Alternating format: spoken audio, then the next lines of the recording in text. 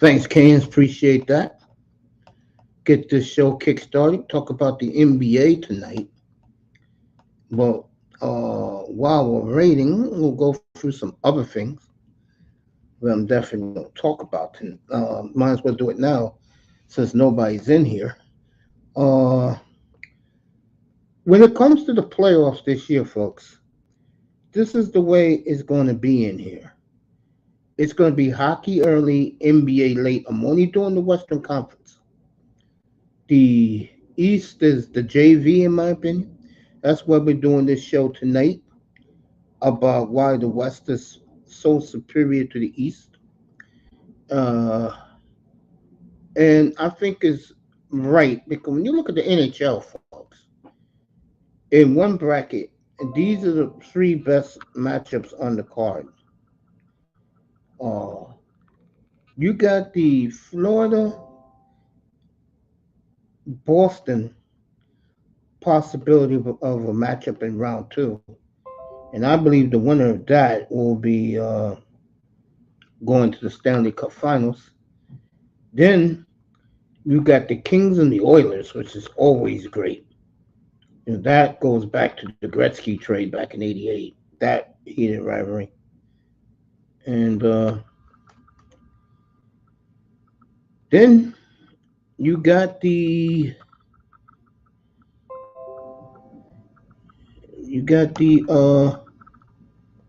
what's up, Bogger? You got the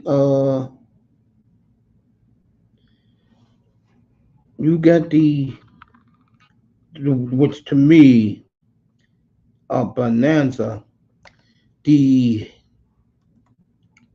Avalanche. Uh,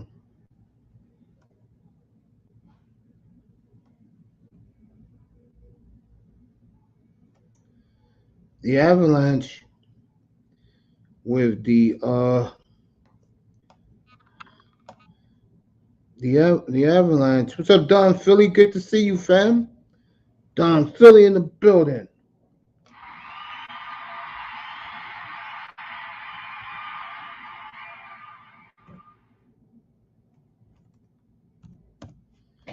What's up, family? Good to see you, man. Salute to you, man.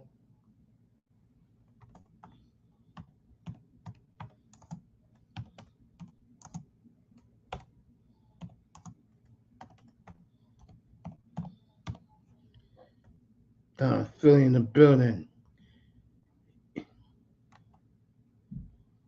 There we go. There we go.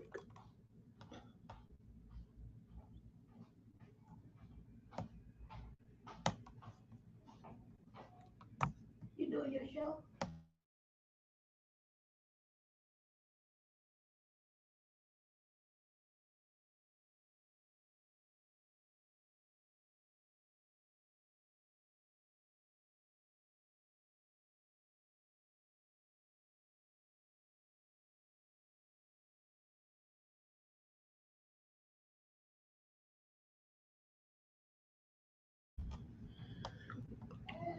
Jim's in the building. Don Philly in the house. Borgoff in the house. But let me get back to what I was saying. NBA sucks tonight. No Giannis again for the Bucks at Boston. So that game blows. You know what I'm saying? But like I was saying, the NBA East just sucks, man. It just does. I'm watching the Stanley Cup standings this morning,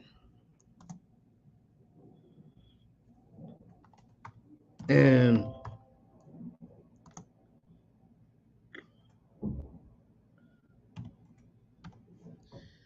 I'm looking at that, and I'm like saying the NBA doesn't even compare when it comes to the Eastern Conference. It's a joke. So I just said, you know what? I ain't gonna waste people's time up here. We'll do hockey early, NBA late. That's how we'll do it in here.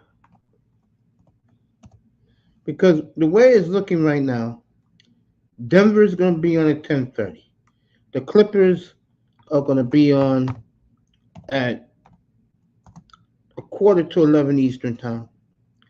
And then you got the T Wolves and the Thunder, and you can even throw in you can throw in the Pelicans. Those games are gonna start at 9:30. So for a guy like me, it's gonna be easy to navigate that. It's gonna be easy because you get the hockey game early, and hockey finishes fast in the playoffs, and then right to the NBA playoffs in the West.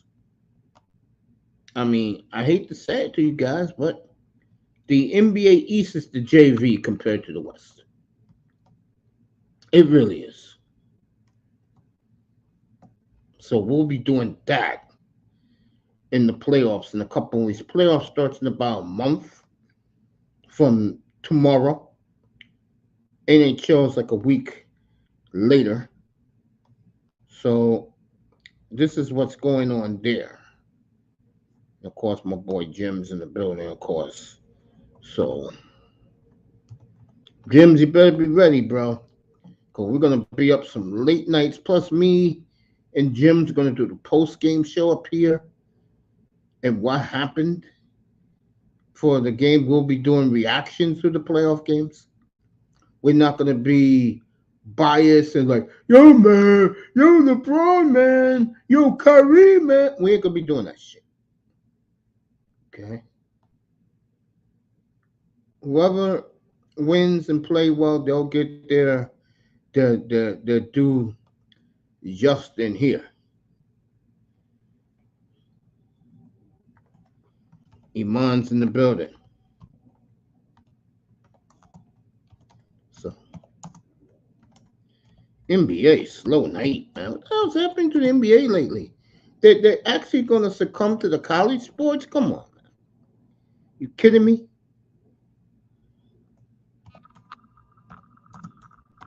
I watched Caleb Williams today, and my lord, Chicago, you don't know what you're in store for. He flicked his wrist today and threw the ball nearly 80 yards down the field, overthrew his receiver because his receiver didn't expect him to throw the ball that far. He reminds me of a young Jeff George. And to me, that is a beautiful way to describe a quarterback with all the gifts from God. In Chicago, you really don't know what you're in store for with this kid. Now, Williams is next week. I mean, not Williams, excuse me. Daniels is next week. So we'll see. So Jim's is ready for the playoffs. Oh, I forgot. Let me say what's up to our boy in here, Iman. So I watched him today. Young Jeff George, this the flick of the wrist, the arm talent. Even Keenan Allen paid a visit to him today at the warm up, and you know, it's just what it is, man. The kid's gonna be awesome, bro. I remember I fell in love with him 2 years ago because everybody was talking about Stroud and uh, uh, the young kid in Carolina, and I was like, yo, Caleb Williams is. I'm gonna tell you the quarterback in next year's draft, but he's not gonna get the same hype because who the hell knows going to be that bad to be number one next year, and that's Shador Sanders. And what I like about Shador Sanders is he is a pocket quarterback. Speaking of that, just got this off the wire. So Shohei Otani's interpreter quit being his interpreter today because he was stealing money and stealing some a lot of expensive stuff on the road. So Otani's interpreter for the last 6 years, as him in the major leagues, has walked away from the Dodgers. What a waste. What a goddamn waste. Had the perfect job, getting paid millions. This to speak his own language to represent the player, and he effed out. Can't make it. So, Mike Trout has been confirmed is telling the Angels to go get some players. The owner refuses you to, and that collision course is coming soon. And the Dodgers won at 8 o'clock in the morning. You saw that?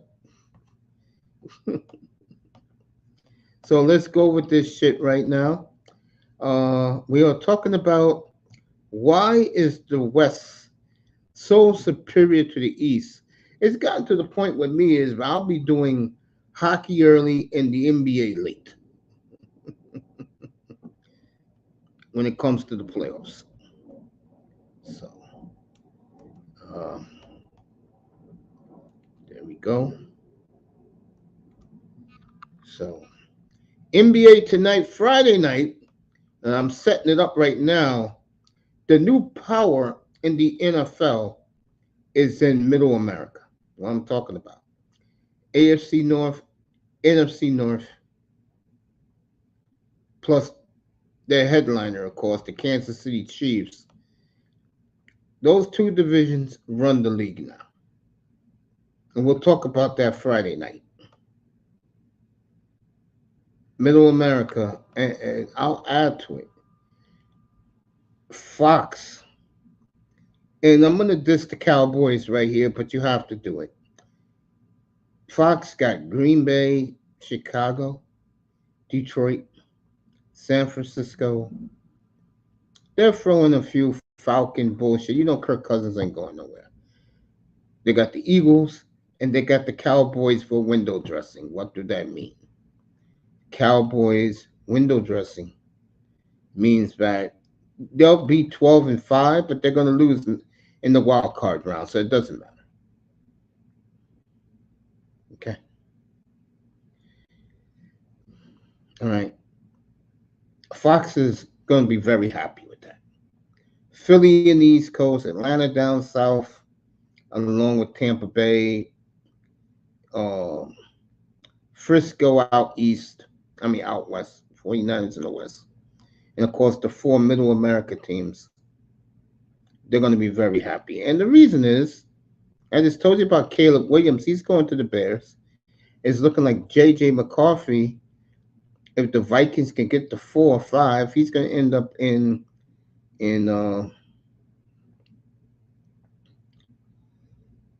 or Drake May. He's going to end up in Minnesota. So 4 of your first 5 picks in the first round of the draft, or your first 4 picks will be quarterbacks. And guess what I'm going to be doing up here when I'm doing the draft? I'm going to be bored to death. But once that last quarterback goes at the top, then the draft starts. Then we'll have fun. So, NBA, the topic tonight. Why is the West so superior to the East? And again, East doesn't cut it in the NBA. They don't. They just don't. That's why it says, Jason Tatum. He's supposed to be the big man in the East Coast, right?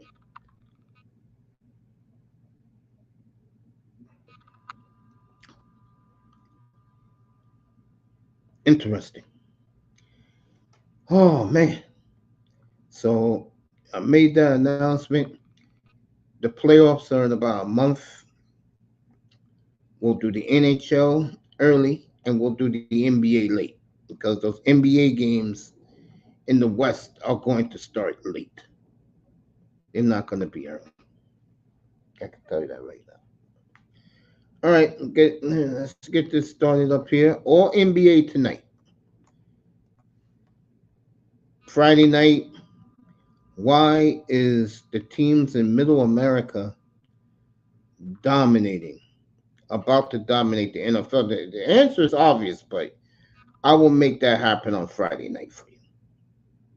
So, Let's get this NBA show started on a Wednesday night. I mean, I had Oklahoma City and Utah behind me, but I said I can't watch that butchery. We'll talk about the NBA. And the NBA, boy, I tell you, this league is teetering on the brink. We talk about Gilbert Arenas real quick. His comments about the Euros. Gil, you're making gazillions on YouTube talking to broads like what's that chick's name again? Kelly Monaco, bro. Just enjoy your show and enjoy working with uh Unc Shannon Sharp and continue to collect your money. What's up, Melina? Collect your money. Don't worry about the NBA going Euro. Okay? You got yourself a job set up for a lifetime. So, all right.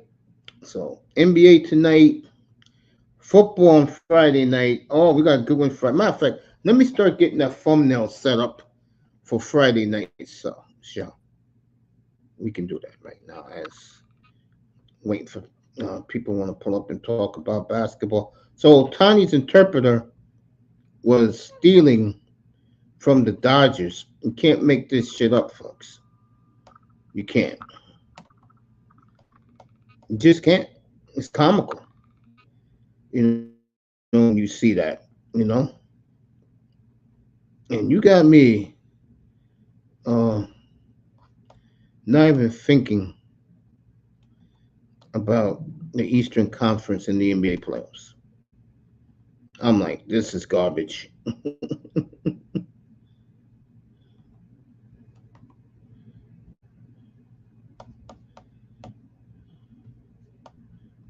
So let's get this show started tonight. Talk about why the West is so much better.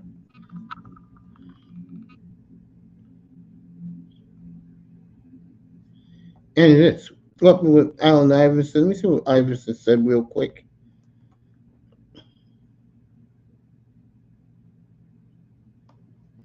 All right, Windhorse said that Iverson wouldn't be good in today's NBA. I think he's crazy. All right, Manzano, why is the East the JV league of the NBA? Honestly, because I can't I r- I don't have faith in Boston. I don't know what it is. Like I don't think they're as good as their record makes them out to be. Neither is Milwaukee, to be honest. Like they have great records and stuff like that. They're the top two teams in the league, but I don't think they're as great as their records make them out to be. To me, anybody that wins the East ain't beating the West. We saw that last year with the Heat. And I tried telling you guys, but they just can't match up with 6-10, 6-10, and 7-1. Yeah, no. I think the only team that maybe the East has a shot at are I can't maybe Golden State. Golden State's in the West, Manzano. No, what I'm saying is in terms of they don't really have big men either. Yeah, you have a shot against Golden State. Team in the East has a shot against Golden State because of the lack of physicality. I do agree with that. But they have But the at the same, experience. yeah, but at the same time, they got, you just said it, they got the experience. Yeah, Yeah. And they have one of the best coaches in the league. I would agree with that. Yes. It's him and Spolstra and at the in the top two, right? No, I don't put Steve Kerr in the top two. Who are your top five coaches? To me, it ain't five. It's just Popovich and Spolstra. That's it. Even what? Wait, that's odd. Why don't you have Steve Kerr in that conversation because he has 3 Because he championships. didn't win with his players. He won with Mark Jackson's players. Oh, okay. So, okay. Let's see what you're saying. You don't really give them credit because they're not his players. Exactly. Well, which is kind of unfair. Like that's an unfair thing to do on a coach. It's not his fault that the ownership fired the previous coach. Well, he did that to himself. He shouldn't have never said the things that he said, allegedly, to get him fired. Oh, Steve Kerr said stuff to get No. Jackson. Mark Jackson said stuff to get himself fired. Okay.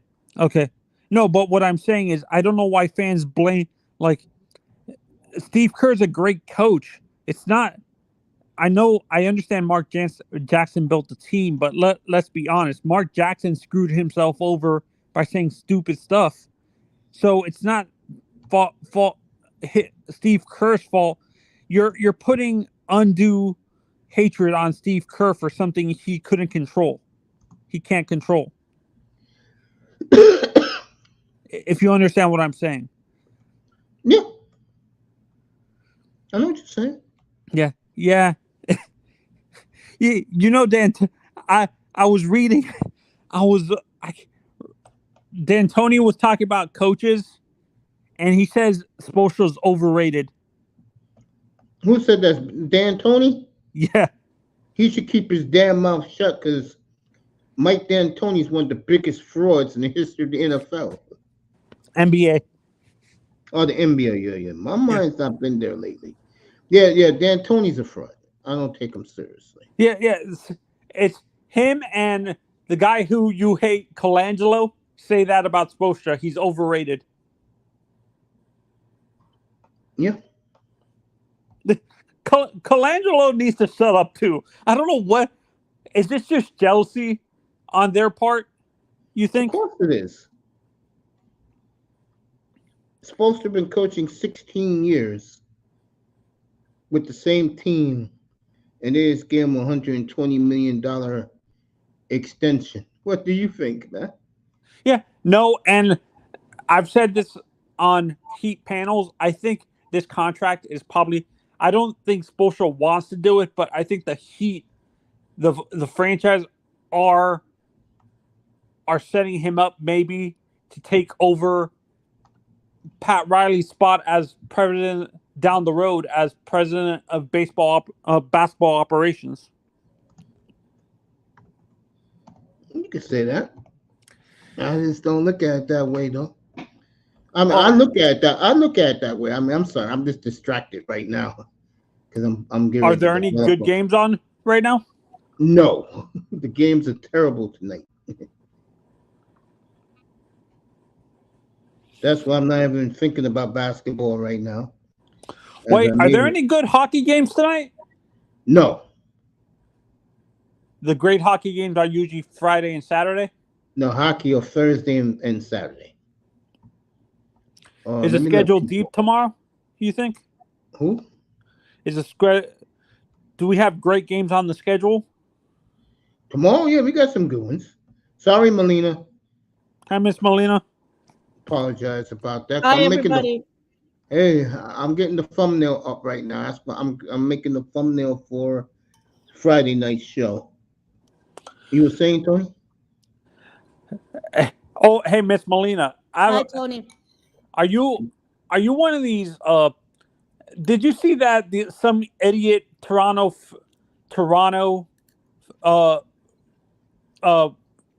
Blue Jays fans sent death threats and bomb threats to Ohtani because he didn't sign with the Blue Jays? Yeah. Yeah.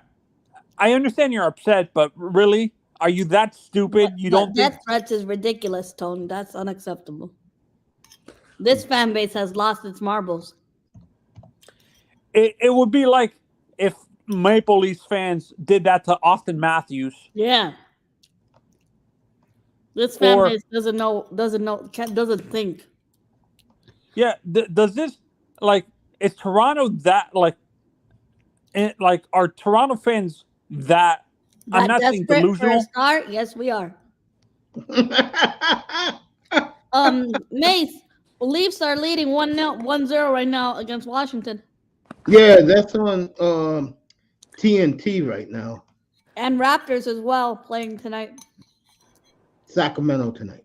Yep. Yeah, honestly, like I like Toronto fans, but sometimes they get overly dramatic and like everything's burning down. Like if But Tony, we've Toronto, been suffering for way too long. We're Well, struggling, Tony, if you struggling. haven't won in 58 years, you should know as a Dolphin fan, just like the yeah, Leafs.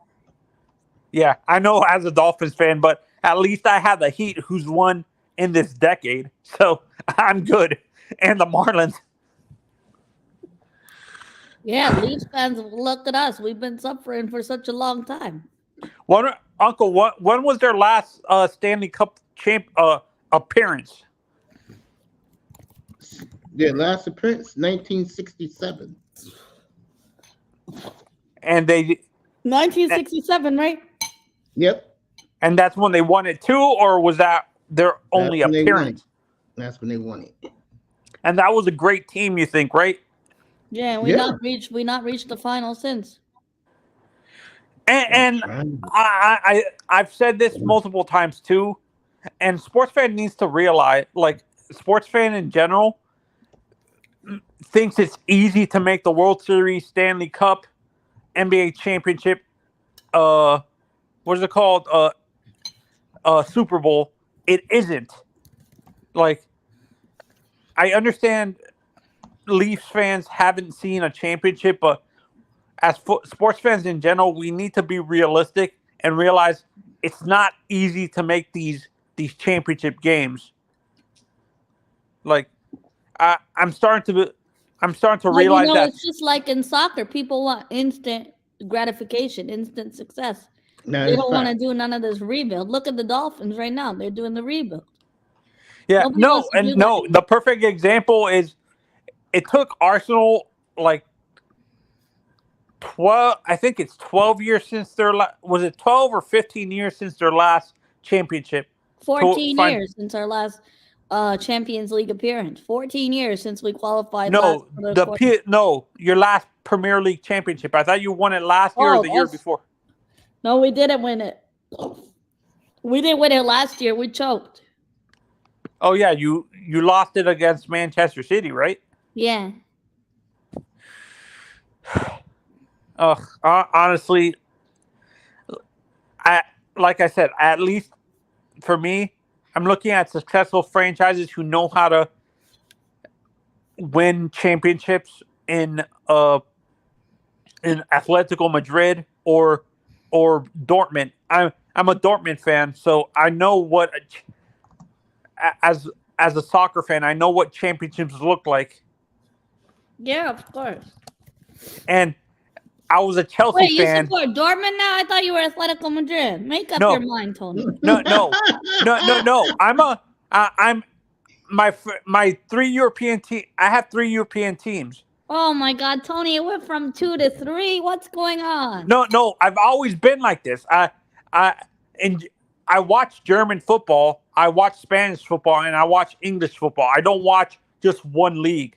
So I'm a fan. I know. So yeah, I'm a Dortmund fan because of Christian Pulisic, because he was there as a youngster. So I followed him throughout his career and stuff like that. That's why you like Pulisic.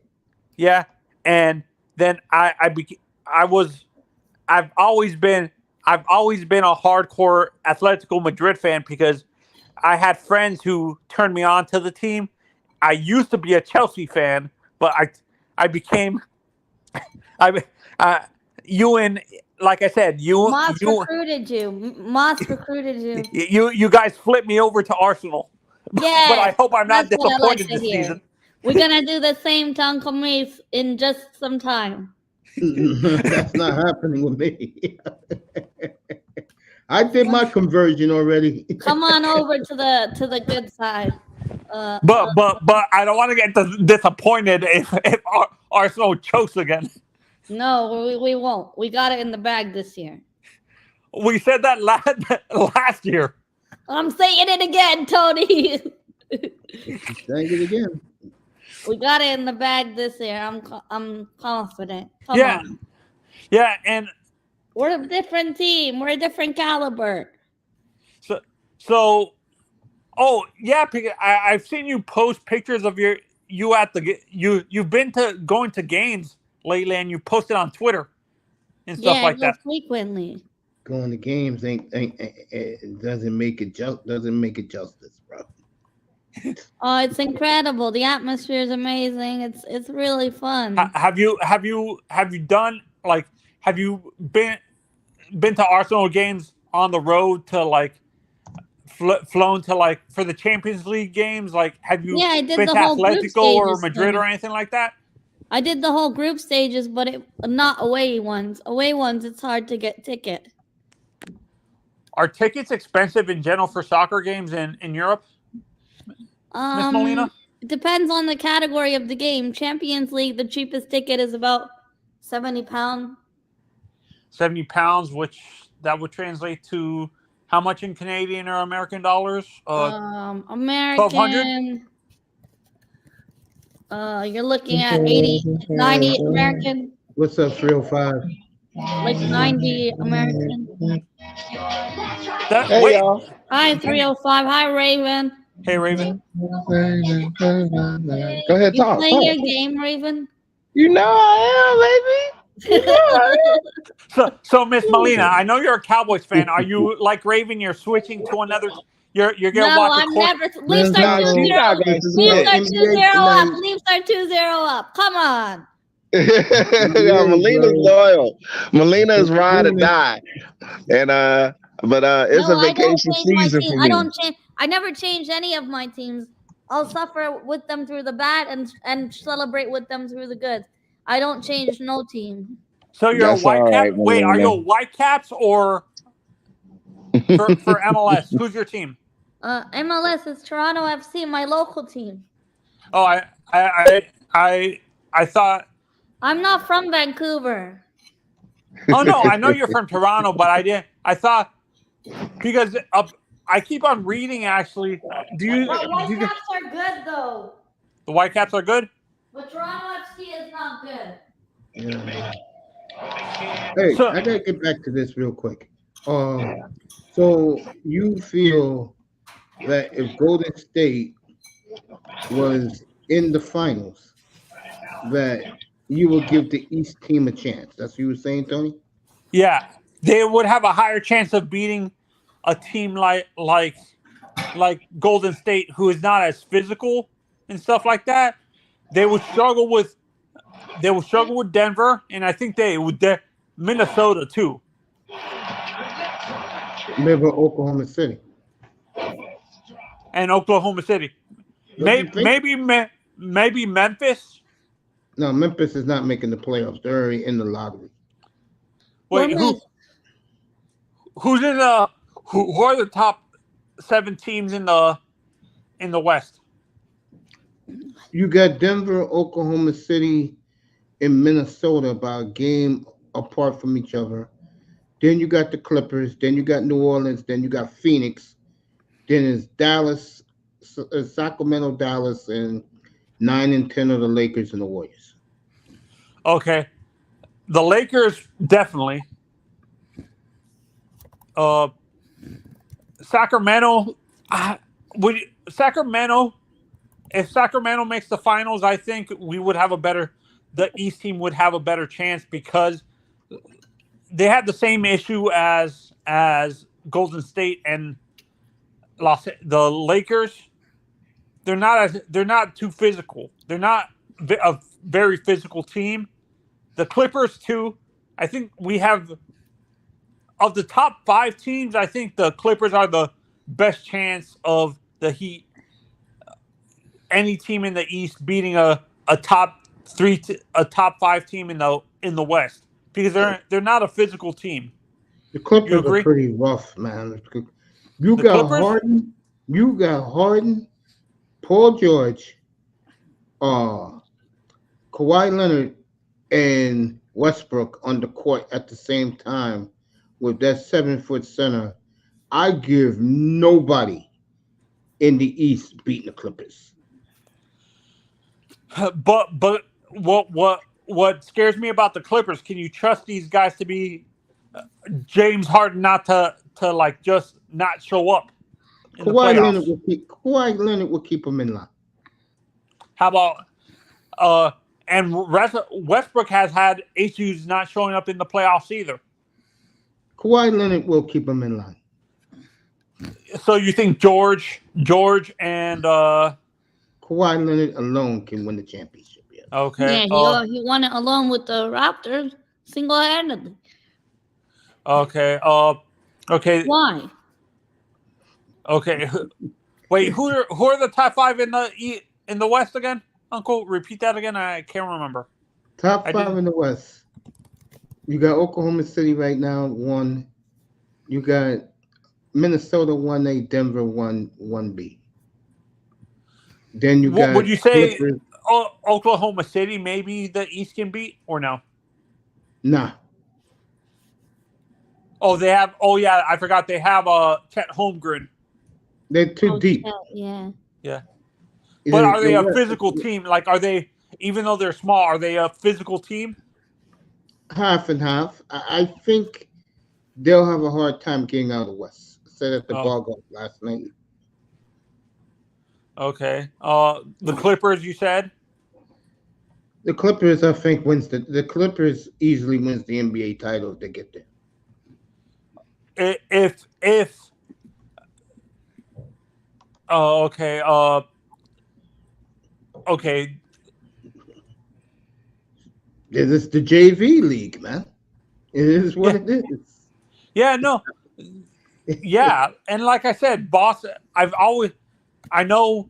Wait, is Moss a Celtics fan? Oh, he's supported for Raptors. He's a Raptors fan. Okay, I wasn't sure if he was. I know he's a Bruins fan, so I wasn't sure if he was a Celtics fan too. No, that's why I was. Yeah, no. Like I said, I want to have faith in Boston, but I don't think they're as good as their record makes them out to be. I think Boston's good because they've been there many, many times. The problem with Boston is they can't get over the hump. Yeah, no, that's what I'm saying. Boston has the experience, but I don't feel this season they're as great as their record makes them out to be, Uncle. I feel that the record is just not as good. Like, do you understand what I'm saying? The record doesn't make. I'm looking at these records right now in the West. The East. Celtics, okay. Bucks, they can lose at any time. Cavaliers can't beat the Knicks. Knicks can go as far as they can go. And I don't see them making the finals. Orlando is a new team. They'll get some experience. Philly sucks. Indiana, Milwaukee will be fascinating because they beat Milwaukee 4 out of 5 times and got that coach fired. And the Heat and the Celtics. That's one team. I said this. I'll say it again. That's the one team that can beat the Celtics in the East and go to the finals. Is the Heat, and they're a better team this year than last year. Yeah, no, and I think we talked about this a few times, Uncle. Once the N.B.A. expands, I think there's going to be more parity in the league because you're going to see teams like San Antonio and Dallas maybe move to the East and stuff like that. Because they're adding more teams on the West Coast. And I think there's going to be the leagues are going to be a lot deeper. Both conferences are going to be a lot deeper. No, I disagree with you. You don't think so? And I'm going to tell you the main reason why the West has the advantage over the Eastern teams. Because nobody wants to live in New York in cold weather. Nobody wants to live in Philadelphia in cold weather. Nobody wants to live in Boston, that racist city, in cold weather. The advantage a Miami Heat has is they play in warm weather. The teams in the West, except for Minnesota, Oklahoma City, and Denver, should be contenders. And Utah. Utah's not a contender. Dallas, Phoenix, Lakers and Warriors and New Orleans playing good weather. Oh no, what I'm saying when realignment happens, I think.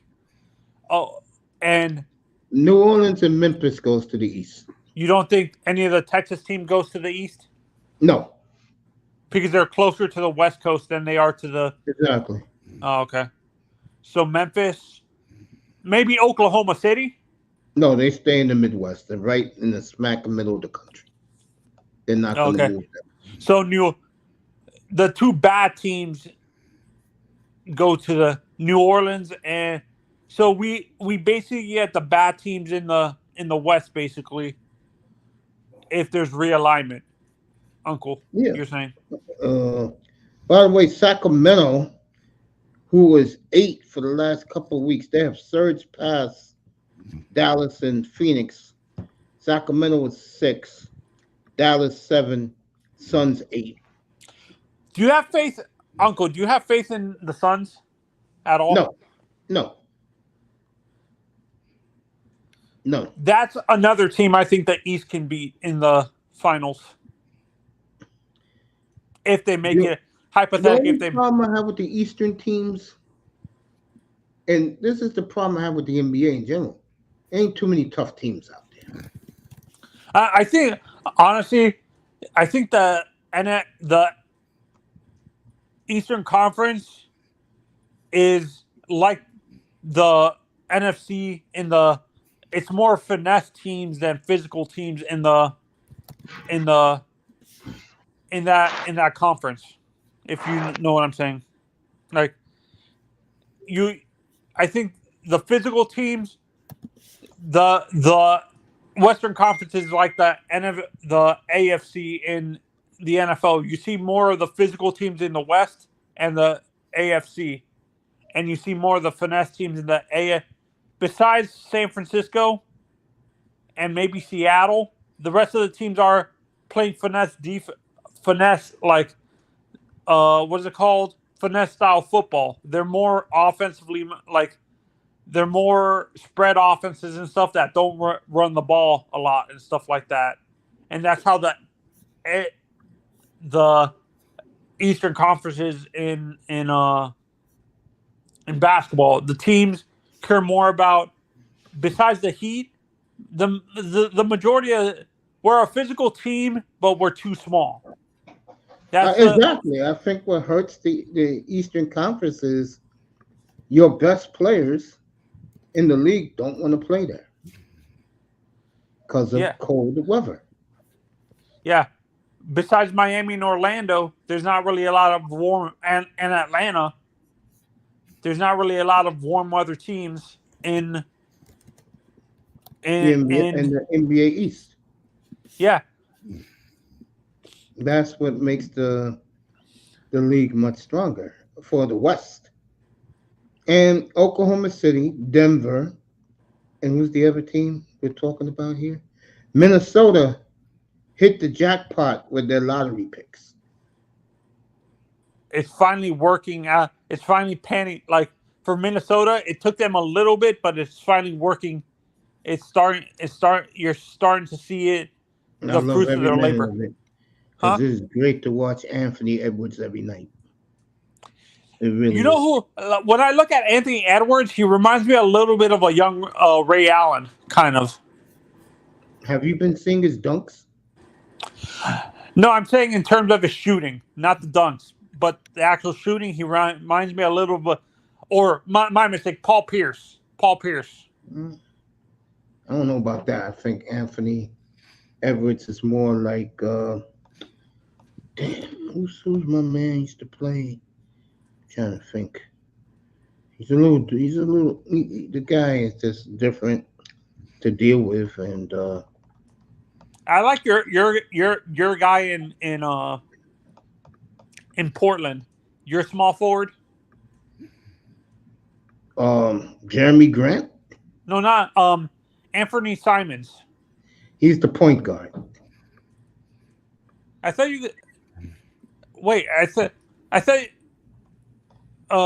Scoot played. Henderson comes off the bench. Huh? Scoot Henderson comes off the bench. Oh, okay. No, because he looks too big. the reason why I assumed Anthony Simons played small forward is because you guys had a Scoot. You were playing Scoot Yeah, as your starter. Scoot comes off the bench. Yeah.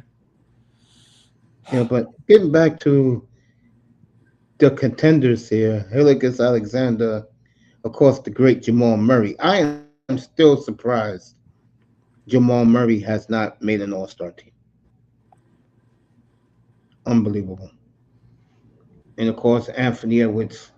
One of the things that everybody's now. This will be the first MVP vote. Uncle Mace, I think Jordan and Kane's Yeah, I on let him up backstage. already. Let's see.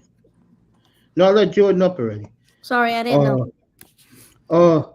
This will be the first time, and God knows in how many years there'll be no KD, there'll be no LeBron, there will be no Anthony Davis, there will be no Steph Curry in the MVP vote. And is it close enough to where you don't know who's going to win the MVP, or we already They know? said that the winner of the West, whoever wins the West, like whoever finishes number one, that player will be the MVP of the league. No, you talking is it going to be Hilligus? as unanimous? What I'm asking is the vote. Understand the player, whoever wins the West. No, like wins the, in the regular season. Yeah, that's what I'm asking. But did they say if it's going to be a close vote where you don't? We know who's going to. It's a player out of the West, but do we know exactly who it is going to be? Is it going to be a unanimous? You're looking at two of them right here in the thumbnail. Hilligus Alexander for Oklahoma City, Anthony Tatum? Edwards. No, Tatum's in the East, and Yeah. you For know, the East. we know Boston's act. Oh, I'm surprised. I'm surprised you don't have Joker on this list. No, Joker's the other one. It's Joker, Hilligus Alexander, and Anthony Edwards. Whoever wins that division will win the MVP. And Jamal Murray, maybe? No. Murray's not. I just put Murray up there because Murray don't get no love, and he's a great That's point our guard. Canadian Jamal Murray. Yeah. Our Canadian boy. Yeah. So is Canadian. so Him is and Hilligus Carl Alexander. Anthony Towns. He's from Canada. Andrew Wiggins too. Just saying that Oh, Shea's from Canada too. Or RJ Barrett from Canada. so We have some good Canadian ballers. fascinating. That, Oh no! Do you think? I understand what you're saying, Uncle, but do you think it's going to be a unanimous vote, whoever wins the MVP, or do you think it's going to be a close? It's going to be very close. It's going to come down to who wins that division. Oh, okay. But it's not going to be it's not like the past 2 years where we knew Joker was going to win. No, it ain't going to be like that this year. And I'm not saying this. The media is saying it. So the media is saying this. They do the voting. Like, what do you mean? No. What? That's shocking to me because I thought they would. They just assumed they just gave it to. They were going to just give it to Joker. Tony, Denver is Denver is tied with Oklahoma City. Minnesota is a game out. There's only 3 weeks left in the season. No. That's why I'm. No. In terms of the MVP vote, I thought the media would just say, just hand it already to. Just You give gotta it understand to. something. The media got in trouble last year because they stole it from Joker, gave it to Embiid. Everybody knew Joker was going to win 3 in a row, and they stole that from him. They wanted to. They didn't want to give it to the same person. They didn't want him to tie. Who was the guy he was going to tie for the? Bird, Chamberlain, Bill Russell, and I forgot who the fourth guy. Kareem, was it Kareem? Larry Bird. Larry Bird. Yeah, I said Larry Bird. Oh, okay. Never mind. Okay, so you said three in a row?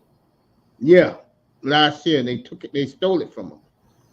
Yeah, But hold the up. So you problem said this year is this young man in the middle is averaging 30.6 a game, and his team is at the top. This man on the far right is averaging like 34 a game, and his team is right at the top. And Joker is averaging a triple double almost every game. yeah, that doesn't matter though, bro. Exactly. He got his 2 trophies. And again, the NBA is being watched for what they did to Joker last year. No, that's what I'm saying. Do you think they give him? Do you think they repay him this year by giving him the MVP?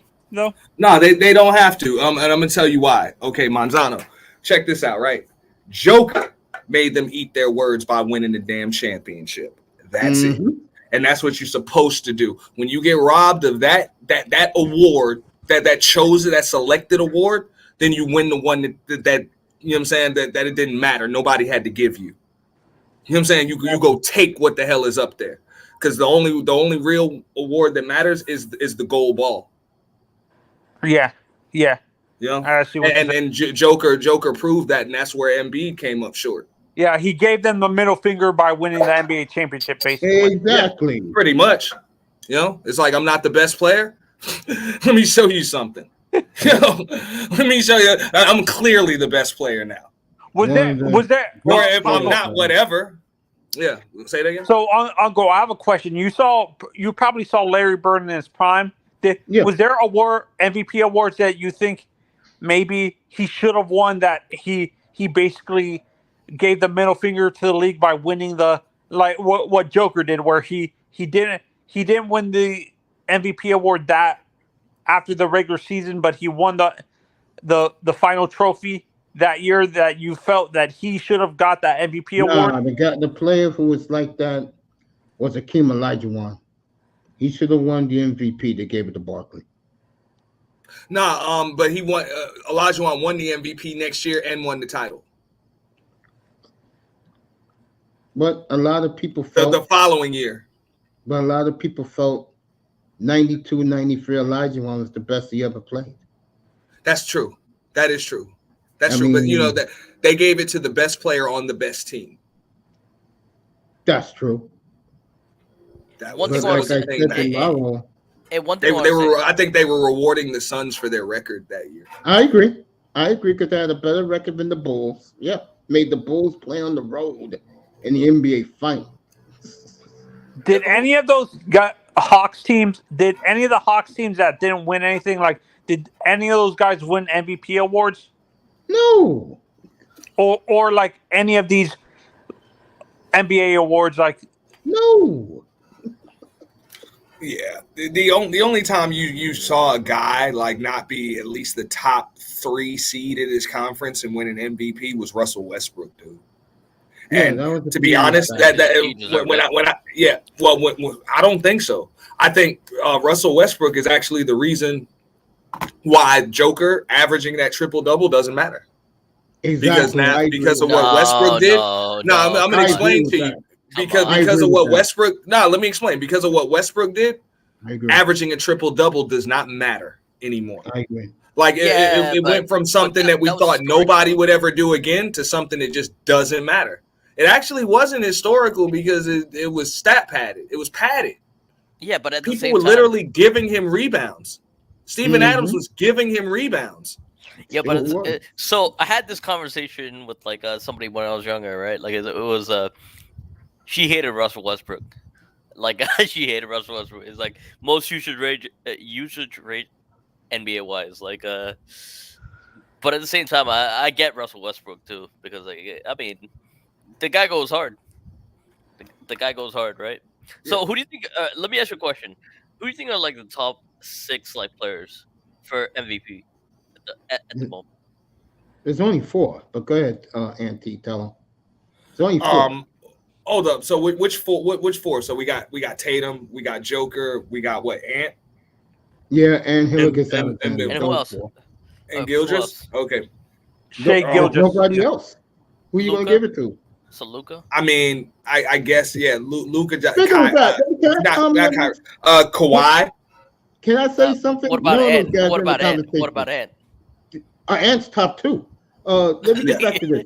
Did you hear what Tony Parker said in Dirk Nowitzki's face about Luka Doncic? Did you catch that? Nah. I didn't catch that. This is what Tony Parker. You know how French people, they're very Arrogant. Very tribal. Very So, tribal. in Yeah. Dirk Nowitzki's face, he said, "I'll give it to you. You're the best Euro player ever. I'll give you that. But your boy Luka Doncic is garbage." Yeah, but that's That's the French for you, Uncle. That's the French for you. Look on That's a Dirk French for you. That's a French Nowitzki's for you. face when Tony Parker told him that in his face. Yeah, And it's like Tony Mbappe. Parker It's like talking to said- Mbappe, man. You're mentioning Mbappe at the moment. Tony Parker was serious, bro. Tony Parker was looking at Dirk like, "You got a problem with it?" Dirk when I saw Dirk's face, it looked like he wanted to punch Tony in the face. Yeah. Nowitzki looked like, "Yo, you got to be effing kidding me." I mean, the numbers speak for itself for like Luca. What about Luka? He's a good player. Like I think he's happy. No, I He's think up there. Luka He's up there. Doncic. I think Luka Doncic is top 5 in the NBA. What So- hurts Luca though, he doesn't play defense. Yeah, but Can't play no, you're right. You're right, Benzano. So before Embiid got hurt, like who was playing better? Between who? Embiid and like Luca. Like who was better? N.B.A. but got hurt. Embiid was on his way to winning back-to-back, no matter what anybody did. See, I still look at like Embiid like the same way. I agree with you. Well, Embiid is different because it was like, okay, if you were able to get another like have like even better numbers than last year and a better record or just as good a record without James Harden, yeah, you can get a second one. And what people forget about Luca, also, Auntie, like fans forget, the kid he turned pro. He was drafted at 18 years old. He was drafted at 18. Yeah, but he's been a pro since he was like 14 or something like Yeah, that. Luka The way they Doncic do is things over tremendous. there. I think he's a tremendous basketball player. Yeah, What's up, Snowy? no. But what I'm saying is, in terms of his like a guy like, how long was Michael always a great defender, or was he more of a scorer early on in his career? Michael was always a scorer. He was always a Then he scorer, turned but he was himself also into a always a scorer. great defender. He was the dude's built like Kawhi Leonard. He just wasn't strong like Kawhi coming in the league, but he's got those big old hands. And remember, you were able to hand check back then. No, my mistake. Kobe. I meant to say Kobe. Kobe. Was Kobe always a great defender, or was he more of a scorer? Dude, are you joking? Like he was a great defender, like on the NBA team, like all the time. Even early on, he got all NBA team. Even when he was like At the very late end, like they gave him like what, like all NBA, like third team or something like that. But like he was really good defensively. Manzano, you gotta understand something. First 2 years of Kobe's career, he was getting spoon-fed minutes. He took off really in that. I mean, I always tell Auntie this. Every time I see Auntie, that 1999 Spurs Lakers series, I'm still baffled how goddamn dominant Shaquille O'Neal was in that series, man. What I meant, like, is there a young player that you would compare to Luca, where like a guy from when you guys started watching basketball, Uncle, that's like Luca, where it took him a while to learn how to become a great defender. He didn't start out as a great defender. He had to learn how to become a defender throughout his career. I can tell you right now, Luka Doncic ain't playing no defense. I was just about to say that, man. We've seen great defenders over the course of years. Luka Doncic will never be a great defender. Or Luka at least Doncic a is decent defender. At least a Luka good. Doncic No, I'm just saying don't why. give a damn about defense. His job is scoring 37 points a night. That's And it. that's what people pay to see. Yeah, but Mace, I'll tell you one thing. Another person that benefited from Kyrie. I would go on this like all the time, Here we skill go. wise. I don't know. I mean, I would say yes, but I mean, he had Porzingis, and he was doing the same thing with Porzingis. He had Jalen No, Brunson. but they couldn't make it doing work. The same They thing could with make it work. Jalen Brunson. They could make it work. I mean, it could have worked with bro. I think Kyrie is probably a worse fit than the other two guys were. Nah, That like he I had. think. Hey, listen, Kyrie's special. You can debate me all day, but like, it's like I think he actually gets the world. You're gonna More than lose that acknowledged. argument with me, just like I find him overrated a little bit. I like Why? Kyrie, but he's overrated. Nah, I Kyrie is totally agree with definitely that. No, not. Kyrie's definitely I don't think Kyrie's overrated. I don't think he's overrated. I think he's underachieved. But I I don't would think he's agree with overrated. Yo, No, sure, like, what I mean, that's what I mean. He's overrated based off him not achieving enough, is what I'm saying. yeah, but there's a lot of Yeah. politics too. There's a lot of politics that, like, yeah. Well, not necessarily. Well, once he decided to leave LeBron, I mean, you underachieved after that. You went to that Celtics team. They went to the conference finals, which you hurt. They went Yeah. to 7 games in the conference finals, which you hurt. Yeah, but And the team that you just left went to the finals again. but Like but it here's wasn't the a thing. good look, bro. Here's the thing, though. Like, LeBron came to like Miami, right? And I saw this whole thing, right? It's like, he benefited from D Wade a lot, right? Yeah. Michael Beasley and D Wade, like, I killed him like 1-on-1 all the time. Like, That's what I think. like LeBron had like the whole like college journey coming like Miami. And you Yeah. believe that crap? No, it's true. I mean, I like I it. think I like it. that is kind of that is kind of That's what it BS. was. That's BS. Thank you. No, That's that, just what I- LeBron wait, fans hold hate on. him. Hold on. No, I'm gonna agree with Bargoff on that because I'm gonna be honest. LeBron learned how to play basketball in Miami. Yeah, like he had to come to Miami like to become a champion. Like he learned. Can we go through his championships again? Can we do that? Before Miami? Yeah, yes. No, Would you like What did me he to win go like back to before that Miami? again? 0. He won 2 MVPs.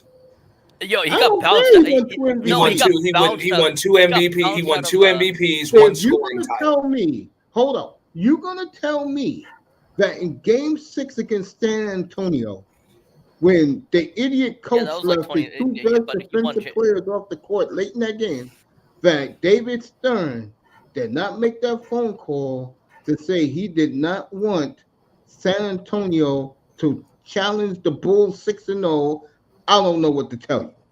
But the Yeah, thing is, you yeah, gotta yeah, keep but in mind that wasn't- the that Spurs wasn't- only that had wasn't before, like, had Miami. 4 at that point. I'm just saying they only had 4 at that point. They only You had telling me 4. they wouldn't have So beat? You But telling Mace, me that wasn't before Miami though. No, that was during Miami. He's was talking during about Miami. He's talking about 2013. Exactly. You're gonna tell me if they would have won that championship like they should have, they wouldn't have beaten Miami again the next year to go No, 6 I mean, I don't know if they come back. Yo, I don't know if they come that back team- like they did the next year, bro. I think that loss that they took was what kind of fueled the next year, bro. I don't know if Yeah, they because come they back got the playing the shortfall. next year. Yeah, Because you got to keep in mind like why they lost. At the end of the day, yeah, it was messed up. But I ain't gonna blame David Stern for Kawhi missing that damn Oh, I free agree. throw, I blame or for Ginobili missing them 2 damn free throws, He or killed 2 runs. He Or killed Ray 2 Allen. runs and then Ray Allen actually hitting that shot. And, you know what I'm saying? Like wide it was a That's lot what of Ray things. does best. I don't know It if it was was wide open wide for him. open, bro. It was It like was. he glided like some kind of damn supernatural figure or something behind the damn 3-point line. Like, that was but Mace, bullshit, bro. but here's the thing: like LeBron benefited from Miami more than like acknowledged. And Hey. that pissed me off a lot because it's like No. Me, Gav, his college days was Cleveland, not Miami. no. Well, why do you say that? Because like he got bounced out of like Orlando. Like we bounced him out. No, Yeah, that's right. you did, and you guys beat him bad. We beat him bad. Yeah, We actually like that 2009 2008 Orlando Magic was a different. The reason why I say different team. Cleveland was his college years is because his rookie year would have been his freshman year at Ohio State, not Miami. He would have been I think he would have been a junior or senior if he was in. no, Manzano. Why you? Back then, I'm gonna explain to you why. Had LeBron went to college at all, one and done. There ain't no damn senior year. It ain't happening. No. But what I'm saying, Okay. his since he didn't go to college, Cleveland would be considered his one and done year. Yeah, hey, and at the same time, keep in mind, Kobe Bryant. Now you can say that Kobe Bryant, had he gone to college, his senior year would have been his first year playing for winning a championship. Yo, with Kobe the Lakers. Was 18. Kobe was You know what I'm 18 saying? when he came in the league. Like, I mean, He was 17. He was 17. Yeah, he was 17. His actually. parents had to sign that contract for him. Oh, so he was younger than Dwight? Yeah. I thought Dwight was the same age. Nah, Kobe Bryant was 17 years old. I'm gonna get back to these young men who earned to be in the top 3 of the MVP voting. I can't talk about old men that had their day. Yeah. And I cannot wait to see who's 7 right now, Dallas. I cannot wait to see Lucas and Steph Curry's ass home. The sooner the better. No, I'll tell you, the Mavericks team. So Mavericks Clippers are really underrated, in my opinion. I wouldn't be surprised if Golden State does just Even what Golden Dallas State, did yeah. last year. Like you If just they said, do like, if they do what Dallas did last year and just pack it up, they might just pull the plug, bro. So is Chris Paul coming back with that team? No. I don't know. I mean, This I is the don't last think of year on that Golden big State. contract. No, this is I the don't last think- year on that big contract. He's done. I don't think of Golden State in LA.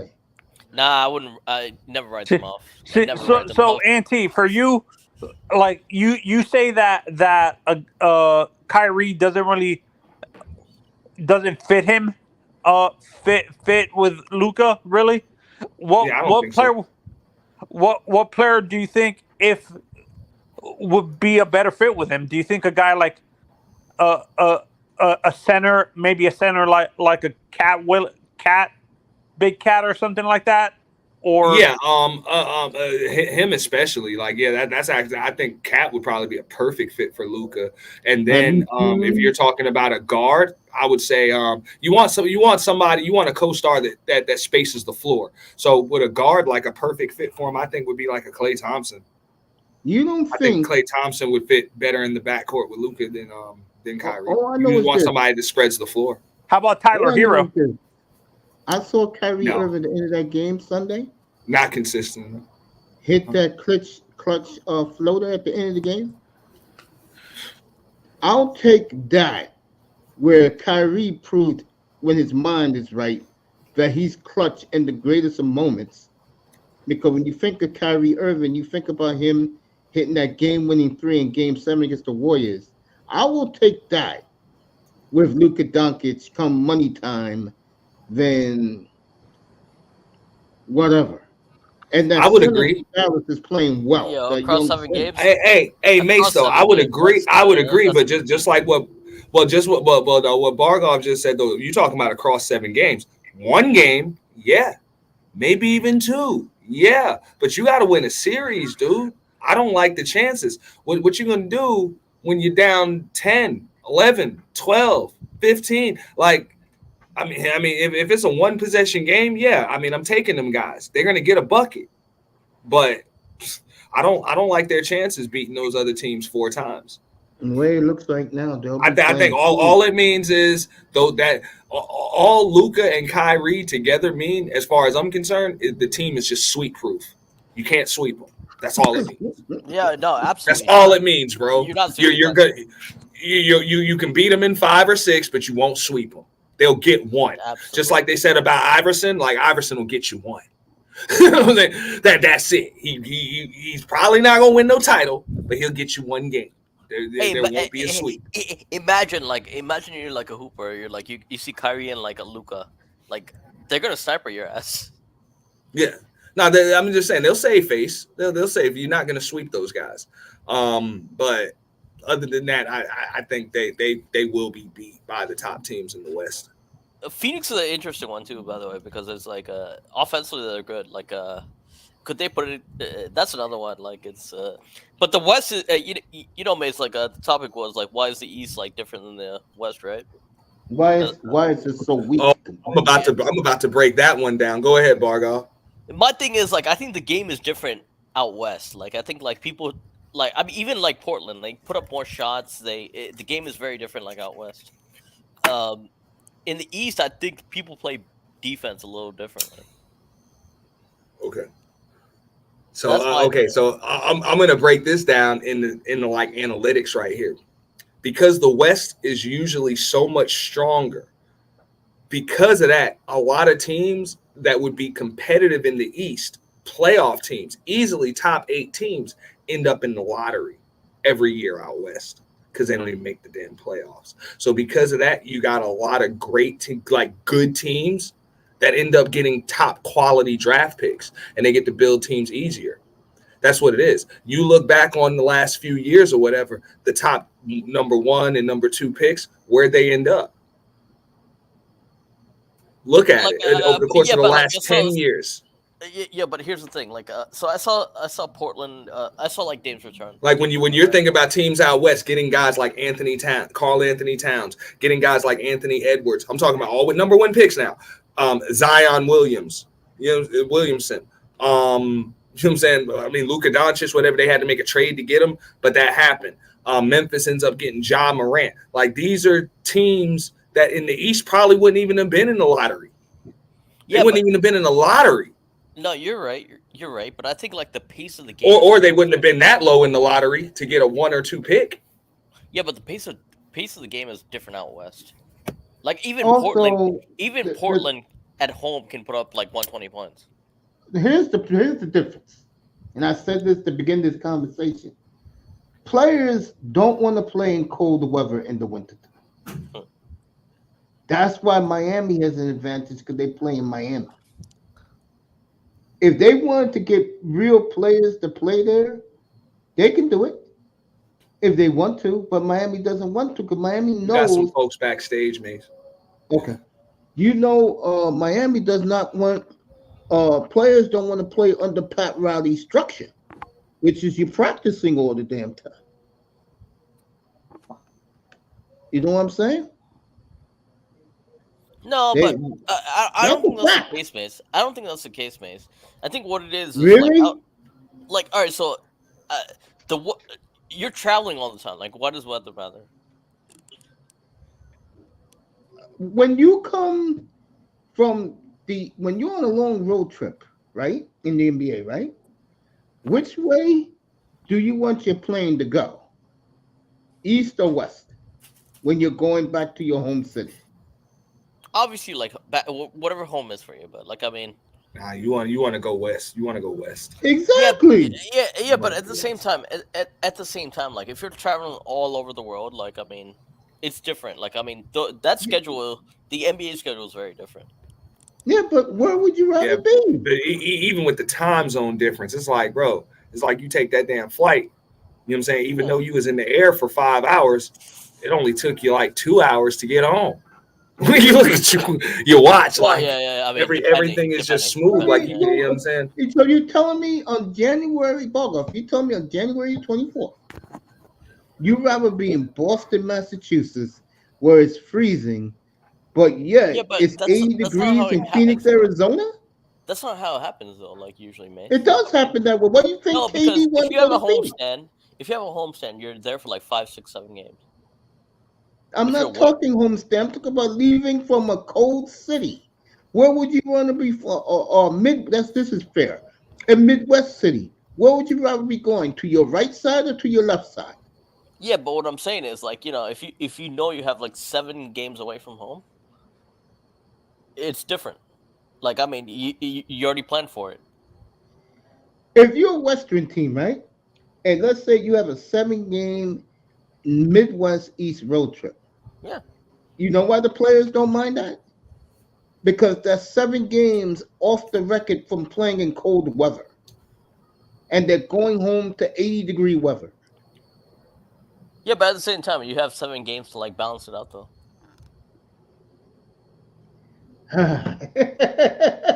Like I mean, whatever your home is, like I mean, living in Portland. Why do you think? Forget Portland. Why do you think AD chose the Lakers over staying in Louisiana? The contexts are different and the sponsors are different. That's why. They play in the same conference. Why do you think that he wanted to go there? Yeah, listen, I live in Orlando, right? And I guarantee you, like, a basketball player in Orlando versus like LA is very different. Yeah, but the weather's nice. Either place. No, it's not But the with weather. all due No, respect, the weather's Bargoff, the same. the weather's the same. basketball in The weather's the same. Orlando is different than it is in Miami because the weather's different. Exactly. No, but the weather's the same from like California and like Orlando, though. You know what I mean? Depends on where you You are know in why California. the Orlando Magic can't get free agents in the past? But listen, like if you're like a baller in like Los Angeles, imagine those contexts. And I had this like explained to me like when I was in college. Actually, it's like I remember being at UF and it's like the contexts are different. Like I never understood it, but like it's like you're meeting like models that are like established models. Everybody wants like, to get I mean, to the big market for that exactly. purpose. The big market, exactly. Like Except you mean Giannis models. Antetokounmpo, You mean like let film the stars? world know The that reason, like the reason like LeBron went to LA, he wanted to like go. yeah, into but film. we knew that already. We knew he was going to go play in LA to start his entertainment business. We all knew that already. Yeah, but what I'm saying is like you can't get that like in like small cities. Who cares? Let me ask you a reason. Let me ask you this. I'm going to win this case. Why do you think KD went to Phoenix? There's to play with like Devin Booker and like get out of like Brooklyn. That place was No, he went there because the weather is warm in January, February, and March. and it was underground enough. Why you think the Golden State Warriors, if they really wanted to, could get somebody? Because the weather is nice. But also, hey, you got Silicon Valley, man. They got a lot of opportunities out there. There's a lot of opportunities out there. Like I'll say it again. A lot of these NBA players, they go west because of the weather. And I'm going to come out and say this. The ass they can pull very easily. And the weed. The weed. That's why the players some people go love out that. Some west. people love that. Yeah. The That's why they weed. go out west. Yeah, but I mean, listen, like going out west is very different. Like I totally get that part. Like I mean, you're right, Mace. I mean, Why you think why you think Kawhi, Paul George, Westbrook is from LA, and James Harden wanted to go play with the Clippers? If you would have told us 20 years ago, and Auntie knows what I'm about to say. If you would have told us that the Clippers back in the year 2004 was a destination for star players, we would have laughed at you, bro. But it's home though. It's still home though. It's warm weather. Yeah, but at the same time, like KD came to like New York for a reason. He loved the hoop culture. No, he came to New York because his buddy Kyrie told him to come along, like the idiot he is. Yeah, but at the same time, like I think like New York and Los Angeles are like two biggest like hope cities. So. Well, let me just tell this to you, okay?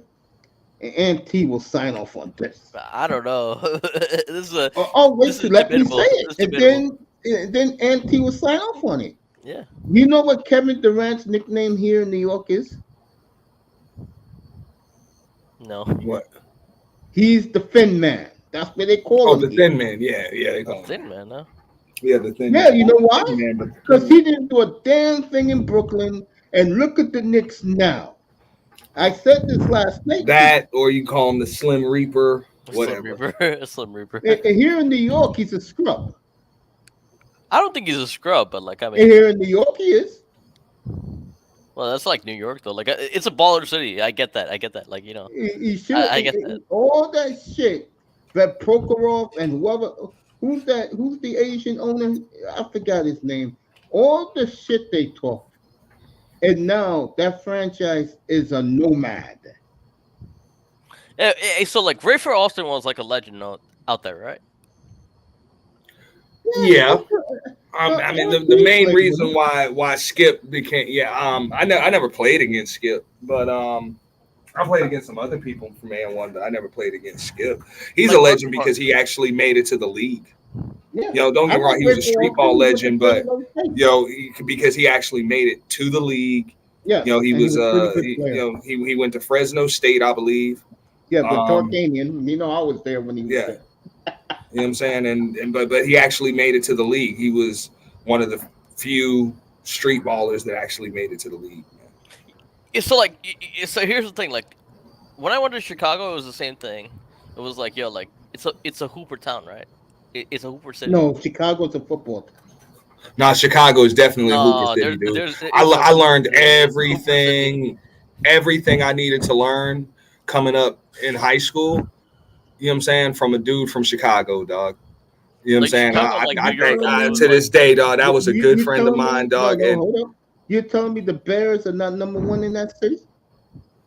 oh no, the Bears are definitely number one. When Yeah. he's talking about what Okay, kids okay. like, what kids emulate and stuff like that, bro. Well, Those because kids can play out there, dude, Yeah, and they but can give Anthony, those you know Hoopers who? in New York a run But for their Anthony, money. I gotta you be know who honest. played there. That's why. And like you Nah, said like the other night, like hoop you culture said is this, different, man. you Hoop culture said is this like different, Saturday man. night. The first time he left the NBA, they put a statue out for him. Yeah, bro. Yeah. Come on now. Even I agree with you with that one.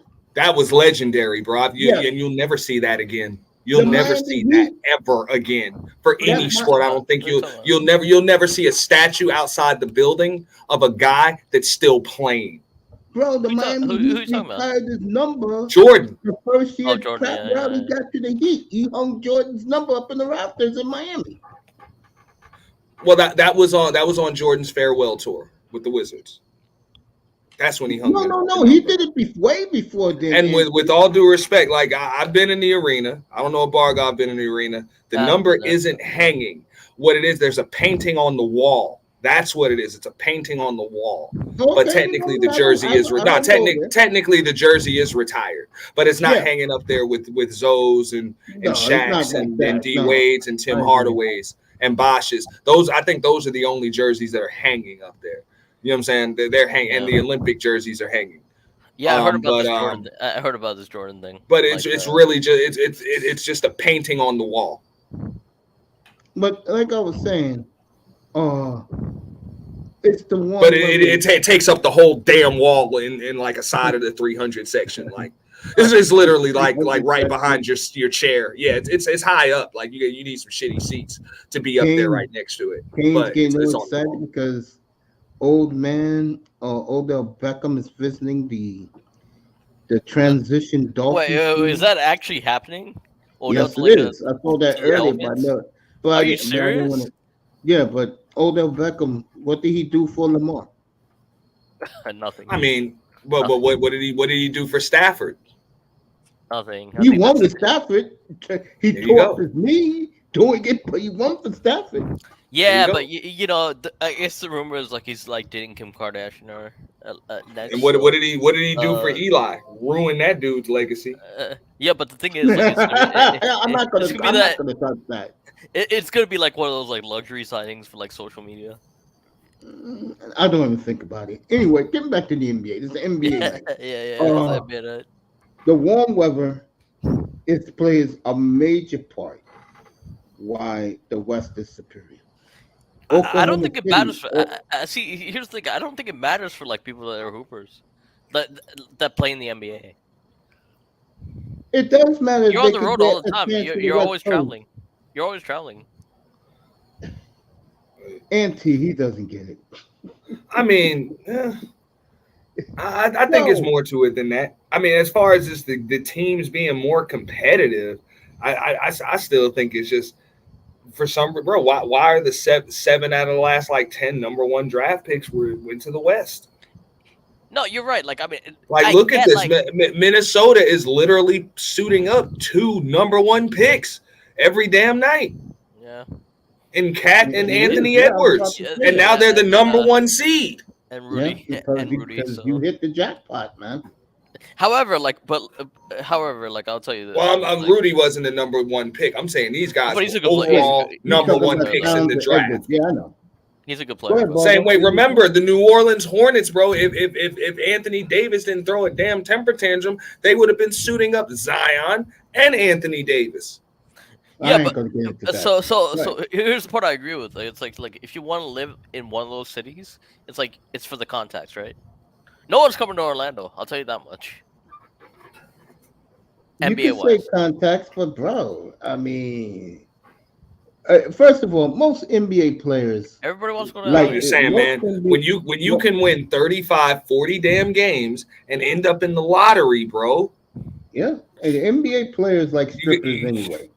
you just got better teams that end up in the lottery out there. That's all I'm saying. Same thing with Toronto. It's such a good like city, right? Same thing like with Toronto. It's like no one wants to like do the whole like lifestyle in Toronto. Eastern Conference teams that end up in the lottery suck. Yep. Western Toronto Conference teams end up in the lottery. Like Western Conference teams that are actually pretty damn good end up in the lottery. I'm Well, like, yo, yeah, because they don't make the playoffs. They miss the cut, but they still got. and I think that has something to do with it. I'm just saying, though, man. Hey, Mace. So Charlotte should be like a good town, right? Like a good city, like Charlotte.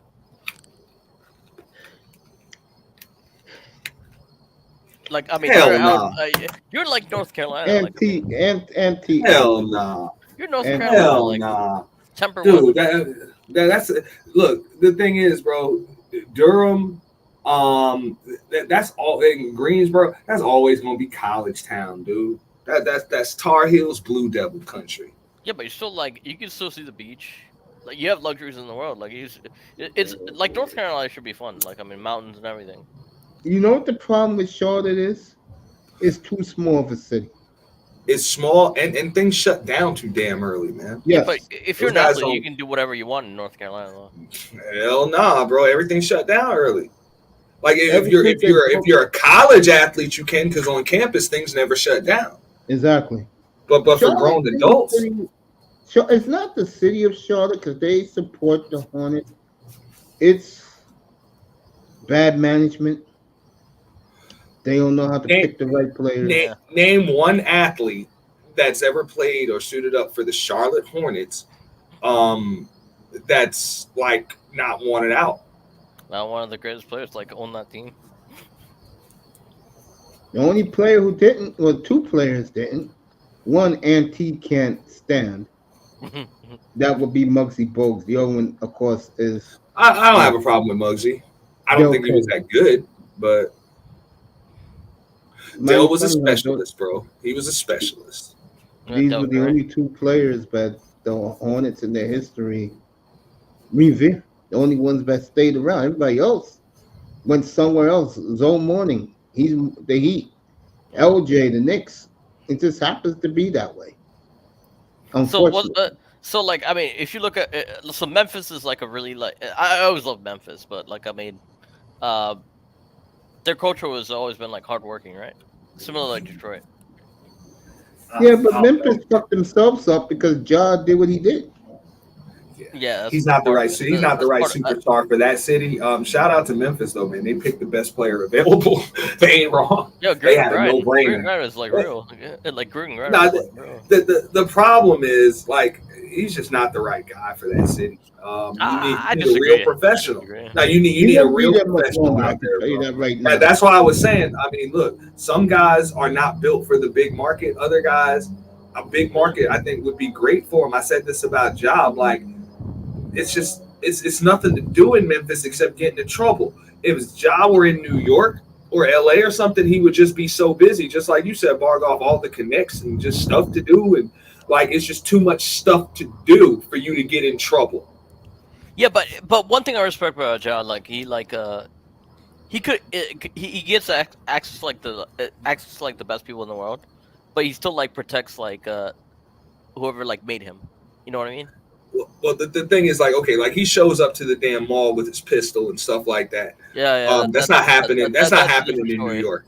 My point is, that's not happening in New York, man. No, it's definitely not happening in New York.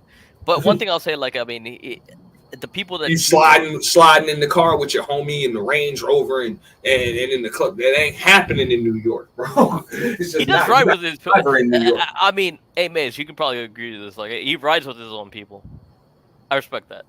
Bro, he would have a professional driver in New York City. Yeah, I mean, yeah, like that's and he would be you're in a right. bulletproof Tahoe, all blacked.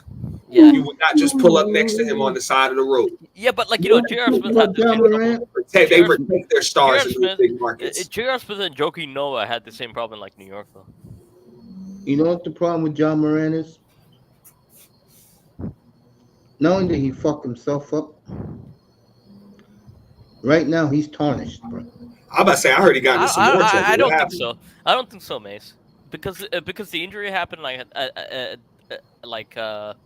because the injury happened, like I think like people say he's tarnished. But like I mean I think like he's gonna come back. He's gonna come back. Yeah, not on that team. He won't. That's a wrap. Maybe I'll say not. it right now. It The sounds problem like. with, let me put these guys back up. He's already 60 million down, 60, 70 million down. Let me put these guys back up here again. You know what the problem with Ja is? Not only is he tarnished, in my opinion, these guys, forget Tatum and forget Murray. You know, you could put Murray in there because Murray is on the verge of maybe winning back-to-back. Those three guys right there, Alexander, Murray, and Edwards, have passed him by. I would say yes and no. Well, with all due respect, I'll all say because yes and no. I would agree with Bargoff on that. Yes and no. Yes, they have, but only because he ain't been on the court. That's it. Yeah, like Ja John, on the court, he's better. like Hold on. You Ja think comes on. Edwards is slowing down now? When Ja I don't comes think in? Edwards is. I don't I think don't think Edwards so. is slowing down, and I think that's going to be the next like big rivalry. I just mean, think 'cause that to that's me, going to be I the don't- next big rivalry. I don't. Ja's gonna have to prove it to a lot of people, a lot of NBA fans, bro. I think Ja, Glock, Moran. You really doubt this kid on the court? Yeah, like- Off the yeah, court, like- we doubt him, but on the court, I can't doubt him, dude. It's hard to he's doubt great. him. It's hard to doubt like Ja. He's just I feel he's like just got to be John, on like- the court. I feel like Ja and like Kyrie come on like the same like argument actually. Not really, because when Kyrie was younger, he produced the way you're supposed to produce. Yeah, but John Morant's already tarnished.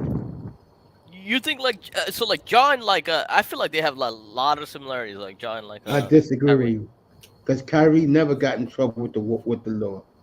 Kyrie He was never never did. He caught never with the did. Hey, with all due respect, though, Ja really ain't getting much trouble with the law neither. Yeah, He was stupid. personally, like I mean, he expresses like Second Amendment right, but like I mean, you know how it goes with people.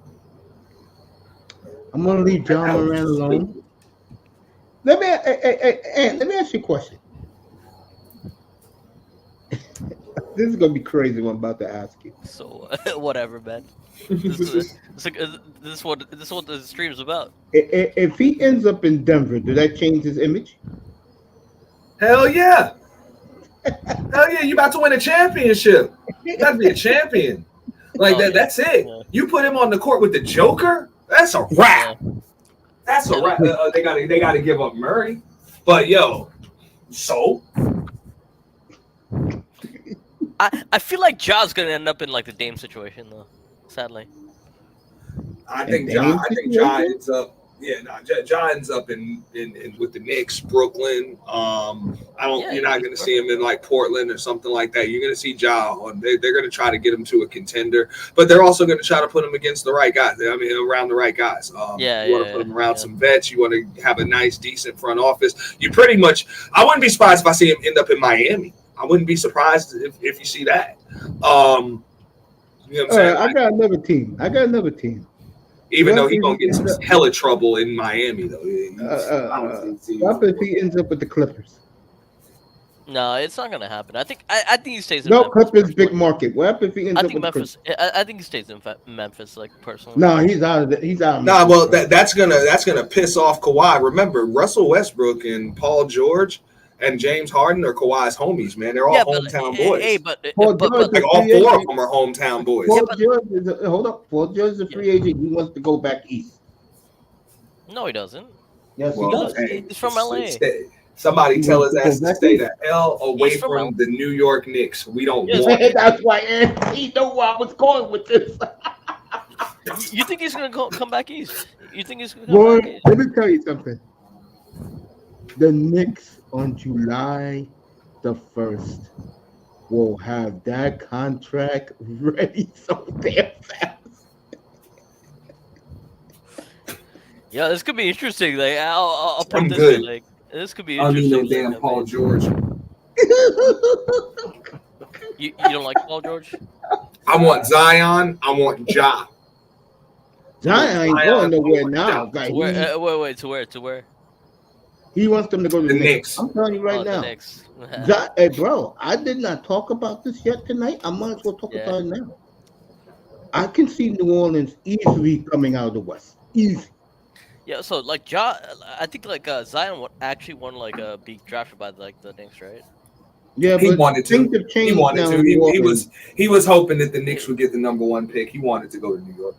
It didn't happen because of what? Like, was it like RJ The Barrett? NBA fixed it so I was about to say, you want to talk about it? LeBron could get AD. They fixed it. That's why guys like me kill the NBA every chance I can. Knicks was the worst team that year, and Silver punched them for their past sins. They should have gave the Knicks Zion and call it a day. It's an auction. Yeah, he would have The been a Knicks have superstar. not had Yeah. The Knicks have not had a number 1 pick since Patrick Ewing. Yep. But yet You know what's weird?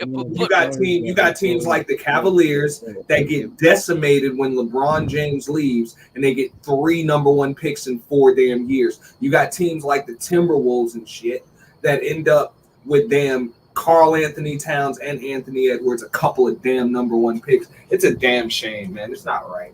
Hey, still though, like Kyrie and like KD didn't want to go there. And we can't get a number 1 pick to save our damn lives, man. Why? And then when we finally get it right, with what, a 5 pick with Porzingis, we can't even keep him. Damn shame, man. No, I hear like the Garden's great. Like it's just like the Mystique's kind of like lost. I guess decade. No, the Mystique will never be lost. It'll never be lost. My No, opinion. MSG. I feel like it's more. We of, just like, got to get it back rocking. The way like MSG is at right now, it's more for UFC fights than like N.B.A. games. All right. You'll see when the Knicks make it back to the conference finals.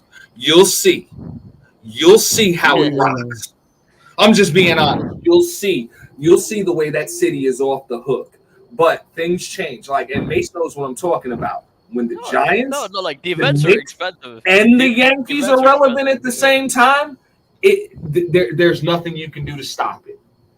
No, I've been to New York. Like, I mean, the only team relevant in New York right now is the Knicks. No, currently, but like now, like you've picked up your the management's like definitely changing. The management has been on point for a minute now, man. Hey, Stephen A. Smith, like every single week, man. Like Stephen A. Smith, like as long as we don't hire that bum. Yeah, that guy's an idiot. That's why I don't listen to Stephen A. Smith. Salt, they need to not even let him report on the Knicks because he's a problem. I totally agree. He's him and Spike Lee, two of the biggest ass clowns you ever see. Yeah, I'll tell you. I mean, in some ways, like what should I get into? I don't blame Dolan for doing it like he did. Dolan told that motherfucker, bro, you gonna have to come. There ain't no more using the player entrance, bro. Fuck you. Yep. Said that shit to Spike Lee, man. Fuck you, bro. You gonna come in the front door from now on. Fuck you, bro. And it's Patrick Ewing and Charles Oakley from Madison Square Garden for life. I didn't agree with that. Nah, I'll tell you. Like, I mean, I feel like Stephen A. Smith is like, he's done stuff like that's really good, but like like when you this Max Kellerman, it's gonna turn off a lot of people. Yeah, Max Kellerman needs to stick to boxing. Yeah, but but here's the thing. But here's the thing though. Like I think like the personality, there was a personality mismatch when they were like on the same shows. Like Miami, Max is pretty good. Max is pretty good, like in his own way, right? Like, but he can be so deep sometimes. He can be very strong for the world. Max was a solid debater. He was a solid debater. But it takes his time to understand stuff. Like, I would have taken Max's takes over Stephen A's. Yeah, that's what I'm saying. Like, so the issue came because I feel like Stephen A. wanted like a certain like person to be on like his panels. And I think about Stephen A. Smith why he got rid of Max Kellerman. I'll be honest, that was a good show until like he got rid of him. Like after that, I'm like, fuck this shit. I agree with Stephen A. Smith about Max Kellerman. but it was still fucked up what he said about him. But it was true. You He I think mean, didn't so? like Max I Kellerman. didn't like it. Go ahead, Mace. My bad. It's okay. He didn't like Max Kellerman for three reasons. Number one, Max Kellerman knew more than he did. Number two, Absolutely. Max Kellerman, just like him, is from New York City. I remember Max Kellerman in the late '80s, early '90s, with Bert Sugar as a kid, having his own public access boxing show. So I watched Max Kellerman grow up. And number three is obvious, the race factor. Yeah, that's another one. And I didn't like. I didn't Well, I like mean, we can't ignore that Terrell one. We can't. Owens. You can't ignore I had that a one. problem with the Terrell Owens conversation, and I know Terrell Owens talked a lot of noise, but I wasn't cool with that at all. The whole Yeah. Max seems blacker than you. You don't say something like that's some coon stuff to say. You don't say that. Hey, Oh, Mace, I Mace, don't like Stephen A. Smith, but you don't never say no shit like that. You know, Mace didn't like that wasn't cool. Isn't like Max like from like L.A.? And Like Max is from Brooklyn. he's from Brooklyn, but like I mean, he probably wanted. Yeah, he was like Columbia. He was like a Columbia guy, right? Yeah, he lives in L.A. now. Yeah. No, but like he went to Was like Max a Bensonhurst boy? no, Yeah. because before like he came on like First Take, like wasn't he out like in Los Angeles? No, he was here. He was doing boxing. No, I thought like him and like what's the other guy's name? Keyshawn Johnson like did their show. No, that show was here in New York. That show wasn't in L.A. I thought that was like L.A. Like he moved like No, the show was here in South Street Seaport. yeah, I don't know. Like I mean, I It was thought like because ESPN has a studio in New York. Their studios Yeah, in and they have Yeah, I one feel in like- I feel LA. like they have- LA does the LA, NBA. yeah. That's where I feel like LA, yeah. because they're Laker homers, so they have to be No, in like- LA. Cause I thought like him and like I forgot the other guy who's the other black guy right now like he's very good. Kendrick First- Perkins, Ryan Nah, I Clark, forgot his name like Ryan Clark, no no he this guy is Richard Jefferson. no like the old like You talking about Stuart Scott? nah No, he's been dead, man. Yeah, it's God like- bless oh. him. Marcellus Wiley. There you go. You know, He's a fired him. YouTuber. The YouTuber Marcellus Yeah, Wiley. Marcellus used to be on No, ESPN Marcel. forever. Yeah, I thought they had that like show before, like the Mar- CNA stuff. They No. did. Yeah, Marcellus Wiley is a YouTuber, and Marcellus Wiley was he was a fixture on Fox on that Yeah. not First Things First. It was the other show that they have. I thought he was actually It sucks decent. Like, I thought he was actually kind of decent. Well, He I mean, was they the were one. Devil's Advocate. Oh, Devil's Advocate, yeah. He defended Max Kellerman. Did Marcellus Wiley with him and the Yeah. Stephen A. Smith. He was the one who said for Stephen A. Smith, the main reason why he got rid of him because it's like the three things I said. That he knew more than him, and Stephen A. Smith felt small. Yeah. That they both from New York, one from Brooklyn, one from Hollis, Queens. Okay. And the third one was race. Even Marcellus Riley said that. Yeah, but that's what I'm saying. Like, I didn't think he was like wrong in the issue. Like, like, so I've seen like Max Kellerman on like boxing stuff. I'd like His to know what personality- Max Kellerman is doing now. His personality can be like absolutely strong for the world. By the way, like I mean, he's so truthful. Well, I mean, he understands enough about sports and athletes, period, to be able to have those discussions. Yeah, exactly. Stephen A. does not. And that's Yeah, There the, you that- go. that's the issue. That's the issue. He No. just said it. Entertainment is different, man. He can equate a lot of those analogies to boxers. Yeah, but because entertainment, athletes are entertainment is very athletes. different though. Entertainment is Yeah, like very he's different. 50 years old now. Damn, where did the time go? And he Entertainment is like very understands different. like The one thing I'll tell you about Stephen A. Smith, like he's kind of like grown up a lot, a lot actually. So it's like later on, like I'm like, yeah, his podcast, I'm like, yeah, like I can definitely mess with it. Like I mean, it's like a different guy now. He's a very different guy, more Which appreciative. guy, Kellerman? Oh no, Stephen A. Smith with his podcast. He's older and he realizes that his time is up at ESPN, so he's finding a new niche. Yeah, but so he can make a lot of money, and he's doing it.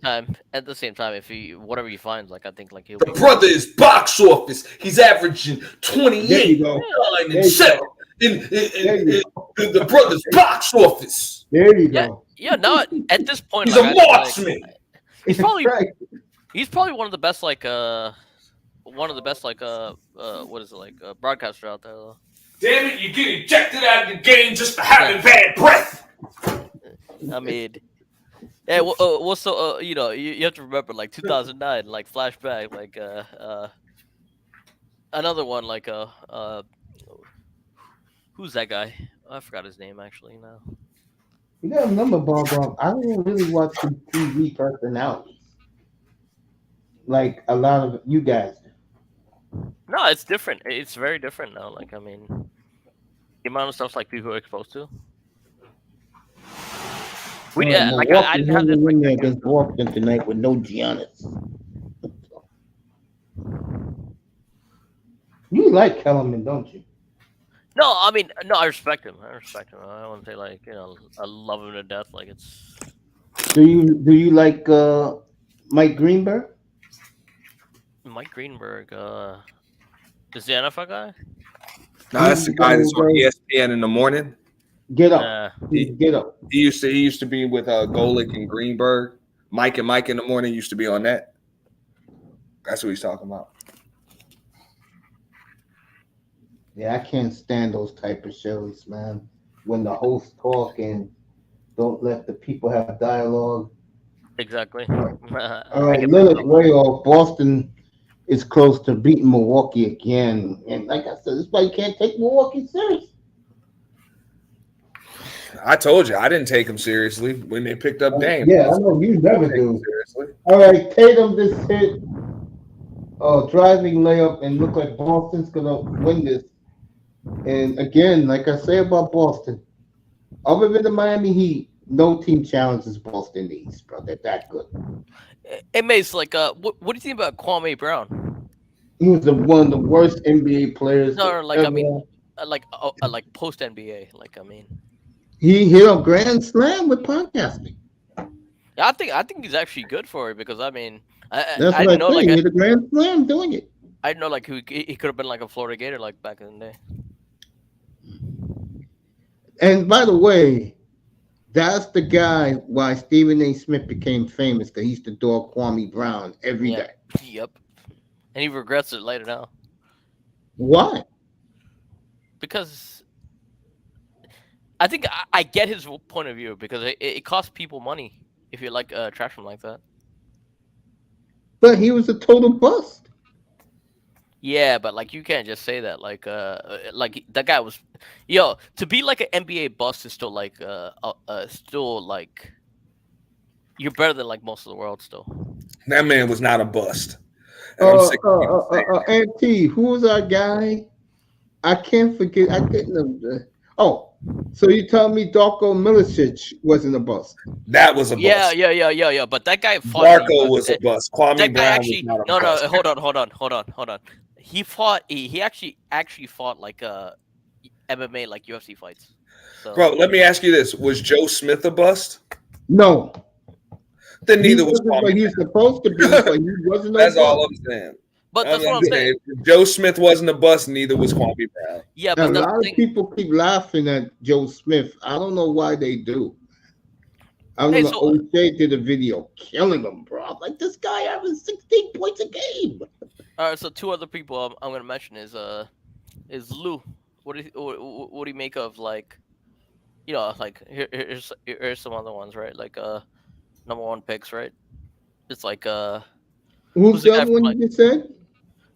Yeah, Lou. What's his name? Out of like I forgot his name completely actually.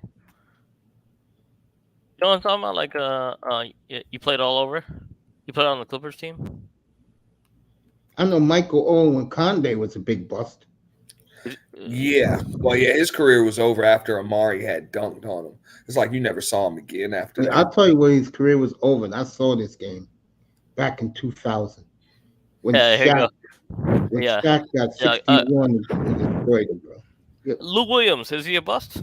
No, one of the best role players off the bench in the history of the NBA. I will go that far. That's what I'm saying. Like, I mean, I think like Lou Williams is. I like his character, by the way, too.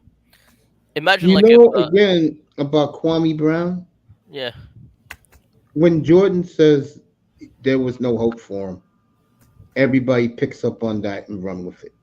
that's the issue. Of course, That's the it's issue. Jordan. I think that's why like I think Stephen A. Smith it gets like annoyed with it because like you could actually ruin people's like livelihoods over that. What you say? Let me ask you this, Auntie. Was Kristen Leitner a bust? Oh, another one. No. Interesting. Duke legend. Like I'm gonna JJ do. Redick. I'm gonna do. I'm Like gonna do JJ the show Redick. one night. That's The another one. busted sports. Like JJ Redick was another one. Like I mean, Hey, look, how good was he? JJ. I hate to say this, I couldn't stand him at Duke. Yeah, When I tell you, like I thought he was. say- He's no, a no, Duke let me legend. say this let me say this about Redick. Yeah. When you play 16 years in the NBA, you're not a bum.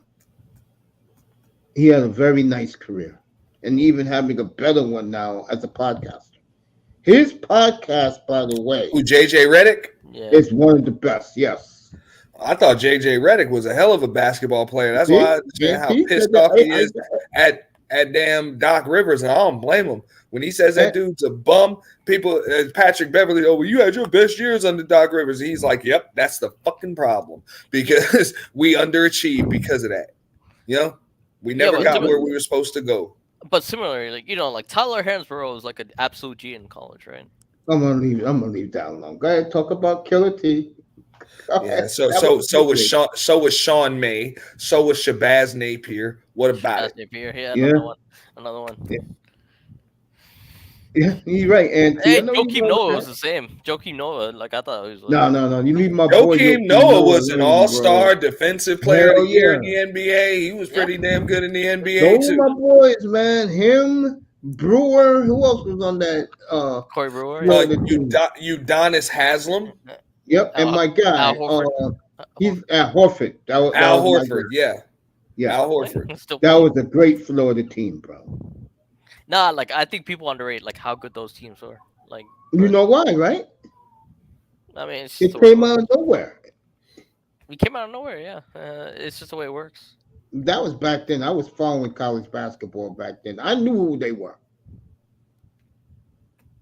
You know, And it's like- Remember when Joakim Noah said, "I don't see what the hype is about Cleveland. Nobody wants to go there." Yeah, That shit no. was funny. Like, listen, like that's the see, that's the thing. It's like if you grew up in that age, you take it to the best teams.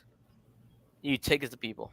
Doesn't matter. No, what. it was outstanding. That whole Florida team under my guy Billy Donovan. That was a hell of a group. But that's the thing. It's like you take it to teams. Like it doesn't matter. Like competitively, like you take it to them, no matter what. I think that attitude is like that in like the current world. Yeah, our boy Terry Rozier scored Another 9 one. points in the last 90 seconds, including the game-winning three to win in Cleveland tonight. That was a very big win for the Heat tonight, winning in Cleveland. Cleveland right now, the third seed in the East. Yeah, well deserved to. Milwaukee's gonna lose tonight. But like I said, all right, Holmgren did a poster tonight against the Jazz. But yeah, getting back to this, real talk, bro. Noah was good. Florida was good. But there've been a lot of busts, bro. Lou Williams, one of the best role players of all time. No, In I my agree with you. I agree with you. And I'm happy for him actually. Like in some ways, like He just did something stupid while he got out and they kicked him out of the league. yeah, but still, he like people don't remember. Like he came out of college, came out of high school. Best high school team ever. Him, Dwight Howard, and the guy used to play on the Hawks. NT, who is the power forward? in the Hall of Josh Fame? Smith. There Josh, you go. Josh Smith. Wrote Yeah. the best high school team ever. You know, I feel like Atlanta's like very underrated too. That's another Because city. they never done anything. Yeah, another one. Yeah. Until what, 2021? They never got to an Eastern Conference final. To 2021. No, you're right. You're right. I haven't seen Atlanta be good since like Michael Vick. I'll tell you that much. Atlanta was good back in the mid to mid to Like mid NBA 90s. wise, like no NBA wise, I feel like it's always been the same. Dominique Wilkins, one of the all-time greats, who doesn't get Oh his yeah, love. yeah. That's like 90s. Nick That's what I'm was the saying. Like man. in my I mean, lifetime, you got to keep in mind the Hawks. The Hawks a few years back when LeBron came back to Cleveland, bro. They sent 4 All-Stars to. You know what I'm saying? They sent 4. They suited up 4 Mhm. All-Stars, bro. Kevin So Willis, Doc Rivers, Dominique, and Tree Rollins.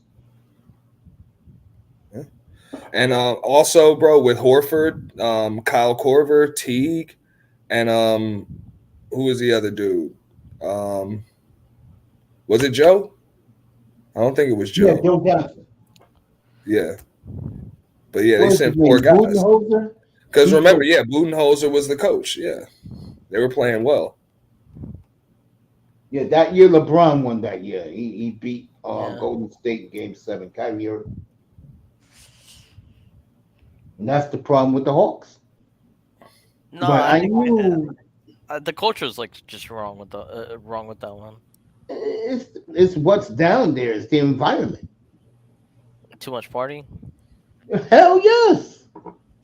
What's that club Yeah, called? Anthony? The Atlanta is Magic very City? underrated, by the way. Like Atlanta is very underrated. Like that's why I say that. Like it's like Miami gets like all the hate, but like I think like it's similar. I feel like Atlanta's like similar in that sense. Right or wrong? I guess. I don't do Atlanta, man. Jeff No, Teague was on my fantasy team. Good players. yeah, Good day. he was a good player. He was a good player. Like, Yeah, I like Jeff Teague a lot.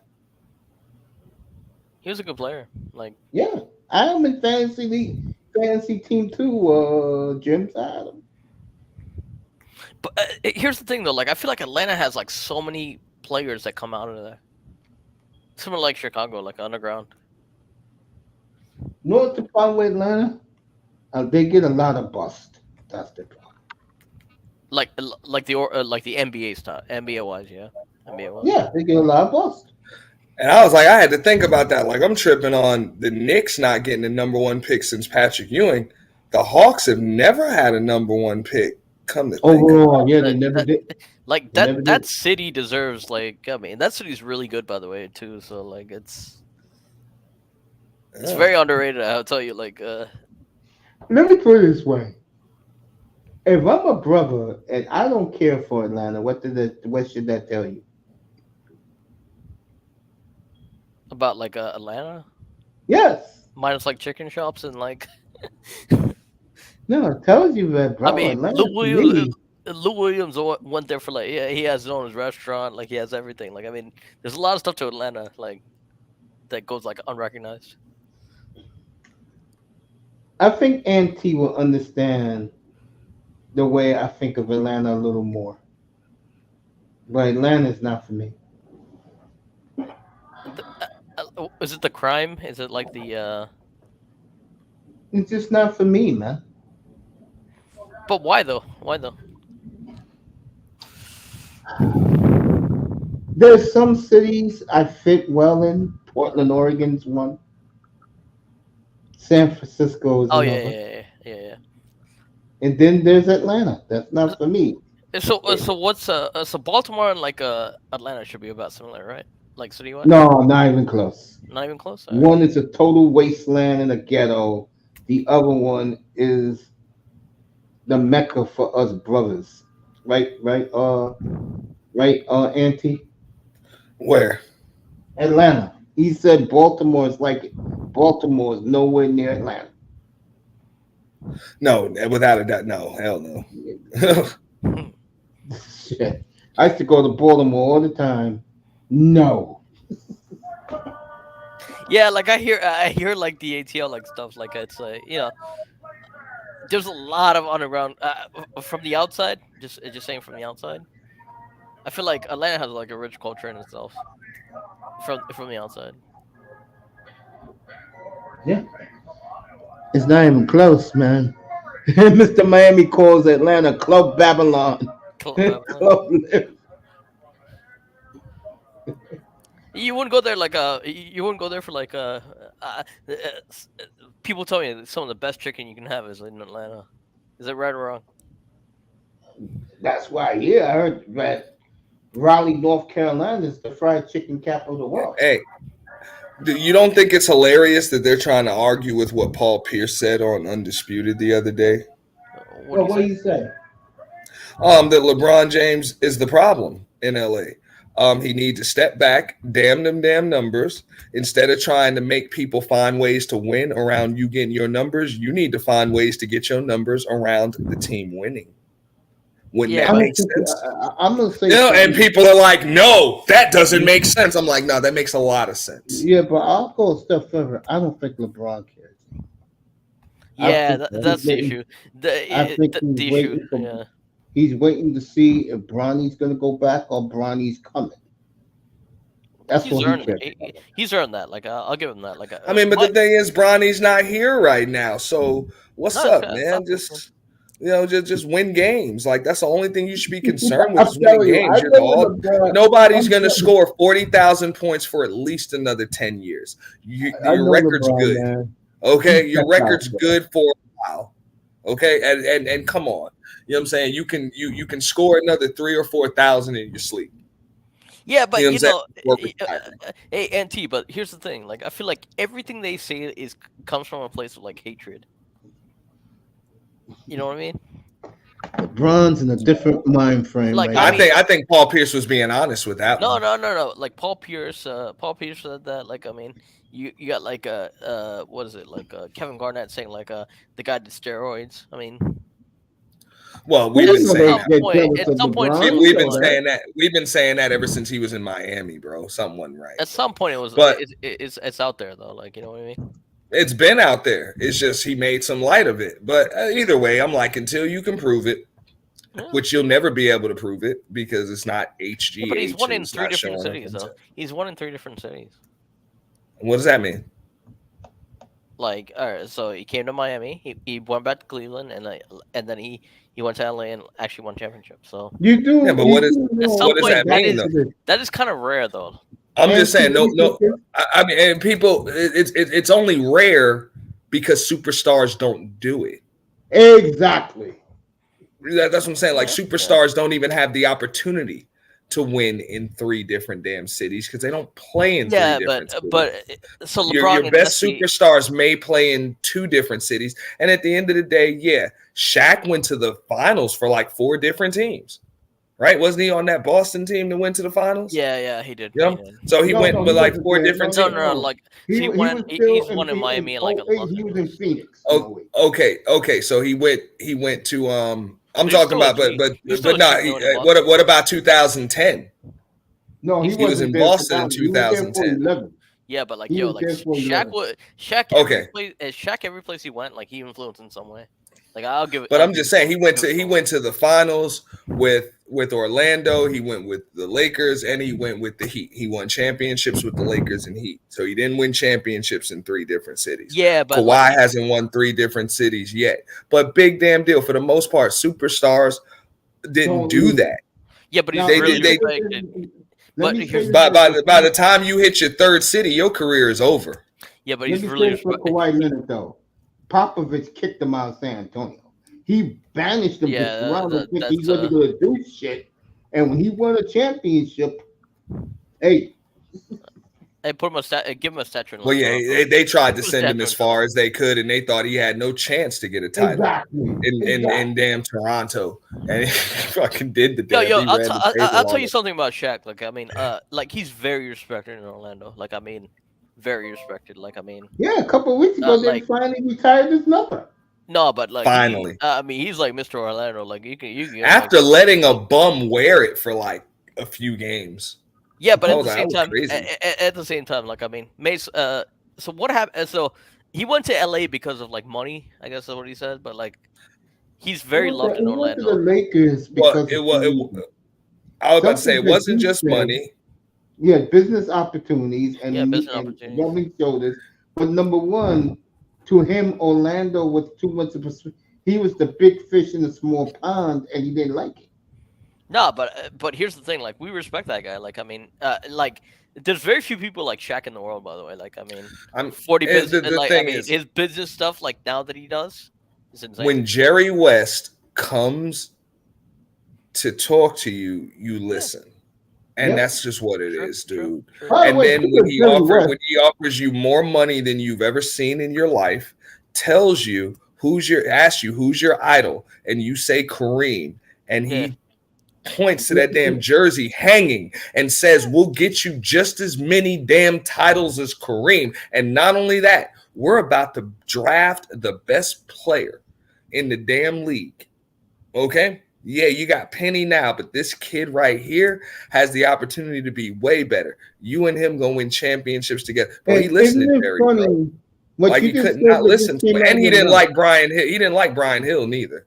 He didn't like Brian Hill. Yeah, he didn't like Brian Hill. But let me say this: isn't it funny what you just said? And these two players, as great as they were, are two of the most dismissed players you've ever seen. In Shaq and Kobe. Yeah, yeah. But The I feel like LeBron yeah, fandom don't want to even hear about Kobe Bryant.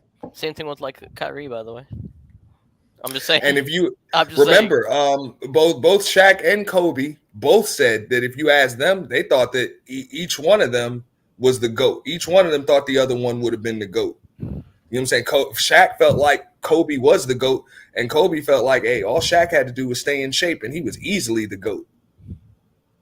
But No, They it's had to do true. is stay in It's shape. true. It's true. That's the issue. Like, it's like I feel like they both benefited from each other, but don't discount like Rick Fox and like Robert Ory. yeah, but here's the problem The with other what you the guys players. are talking about. No one remembers those Laker teams because of one player, LeBron James. Yeah, I It's mean, just a fact. so I keep saying this. I don't think LeBron is is up there, personally. LeBron? Yeah, I think Well, I I think say Kobe's this number all two. the time. I keep saying like Kobe's like number two. I get I'll dismissed. say this all the time. LeBron got blindsided by something. You give him truth serum, he will say this. The person who ruined his legacy, what would have been his legacy, Steph Curry. Me and Auntie, first time Auntie came up here, we had a big kaboo about it. I asked Auntie, and I knew Golden State was going to win in 22. I said in the summer of 21, when Klay Thompson said he was ready to go and was dissing the Suns and the Bucks, calling Giannis garbage. I said Golden State was going to win, and then me and Auntie had this big discussion. I said, Auntie, what happens if Steph Curry ties LeBron? He's a good player. He's a Who good will player. get more revered? Now, ESPN is all LeBron. To me, it's Steph Curry because he beat him twice. Yeah. Matter of That's a fact, he beat him difficult three one, though. times. That's a difficult one because like, I feel like. All right, so the reason I say Mace like Should have beat him 4 damn times. Oh, yeah, and we know that story. yeah, but I feel like Steph actually grew up like a little bit later though. That Warrior team came out of nowhere, bro. Which one? Which one? The entire Warrior run, no one saw that coming. No, I yeah, saw- but man. which version of Steph do you think is like the best though? 10 years ago. I'll tell you when I knew it was coming, man. I knew that they had everything they needed when they Yeah. hired Steve Kerr and they signed Sean Livingston. That was it. It was over. They were going, Remember bro. that They were offseason. coming out of the West, bro, because that was all they were missing was a damn good coach and a Swiss Army knife to come off that bench. That's all they were missing, dude. So wait, Andre Iguodala was pretty influential in that team. Like, Yeah, but they had him and they still lost in the second round. I'm just saying. They signed him, and to me, I'm Back saying then, that one Don't season when forget they David fired West, when by the they way. fired Don't Mark forget when they David fired West. Mark Jackson and they signed and they remember they still had hold up. I think they no, I'm sorry. At that point they didn't have David West. They had Maurice Spates. When they came out of nowhere. They had Maurice Spates. It's pretty much like they were playing the same. He wasn't as strong as David West, but he was pretty big and solid like David West. Like that center, like 305. What's up, family? You know what I'm saying? And they had Leandro Barbosa, but the difference was Sean Livingston, and they don't give that man enough credit for what he gave to that bench. You talking about a man that could play three positions and guard four. It's nothing. That's what Mark Jackson didn't have. He did not have all of those options coming off that bench. And Auntie, something you didn't never brought up. You went from Jared Jackson to Sean Livingston. Sean Livingston had one of the most horrific injuries in the history of sports. Yeah, I refuse to watch that again. You can find the footage. I refuse to watch it.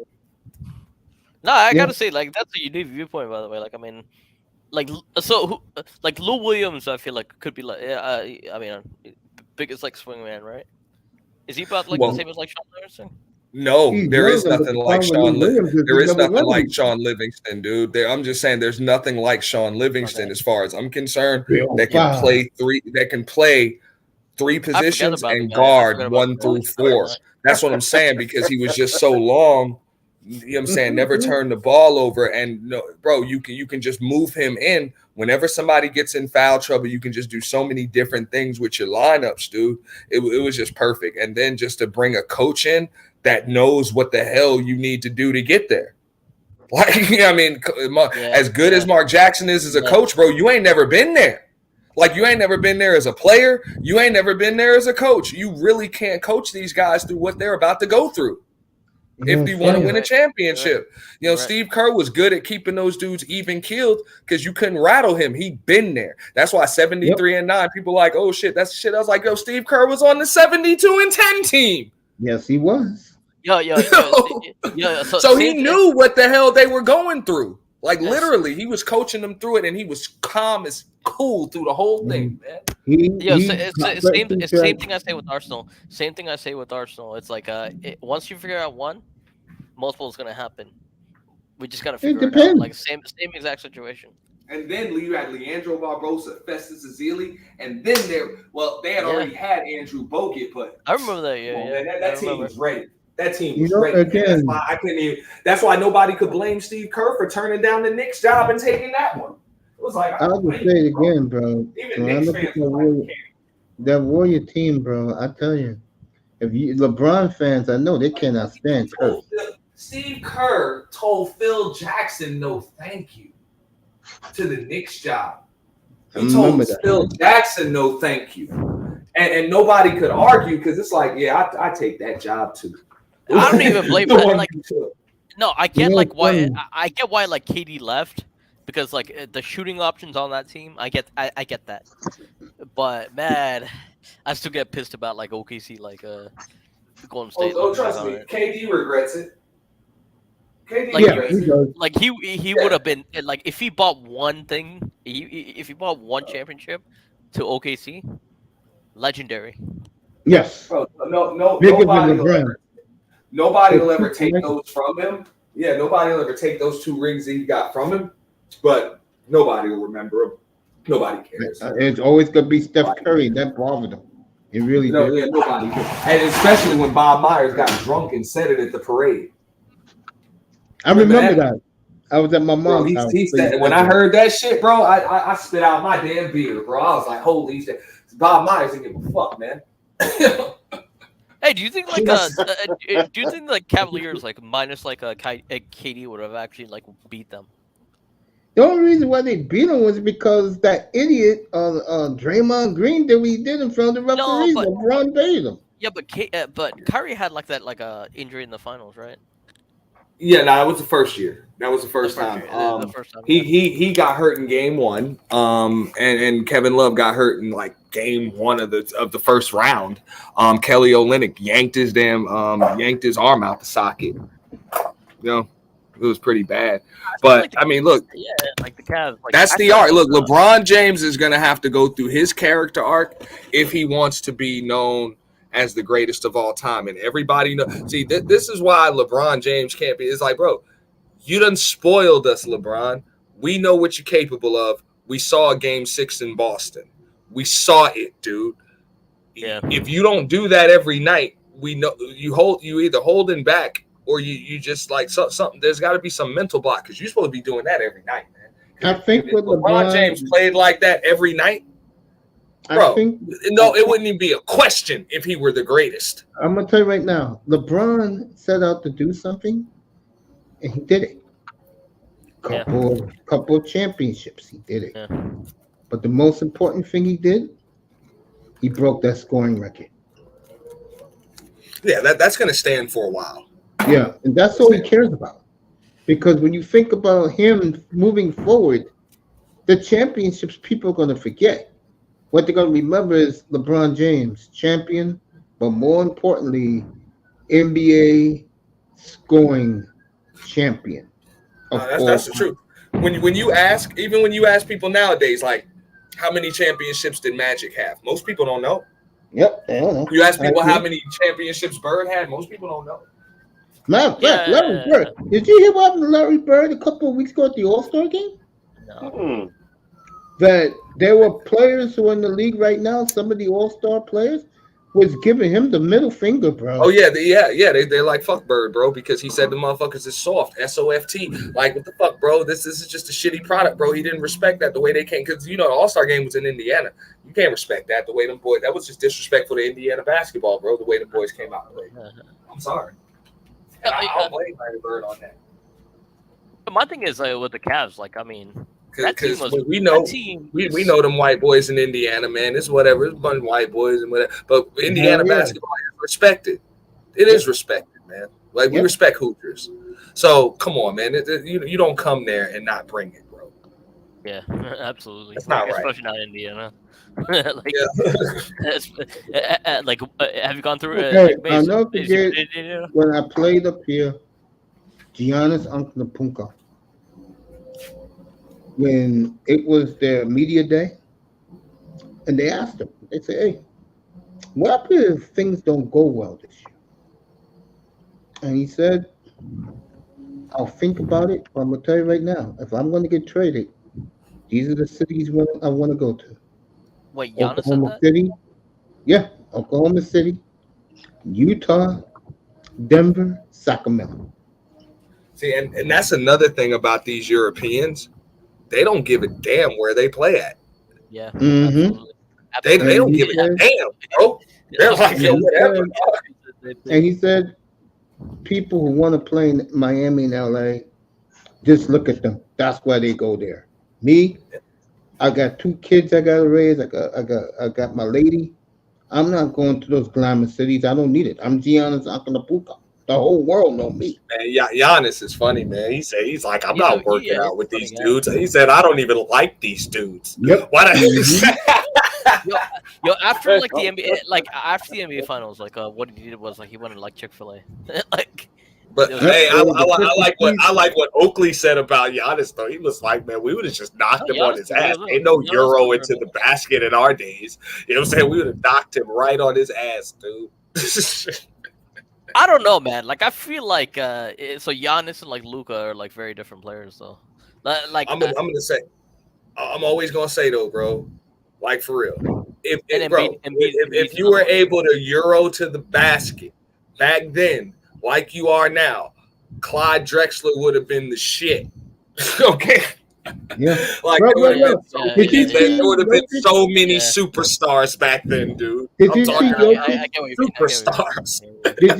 Did you see Jokic 2 weeks ago when Iguodala say, "Hey, come to my podcast," and fucking Jokic said, "No, I'm not going on no podcast," and he just ran away from him. One thing I give these Euros, they have no respect for the black NBA player. They don't give a fuck. Yeah, they don't care. That's why people don't like Luka. Luka be laughing at these guys, bro. And he should be. He That's should why be. David Lillard was to kick his ass, bro. But they don't show these. But at the end of the day, and I don't blame them, bro. They don't show these Europeans the respect that they deserve. They think that these guys just got to the league. These guys have been professionals since they were 14, man. Yep. They know how to conduct themselves like professionals. So you got, and I'm like, y'all are still wet behind the ears, kids. Y'all don't even know how to play basketball, man. So y'all need to show these guys a little more respect. I'm just being honest. It's gonna be their league in 2 years. Yeah. I mean, you got now 7 footers. That's why Popovich is tanking. Yeah, He's getting that 7 footer who can dribble up the court and put the ball in. Hey, if you can get Ant-Man and you can get Ja and you can get Zion to really do what the hell they supposed to be doing, trust me, they're gonna get these Euros a run for their money. Yeah, but NT, like, watch out for like the people that are like underground though. Like, I mean, they're practicing like step back threes, like fadeaway threes, like unlike anything else. I mean, a specialist. If you're not gonna be able to do it from inside now. Yeah, like Iman Shumpert. Like, I mean, here's a player I really respect, like Iman Shumpert, right? Like when he played for the Cavs, right? Iman Shumpert. Yeah, like I respect. Well, I was in the building that day when he tore his damn ACL in Miami, bro. I ain't never seen so much. Man, wow. But defensively, like the whole damn arena, man. listen, I could feel his pain, man. I still feel bad for that, bro. Like I could feel the pain. He was screaming so damn loud, dude. Damn. But you listen to like how he talks and everything, like about like the game and stuff.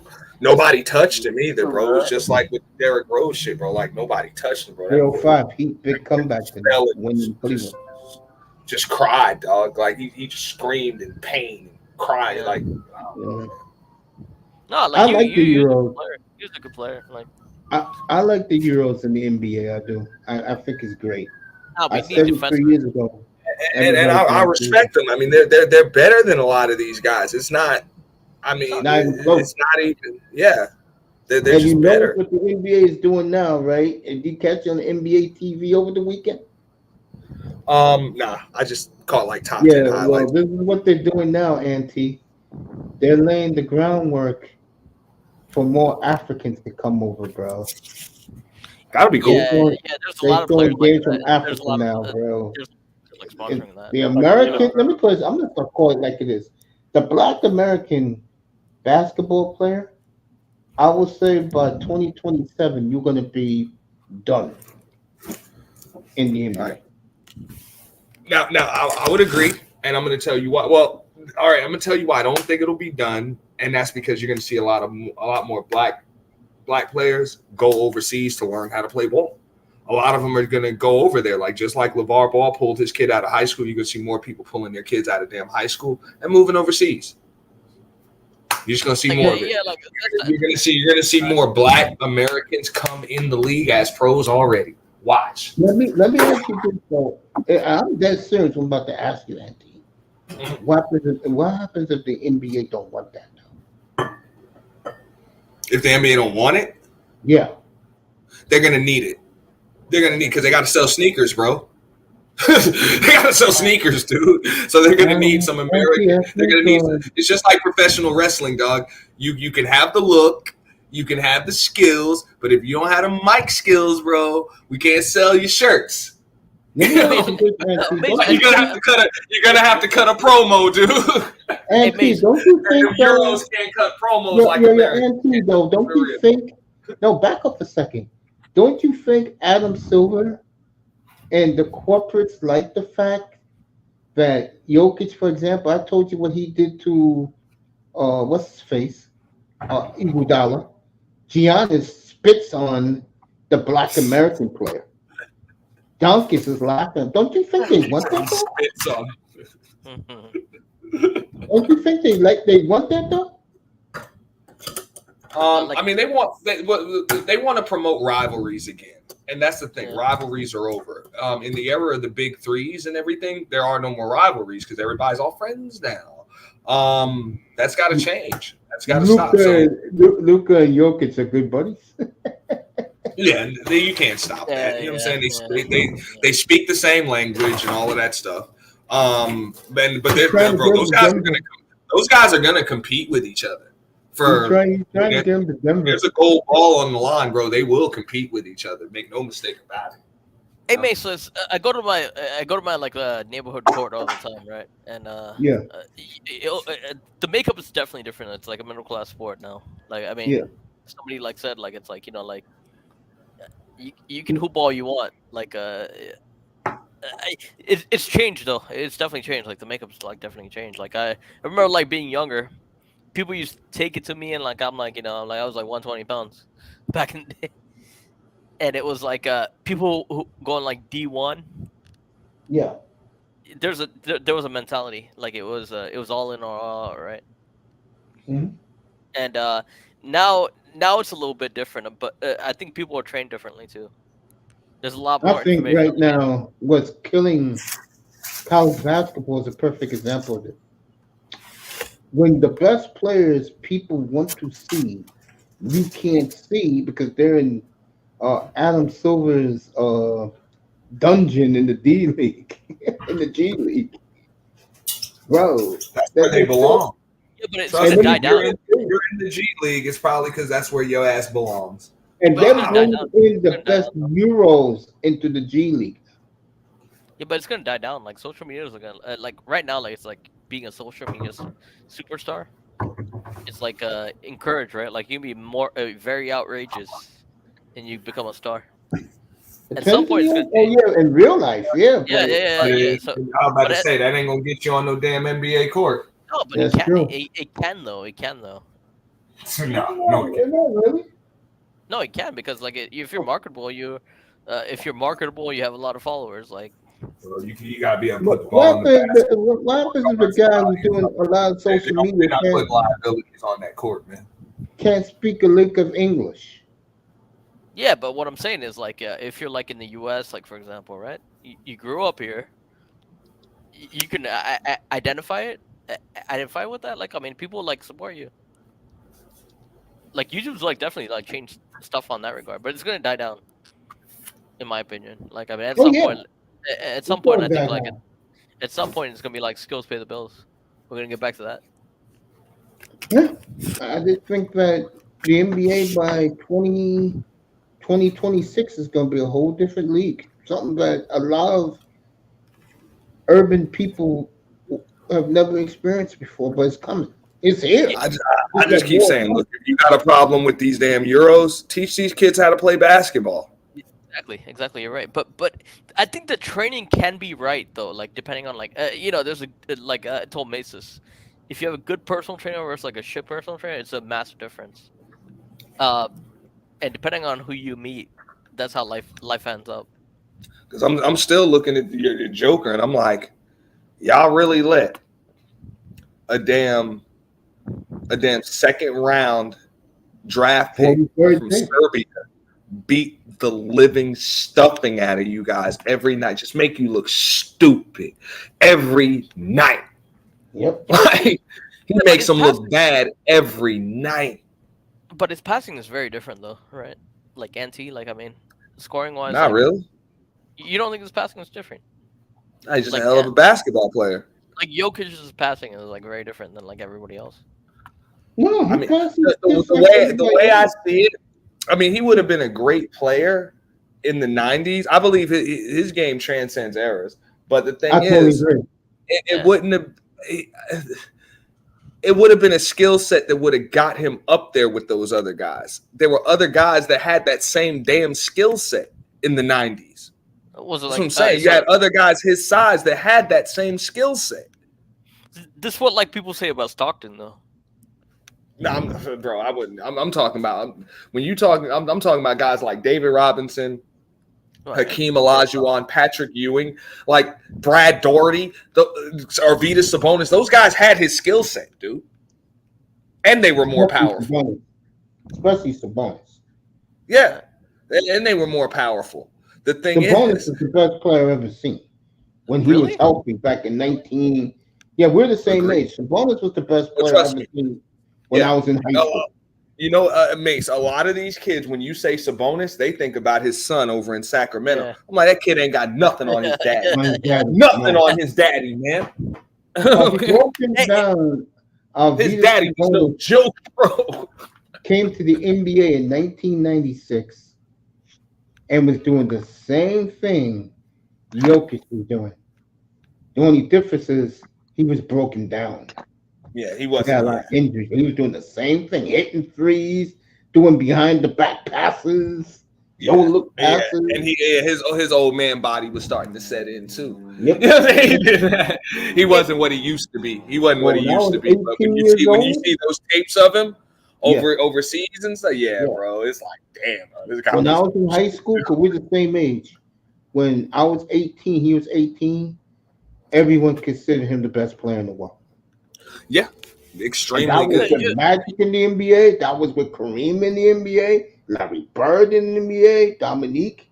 All these people said he's the best player they ever seen. Yeah, Now, I and what would did agree they with end up that. settling for? Vladi Divas. Exactly. And Hey, you hey, know who was, you know who I Anti, saw growing up as a kid? Who to me, he would have been the greatest NBA player by none if he never got hurt, and that was Bill Walton. Think hey, about Mace, it. The hey, only Mace, year Bill Walton was healthy, Portland won the NBA title. Hmm? hey, Mace. So like, people always mention like Drazen Petrovic. Awesome. Oh, Adam he was Portland. awesome. Like, Awesome. would he be up there? Like, how Yeah, would you compare him? Oh Like, yeah, yeah. hell I yeah, saw a game. hell yeah. Bro. That motherfucker used to give Michael Jordan the business. that's what I'm I saying. saw a That's game what I'm back in saying. 1986. Remember Channel 25? They used to show the games And he was playing from with Ray Richardson. yeah, in Tel Aviv. I saw the Mhm. game people are miffed about. It was Huh? Petrovic against Walter Serbiak, who is Wally Serbiak's Yeah, dad. Wally Sebeck, yeah. In that game, Serbiak's father had 69. Petrovic had 112. Yeah. So who's the better player? Like Petrovic? If Petrovic and like Isaiah Thomas played, like who would be the better player? Isaiah, because he could pass the basketball. Yeah, Isaiah, Isaiah because he was was a no much joke. better leader Chicago's of finest, men. dude. Yeah, Chicago's like Isaiah is one of the great leaders of players all time. that I can't bro, stand the toughness in that man, bro. it. I've never seen toughness like that, bro. Like people Isaiah. talk about Allen Iverson and shit like that. That motherfucker ain't have shit on. Well, I'm not gonna say he didn't have shit on Isaiah because he just didn't have to have what Isaiah had. Hey, It was, bro, Auntie, Game 6, 1980 at the Forum. yeah, with a Running tennis on one ball leg. stuck in your ankle. That's what it looked like. It Mhm. looked like he had a damn tennis ball in the damn ankle. And this Right. fucker scores like 27 points in a quarter and shit, bro. He had a I was a kid performance when that I saw legends that, are made bro. of, bro. But that's when I was, bro. I remember seeing. I'm like, what the fuck? Like, Remember, like the really? media didn't like Isaiah because of Jordan. Yeah. And you absolutely. saw that 2 years ago. What was that stupid ass movie he did? Last Dance? That's what he did. Are you talking about like the series? Oh, Like, they're getting on Jordan about that right now, bro. Because Yeah, they're they like, killed they this never killed badmouthed Isaiah him. Thomas. They're like Isaiah never badmouthed him, dude. And no, Jordan does need to admit. Just at some point, you gotta admit it, bro. You know damn well. Come on, Chuck Daly was the coach of that Jam Dream team. Isaiah was Ruined supposed to his be. relationship with that team, by the way. It really did. It ruined that relationship between Chuck Like there Daly were no, and there were his no player. Pistons on that team. Like there were What? no Pistons on that team. You know Really? that's a Fucking foul Bill man ball. Lambier was passed. Oh, you know it. Fucking Kristen Leitner. Come on, man. Yo, with Yeah. that I guess like mine's like TMZ. Well, with they had to have a college player on. They still do that to this day. They put a college player on, so they had to have a college player on. So I didn't trip about the Christian Leitner thing, but when you're talking about Chris Mullin, John Stockton, Clyde Drexler, that's the problem I got. I mean, None of those three. I mean, Jordan still went to Any one of USC, those three could have come. Any one of those three could have come out in favor of Isaiah Thomas, and I say leave Stockton on. I say leave Stockton, and then it's a toss up between Mullen and Drexler who goes off. But Isaiah, Well, let's be real. Jordan got that man not even considered for the Olympic team, bro. No, that's ridiculous, man. I'll tell you something. That Because Jordan's a petty bastard. That's one of the yeah, reasons but I like can't yeah, stand but you're representing the nation. Like, I mean, that should not be like allowed. a lot of people say fucking Scottie Pippen, dog. Like, bro, the hell up out of here, bro. But I was cool with that. I was like, you got to have his running man. There wasn't nothing wrong with You having know, I him. think don't get me started with Pippen, bro. Well, I remember, bro. I had my Aaron Barcelona picture glass framed. I had that shit up until I moved out of my mom's house, dog, as a kid. You know what I'm saying? With Jordan and Pippen.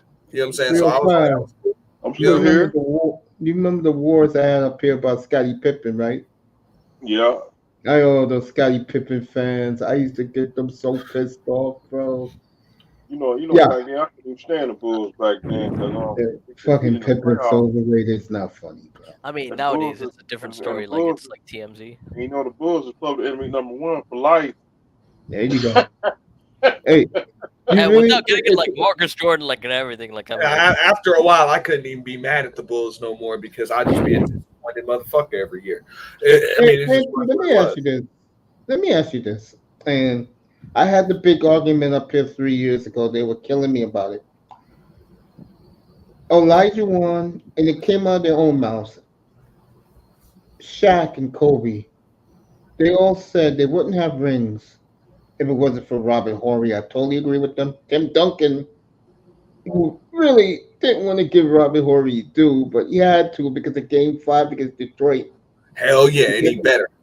And I can't believe it's been 20 years. One of the great NBA finals I've ever seen. Like Those- I lost money on that too, Mace. I had money. to put it on, man. You ruined my childhood. I took the pick. That's what I get, bro. You know what I'm saying? I bet against the home team in Game 7, and then I lost, and I lost on the Warriors because I bet on the home team in Game 7. Damn shame, man. You know where I'm going with this. Me and you talked about this a couple of years. Can you believe it's been 3 years since you've been around, Auntie? Boy, time flies fast. Yeah, I hit 3 years 2 weeks ago. Robert Horry, in my opinion, and Horry's campaigning everywhere. To me, he should be in the Hall of Fame because of the clutch shots he took. Shaq said it, Kobe said it, Elijah said it, Duncan said it. Without him, these guys ain't who they are. Especially the third one the Lakers won when they beat Sacramento in 7 games. It was Rob who was hitting those big shots. Big shot Rob. Big shot Rob.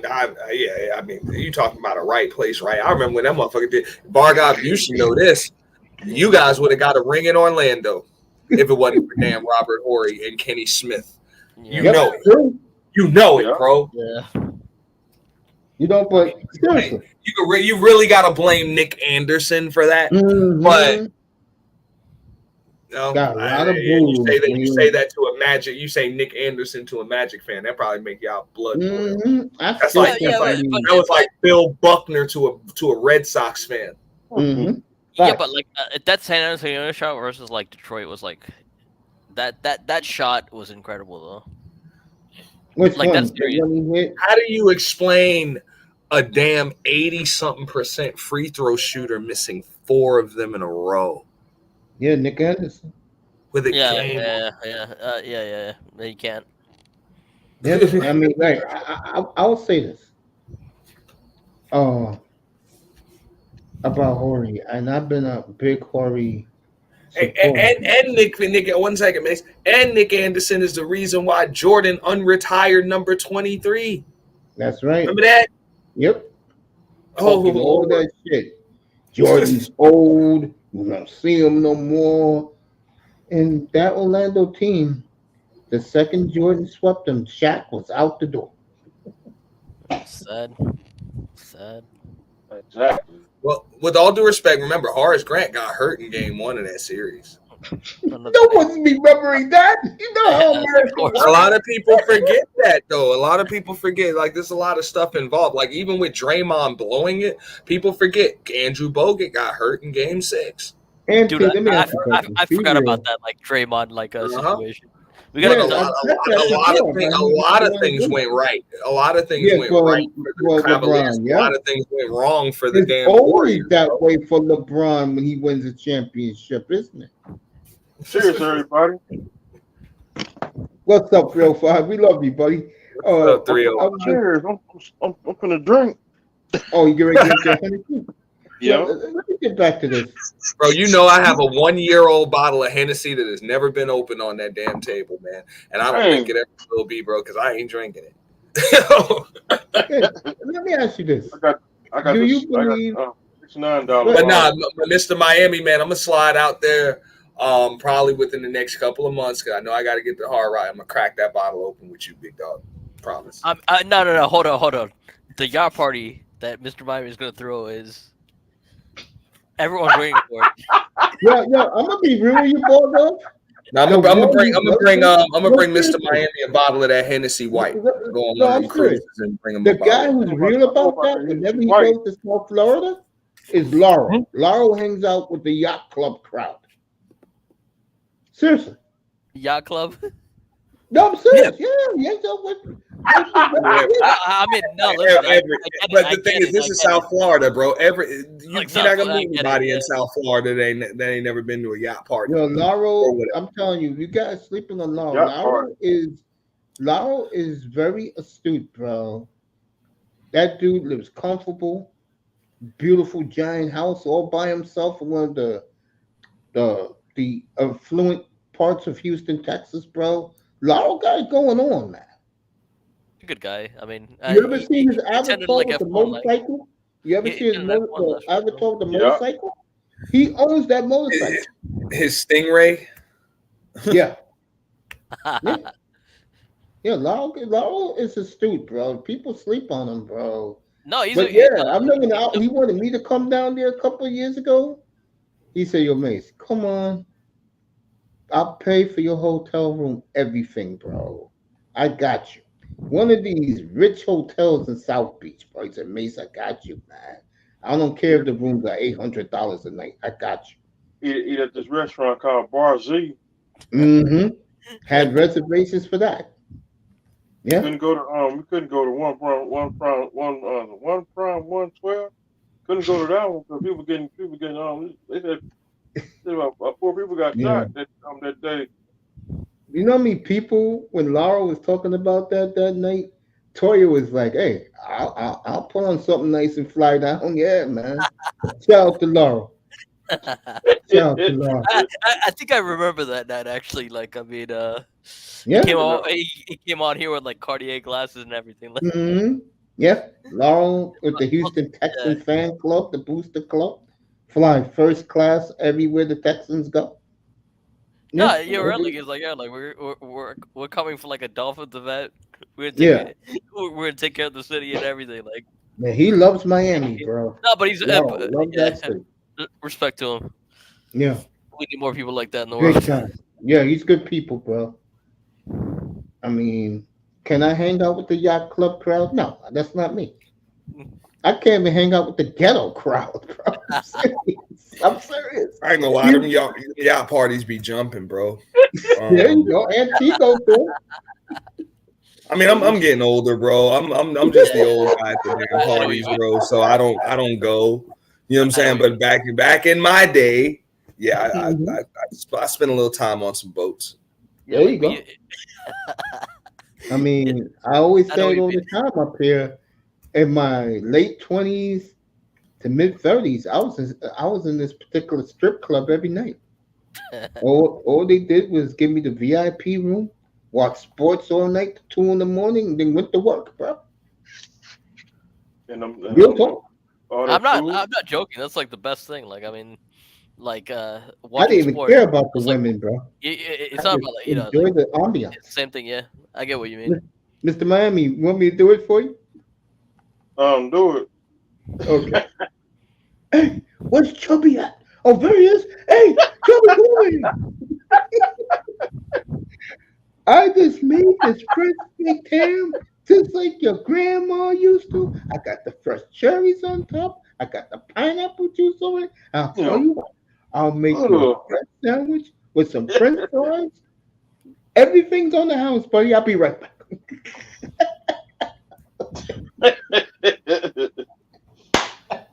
MVP. I miss those days. Oh no, I won't do MVP tonight, but I miss those days in my mid to late 20s. The 90s was where it was, man. And then the hip hop exploded in the 90s in New York. Yeah. Yeah, that's the part I That, missed. I that's thought 2000 was. Aunt childhood to adulthood growing. The 90s. Yeah, but 2000s was Mhm. kind of like nice though. Like 2000s was. Nah, yo, bro, you grow out Wasn't of that. nothing like the That was hip 90s. hop. Wasn't nothing like the 90s, dude. That's right. Yeah, New like York, YouTube. especially. I feel like before Once you YouTube went took to over. Atlanta, hip hop became garbage. No, I mean I thought hip hop was good in like the in 2000s still. You had Yeah, Akon, because like you you had young. But for Ludacris, like you had like yeah, that's you. For me, my guy, see, you gotta understand something about me, Bobo. True story. I lived right here in the boogie, bro. I saw it when it all evolved. I was 12 years old. I saw it in the yeah, late 70s. I was there in those street jams in the Bronx, bro. like Def Jam, like Def Jam era. It's not really like Def Jam. It's just, you go see some of the all-time great DJs. Remember how many times I saw Flash and Melly Mel in person, bro? True story. I just asked Mel, hey, can I put my boombox up here? Go ahead. Yeah. Yeah, You but think you could do that with Drake and these clowns of today? all right, so like ignore like the main hip hop. All right, so like Ti was big like during the 2000s. You had I like don't care for T.I. That you don't care music is for Ti? ignorant to me. Really? Yes, it is. All right, so Lil Jon was big. Lil I don't Jon, listen to whoever his name is. Lil Outkast, Jon, I don't listen to him. Mike Jones was another one. Like it's like so many Mike underground Jones, people came. who? Oh, Who was Mike Jones? MT, these guys, Bargoff don't know the deal like we do, bro. And Nas and Jay Z. Listen Well, to them There you what go. I will give them that, There no, you go. what I will give them, okay, as far as the 2000s killed hip hop, believe it or not. Sure did. Thousands, well, because they went balls to the wall. I'm not gonna lie, bro. I'm still bumping a lot of that stuff, but they just went too ham, bro, with the trap music. Like people started really getting their street credibility cards pulled in the 2000s. That was the Mhm. issue. You And know I what I'm go saying? a step further, and I saw this article, I think a week and a half ago. If Drake is your chosen one, that's why hip hop is in the toilet right Yeah, but that's 2010s though. now. Again, if Drake is your chosen one, that's why hip hop is in the garbage. That's what I'm saying. I mean, once it got to the point where people were just calling each other out, like, bro, like we done been to your hood, we don't know you, all of that stuff. It got to the point where, hey, now nobody needs street cred. You can be Drake and be on top of hip hop. That wouldn't have happened in the 90s or even early Hell 2000s. no. Yeah, It Hell just no. wouldn't have happened. it's like Little Wayne and like I You're don't you're know, you're from the mean streets of Nickelodeon, dude. There you go. Mean Streets of Nickelodeon. the old school on Yeah, Tupac, too. But yeah, here's the thing, like yeah. Eminem, You're from Degrassi. There Like, you go. yeah, but Eminem and like Little Wayne took off in like the 2000s, right? yeah. Well, That's what I'm Eminem from. was, believe it or not, late 90s and everything. That was, you know what I'm saying? It was, I'm always say 50 Cent killed hip hop. He killed it. I No, agree. I still caught 50 Cent. Like I mean, that's another one. Like No, I mean, he pulled guys, he pulled guys bitch cards, bro. Yep, sure did.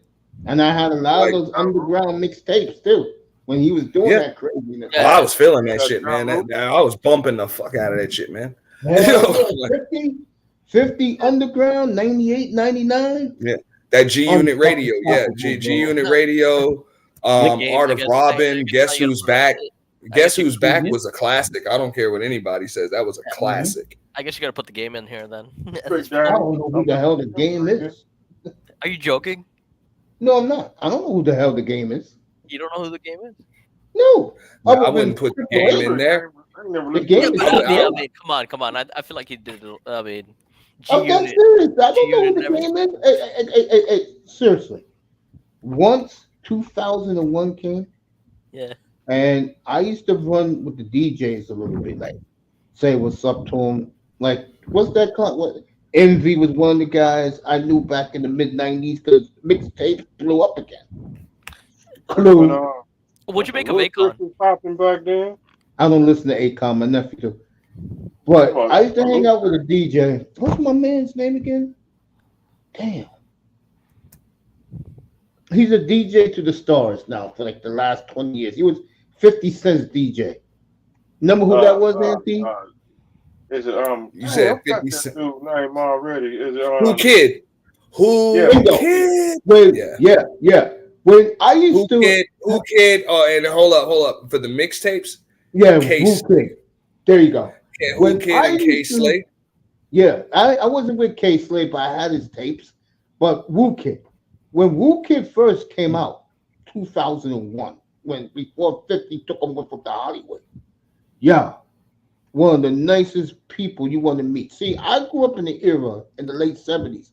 The DJs were the stars, not the MC. Not the MC. That's the way it was in the beginning of hip hop. Into who you want to say, Auntie? I mean, yeah, Aunt. Who you want to say? Like put the MCs over the hump, Run DMC, or who would you say? Yeah, no, Jam Master Jay was up there. As far as MCs, Yeah, like who pushed the MC to make them popular more than the DJ? Dougie Fresh. Bingo. There you go.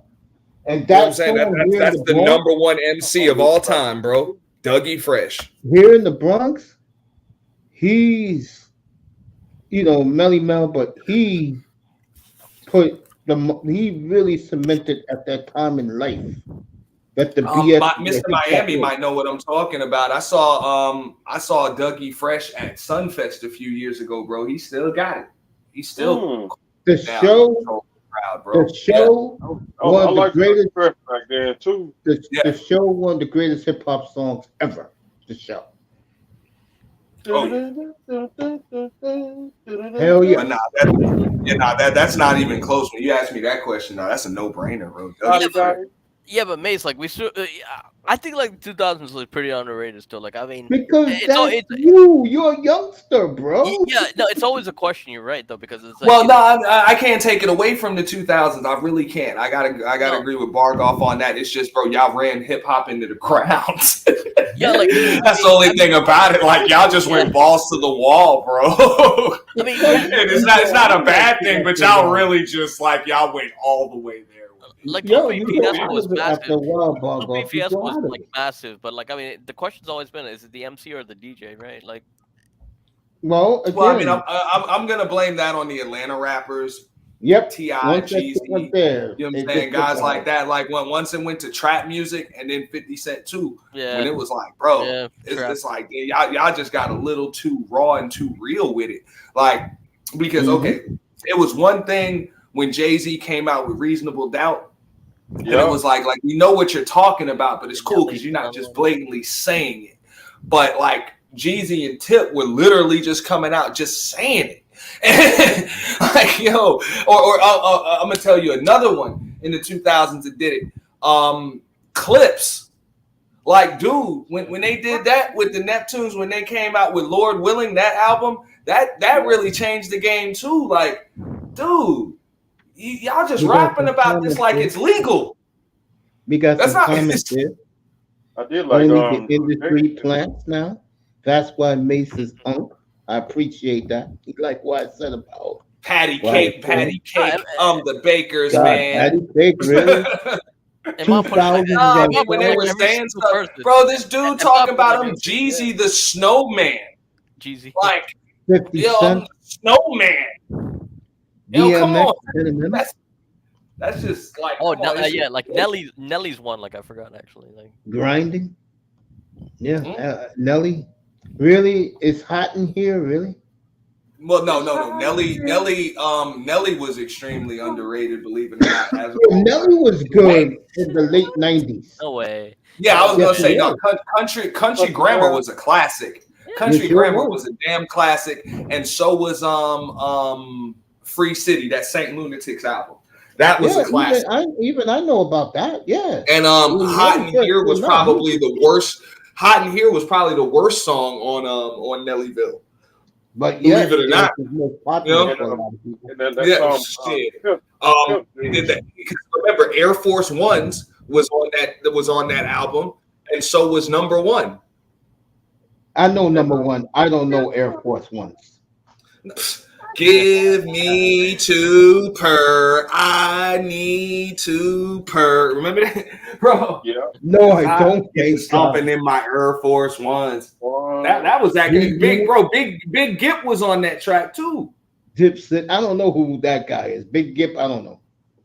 From Goody Mob. From the Goody Mob. Come on, Mace. Yeah, Dude, now you make me look it up like Rick Ross. Rick Ross, like Rick Ross was another one. No, Rick Ross was a problem. Mr. Miami will know what I'm talking about when it comes to that. Yeah. Rick Ross was a problem. No respect for him because he had no respect for those that opened doors for him. And he know I'm talking about Slip and Slide and Trick Daddy. He didn't respect them dudes, and that wasn't right because he got his first feature on with them dudes, and all he did was shit on them, and that ain't right. Iman, and they never shit on him, and that's why Rick Ross can't even roll through Miami without getting shot at. Iman loves the Air Force One video. Car got shot How many times has Rick Ross been shot at in Miami and his car been Swiss cheesed up? Like, that's what I'm saying. He can't do it. He can't come no more. And that's all because of the way he did Trick. That wasn't right, he fucked up with Trick Daddy. He treated him like shit. Yeah, I didn't hear about that. And he had his first features. He had his first feature on Thug Holiday. Yeah, on that album. I don't know these albums. Fuck, I don't know this stuff. You know what I'm saying? Rick Ross was on the third Trick Daddy. Yeah, so my thing with Rick Ross, like he always had that what is Port of Miami, right? Like a big album, right? You always had some good songs on there. That was a good album. Prayer. If you ever heard like the song Prayer, like I mean. Well, and I don't like Rick Ross because every time I find an ill track from Rick Ross, I get a damn copyright strike for playing it on my damn channel. Yeah, man. I'm like, damn, bro. Underground tracks too. Ones that were never even released, and I'm getting strikes for that. I'm like, damn that, man. Because I did a stream on Baller X's channel, dog. I did a live stream and we were just playing. It was a party. And I got and Baller X got a strike for that, man. I was like, damn, bro, that's messed up, man. You know? Stuff I never knew. Actually, I'll put it that way. Happens though. Happens. I still pump that on. I still pump that on the old school 2 Live crew. Oh Lord, you still listening to that? Yeah, that's a classic. That was the first album I bought. That's like me listening to Wu-Tang Clan still. I remember I used to call into that damn television radio where you can order a track or order a video to play. Yeah, I remember. I used to call in and have them play 2 Live Crew videos and shit on there in the summertime. And I still listen to Justin, bro. Hey, Mace, you know who like Martin Shkreli is? Who? Martin Shkreli. So he From bought the like 90s? Wu-Tang Clan album. Like he was like a pharmaceutical guy. He went like No, I never heard of him.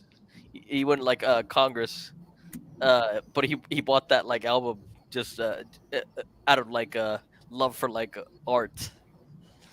I'll leave that alone. But I know. I'm not joking. Look him up. Look him up. Like it was like the Roger Clemens stuff, like in Congress. Cool G. That was real music. Cool G rap. Is it Gucci rap? But Tootsie Roll, yes. Me and Mr. Miami, we bring that up. Tootsie Roll. The good old days. There you go. To the left, to the right. The good old days of the Orlando Magic back then. To the left, to the right, to the left. Tootsie Roll. Tootsie Roll. The Orlando Magic. Who they had? Shaq, Penny, Jeff Turner, D. Scott, and Nick Anderson. There you go. And then and 95 South. Mm-hmm. Ooh, there it is. I still listen to the old school. The music today is trash, and I am a millennial. There you go. It is trash. It is absolute trash. That's why he used to drive a Ford Escort. jump. Playing that bass music in the Ford Escort. Hell no, my ass is on the city bus. You kidding me with a damn Metro card? Yeah, like if I ask my 15. I never asked my brother, younger brother, this question. I'm like, all right, what music do you listen to? And I'm like, do I actually want to know the answer? What's the new music these young kids listen to? Do I want to find out? Is a question. I'm about to say I ain't listening to it, so it's all good. Some of that new music, I don't even like some of that new music. I don't care. I don't know, man. I had to find a track. I had actually just did a members only stream before I did this right here, dog. And I played to open the damn stream. I played, what the hell did I play? I played a damn Twist and Speed Not Mobsters track from damn 1998. You know what I'm saying? Popped it off with that. Huh? No, Iman said the music they listen to now is drill music. Oh, it's trash. Yo, drill. That's what my son, bro. My son just turned 18. He talking about he trying to be a damn drill rapper. I'm like, the fuck? Yeah, I don't get drill. Like it's like a. Bro, I told him, I was like, man, I'm like, man, but bust a hot 16 for me. He's like, what? I'm like, man, he spits it. I'm like, I love you because you my kid and all, but you suck. Like, yo, you fucking suck. Now wait, Dad, bring reality to him. Yeah, you know what, Mace? I'll tell you. Like, ask Mel this question. Like next time, she'll appreciate that one. Like good, like music that she listens to. Like she's pretty talented, like music wise.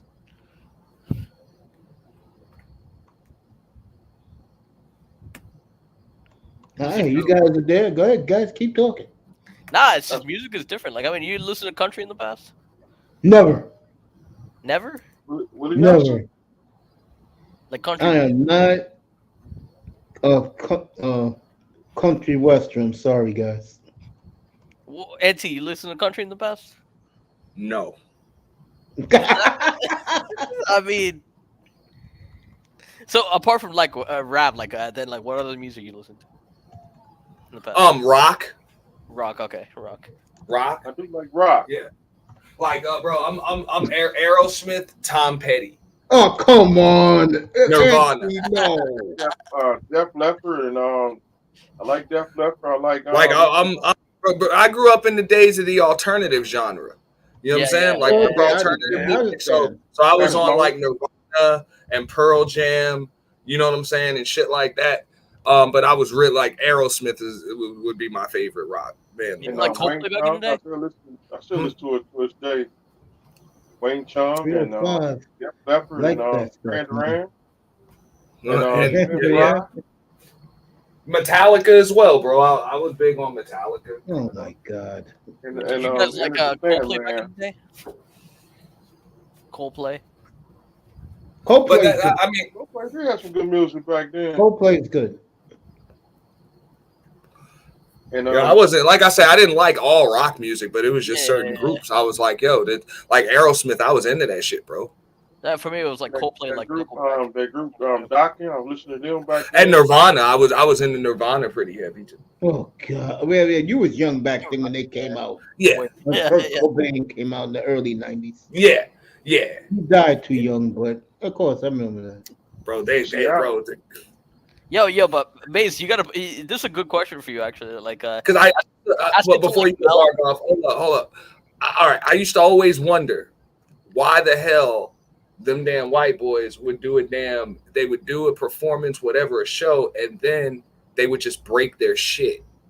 And I can never understand why. Like, why would you have $50,000, $100,000 worth of equipment and then just break it at the end of it? Like, they just tear it up on stage. And then I listen to Nirvana. Like, now I understand. That's pretty cool. It makes me want to break shit. Cool.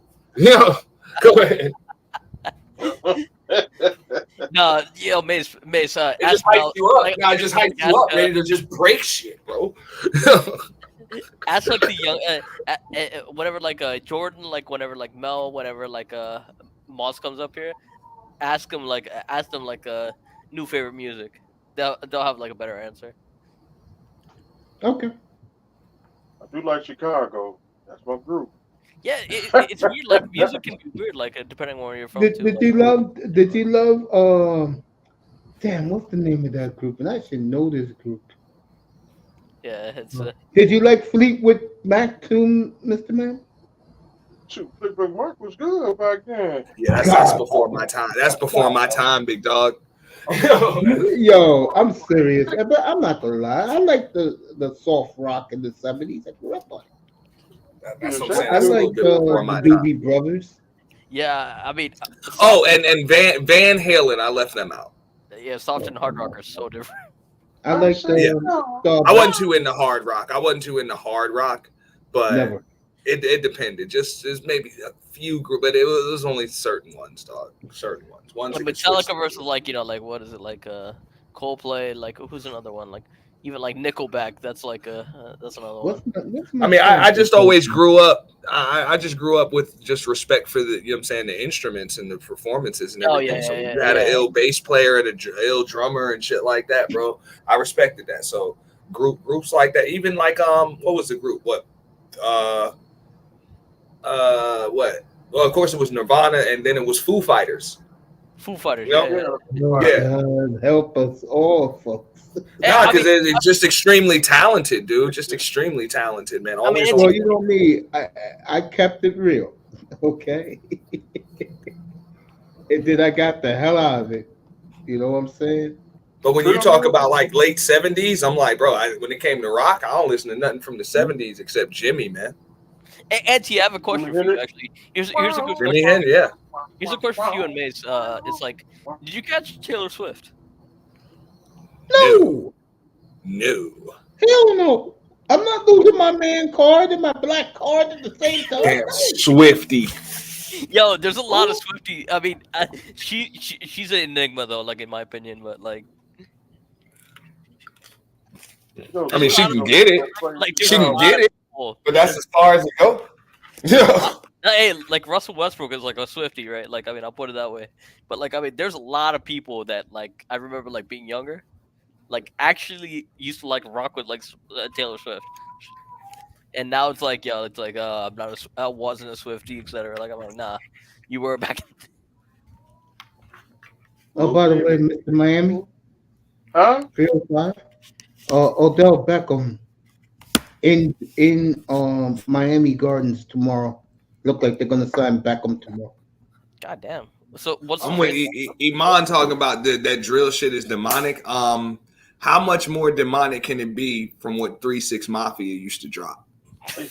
No, wait a minute. Wait a minute. I mean, when you want to talk about demonic fucking rap music, bro, 3-6 Mafia was up there, bro. Gangsta Boo said nothing wrong in her lyrics. Okay? Gangsta Boo was all right, but the rest of them, you know, man, they were saying some weird shit, man. You know, I used to have 3-6 Mafia, man. People used to think I was crazy. I would, yeah, save that for like the young generation. Like, Relentless can end. Well, I mean, don't get me wrong. Like that whole Hypnotized Minds camp was pretty solid, bro. One of the first albums I got was an N.B.A. album from 3-6 Mafia, and that shit was banging, bro. Yeah. What I did back in '97, and I think was the best thing I ever did as a hip hop guy. I got into everybody. Like, I was a big Ice Cube fan in the early '90s when he left N.W.A. Ice Cube was my dude, bro. But what I did was I became a huge No Limit guy. I liked the whole family, Mr. Cole, all of them. I used to buy all their tapes, bro. Yeah. Matter of fact, one of my favorite songs is Pop, Pop, Pop, Call My Nine. Auntie's cracking up. I am.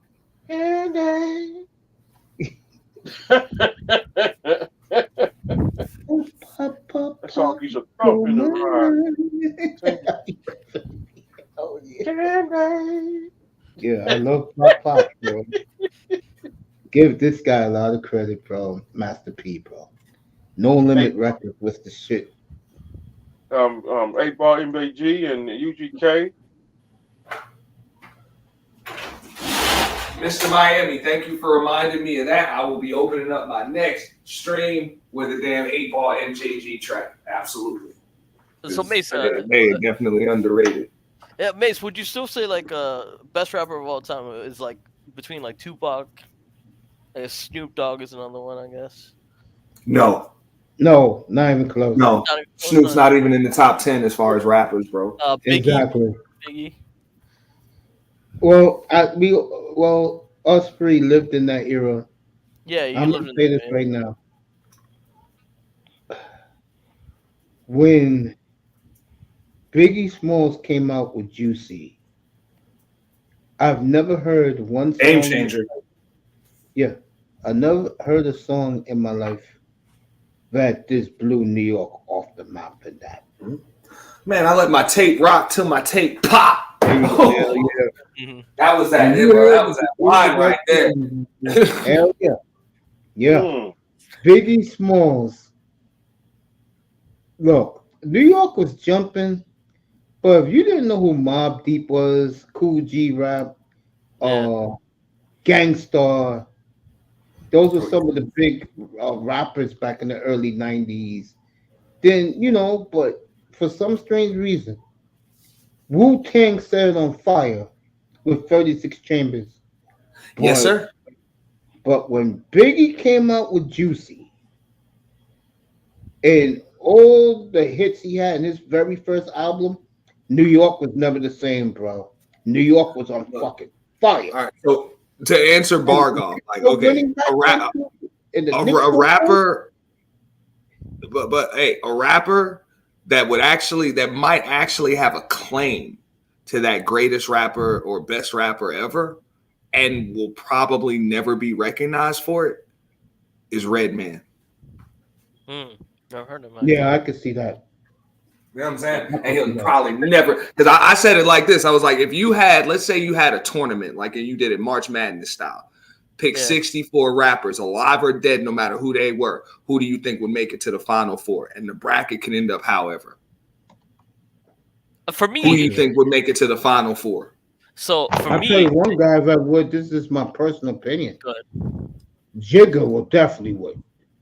You think I think he would get clipped by some people, bro. I don't like if he had to go up against some dudes one-on-one. Like I don't see Jigga's not gonna get past like guys like Redman, and he's not gonna get past Slim Shady. Sucks, but he's not gonna. He's not gonna get past Biggie. You think Eminem is better than Jay-Z? No, Eminem's in the top 4. If you put them one-on-one versus each other, I don't see how Jigga beats him. Wow. Yeah, Eminem is definitely in the top 4 for me personally. But that's all. I mean, if you were saying like battle rap, and even you put a beat behind it, whatever, and then who would you got to pick 64, and who would make the Final Four? I believe Redman makes it no matter what side of the bracket you put him on. I just think so. I think Eminem at least makes it to the Elite 8. DMX, Eminem, Biggie, Pac. DMX don't get out the first round. DMX don't get out the first round. No disrespect to DMX, he don't get out the first round. Who's he gonna beat? It's the 3 that I would that's say. not me. That's Iman's opinion. The 3 that I would say is like, so Tupac, Biggie, and like Eminem, and then like the 4th one could be like up for debate. Bro, I keep saying, I'm like, bro, you're gonna have dark horses in there. You're gonna have guys like Redman. I say somebody that you wouldn't even think of that would make it very far would be Twista. You know what I'm saying? You put him one-on-one. Yeah. You know what I'm saying? One-on-one with a bunch. You know what I'm saying? He's probably gonna win like 2-3 rounds. But I have a question for you, and I'm being honest. Yeah. Auntie. Mm-hmm. Jada Kiss. There you go, Iman. Yep, Jada. Like, bro, it's good. It's good. I'm gonna ask you an honest opinion. Seriously. If you let the public vote, you think Redman will finish in the top 4? Yes. I don't think yes. So. Hell yeah. Because if you let the public vote and all they can do is listen, that's it. They have to just listen. They don't have to listen. and they could just pick who they. I mean, if they're just voting for a name, then yeah, you're right. But I'm just saying, bar for bar, I think I see Redman winning the whole damn thing. There you go. It's So tough. Anti, like Lil Wayne could be up there too, right? Nas, yeah, the Lil Wayne is gonna go deep. Nas is gonna go deep. Yeah, Nas definitely. So Lil Wayne versus Redman, like, would you say like who was Redman? So that's the thing. It's like that, but depending on generation, it could be like. Bro, you just said that's why I just asked the question. I'm just saying, because even if you want to take their album catalogs, like if you take Muddy Waters and just dox the name alone, just those two. I'm sorry, you take There's a Dark Side, Muddy Waters, and dox the name, and you put it like up against damn near anything Lil Wayne has done, all of them Carters and stuff, bro. It's like smokes it. I'm sorry, it just does. It just didn't. And then there's Busta Rhymes. Busta Rhymes is gonna go extremely deep. You know what I'm saying? In that shit, bro. Iman makes a good point in the chat. He said that you and T is talking battle rap. Yeah, I am, and I'm kind of. I agree with him because that's where it does get kind of tricky because we are talking about putting tracks together and a full catalog. But I am trying to factor that in too. But you do have a point because I'm still saying you got to put people one on one. He does have a point though because I am talking about, but I'm still saying like even if we're just maybe it's not just like a cappella, but even when we battle track for track. I don't know because some of these guys are dead. So, yeah, but you also got Jay-Z. You also got Jay-Z. It's one guy that none of you guys have mentioned. Who right now in the year 2024 Big L will probably win this shit that you're talking about, and none of us has mentioned them. If you just tell people, if they tell you to pick 4 ever, best 4, I'm gonna tell you in today's world who will be in that 4, and that is Drake. Without a doubt. Yeah, but he's gonna get smoked. He's gonna get smoked by Kendrick. He's gonna get smoked by Kendrick, and the crowd and the fans will vote Kendrick over Drake, and they would also vote J. Cole over Drake. I don't know. I actually don't know. I think Drake would be actually like come out on top with those 3 that you're talking about. I don't like, know who J. Cole Drake is generational in his own way. Actually, got some songs. I play my 2 songs. I remember J. Cole, by the way. I remember Big L, of course. I got his album in my closet. Yeah, somebody came in my chat. They're like, "Yo, Ed, you look like Big L." I'm like, "Yo, I've been hearing that since I was 13." But let me get back to this though for a second. See, I think the problem, and I've seen this, I have heard this. All the guys and team mentioned, you know how much disrespect they get from the millennials and younger millennials? But Mace, this goes back to that concept. If you're used to shit, you're like you accept shit. Hey, that's another one too that gets no respect. Joe Budden. Oh yeah. Yeah, the guy who got his podcast. But you got hey, can you really look past him though? No, but that's what I'm saying. Like generationally, like if you're used to shit, you're like you accept shit. So it's like you can't like tell like kids that haven't experienced it. Because the one thing I've noticed, and my nephew's a big hip hop head, but he likes the guys that I like from the 90s. But one thing he does point out, the lack of respect that a lot of those guys get, like Jay-Z, I heard many times from young dudes, he gets totally destroyed by these young guys, bro. Well, because they don't know. Mason, I'm going to explain to you why. They don't understand the journey for Jay-Z. Like we don't give a shit what Jay-Z's putting out now because we've seen the journey with Jay-Z. We understand that Jay-Z kind of earned the right to rap greasy at this point. Like he just earned the right to do that. You know what I'm saying? It's just he's transcended so many different generations and genres and eras of rap that it's like, yo, just do what you want now. You cool. You setting the tone. So it's really all about you and what you want to do now. You're on top. You're kind of like the king of the industry. So it's cool. You know what I'm saying? You got the baddest chick. You know what I'm saying? And you still selling out stadiums. You know, so you're up there. But we understand that this Jay-Z that you hear now is not Reasonable Doubt Jay-Z. This is not Black Album Jay-Z. This is not First we know that, but I'm talking about Jay-Z. Like, we know that. Yeah, I'm talking about when he was Jigga, my nigga. Hard Knock Life Volume 2. Yes, sir. Yeah, absolutely. I'm talking about that Jay-Z. I'm talking about like the first Hova, the first time we heard Hova. Yeah, man. Yeah. I mean, you have to remember, like, I mean, the collision course with like Linkin Park. Like, I mean, very few people can do that, to pull that off. Bump it up. I mean, I thought the Black Album was a classic. Thank you. He just typed it in there. Black Album, I thought.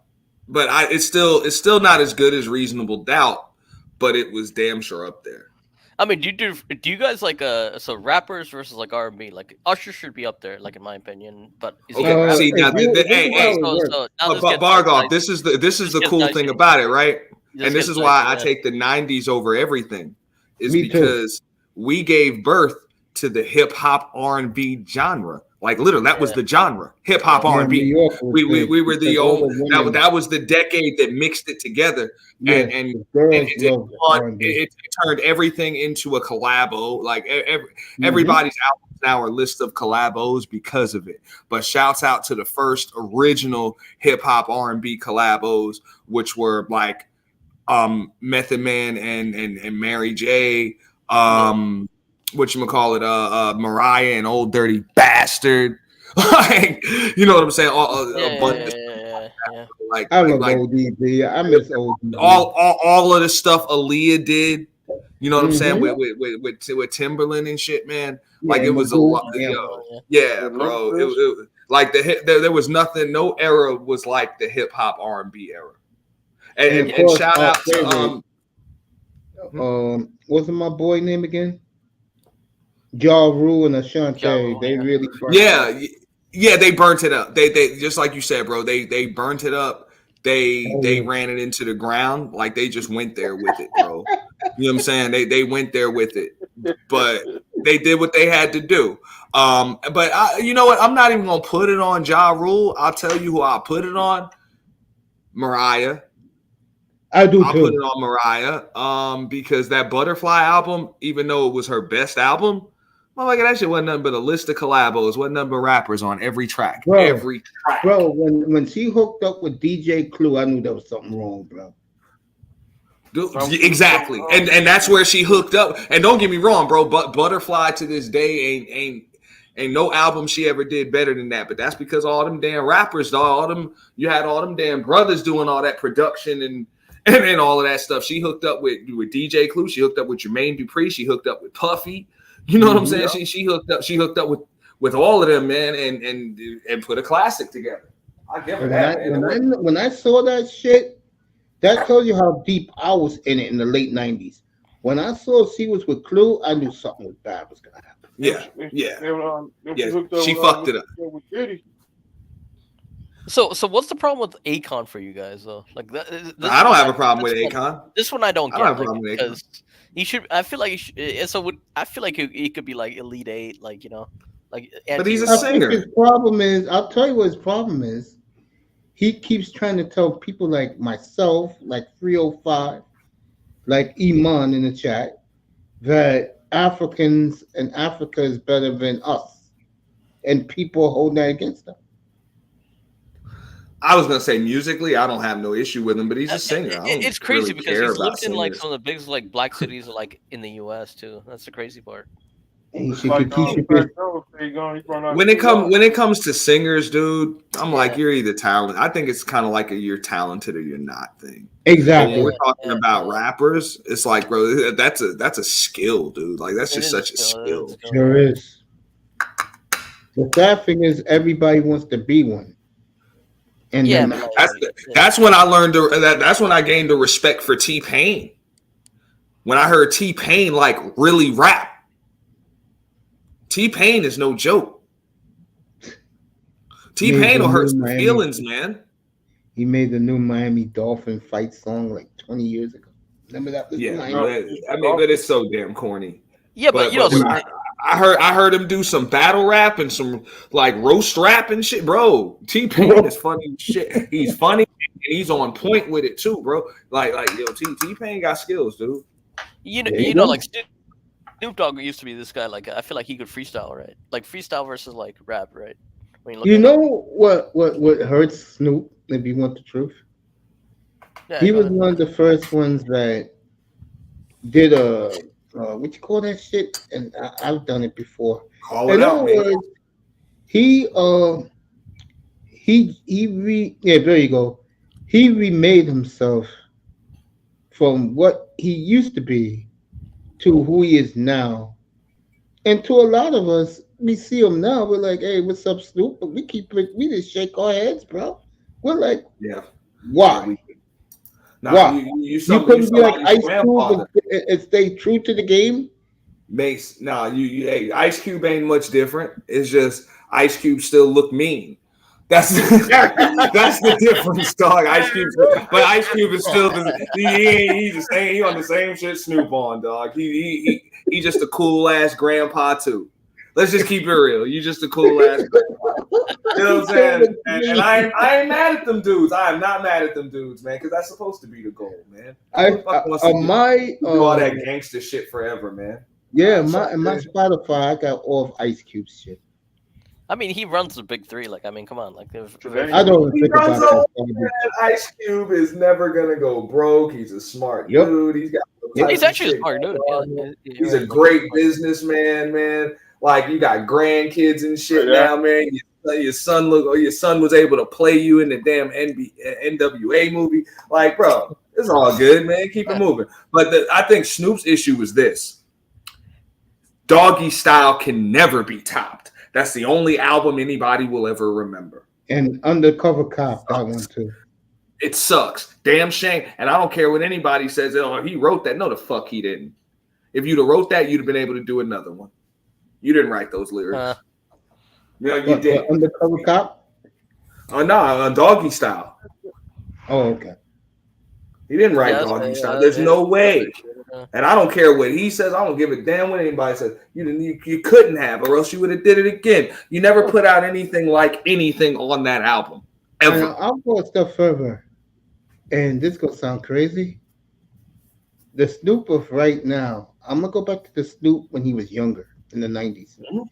He was always in Dre's, Q, and that little punk ass Eazy-E's shadow, bro. No matter what he did back then. They they were writing his rhymes, dude. I know. They was making him big. Yeah. They were writing his rhymes, and that like I said, ain't nothing like Doggy Style, dude. In my opinion, and I know everybody gives the Chronic all of the props in the world, and I give it all the props in the world, but I think Doggy Style was a better album. There you go. The Chronic. Ice Cube. The first Chronic. And I'll take Ice Cube's Death Certificate. Yeah, I would too. Ice Cube, Today Was a Good Day. That was a good song. That was on Death Certificate. Now, I also thought that the Chronic 2001 was better than the original Chronic. Wow. I had the 2001 Chronic. That's right. I did have it. I did have the 2001 Chronic back then. I thought it was better than the first Chronic, and I can understand why he never did another Chronic, because that's a tough one to top. Hey Mace, this is another stream idea, by the way. Like top 4 rappers of all time. Like, and I guarantee I did that a couple of years ago. No, you should do it like with like. Did you start with 64? It would be perfect for March Madness. Same thing with like same thing with like Logic. Hey, we start with 64 list of anything. Like same thing with like Logic, and like Logic Hobson, and stuff like that. It's crazy what like people can say. I'm just saying, well, when you go with top 4 rappers, of course, I guess I would have to go with Biggie. But like I said, when I gotta put them bar for bar, track for track, I'm going with Redman, dude. There you Yeah, go. So I haven't heard Redman, so I'll listen to Redman and I'll Yeah, come you back need to you on to. this one. You need I had his to. first or second. I think I had his first or second album. What about you, 305? Who's your guys, bro? Redman was cold back then. Jay Z, Nas, and Ain't nothing like Red Band. I I'm did gonna have tell. Luna. I All did right. have Luna, Chris. So Bargoff, listen to Muddy Waters. Muddy Listen to Waters. Muddy Waters. Yeah. And then right after that, listen to Doc's the Name. And then listen to the other albums whenever you feel like it. Doc's the Muddy Waters, you'll be like, yo, this dude is the shit. And Doc's the Name will just have you laughing your ass off for like 3 hours.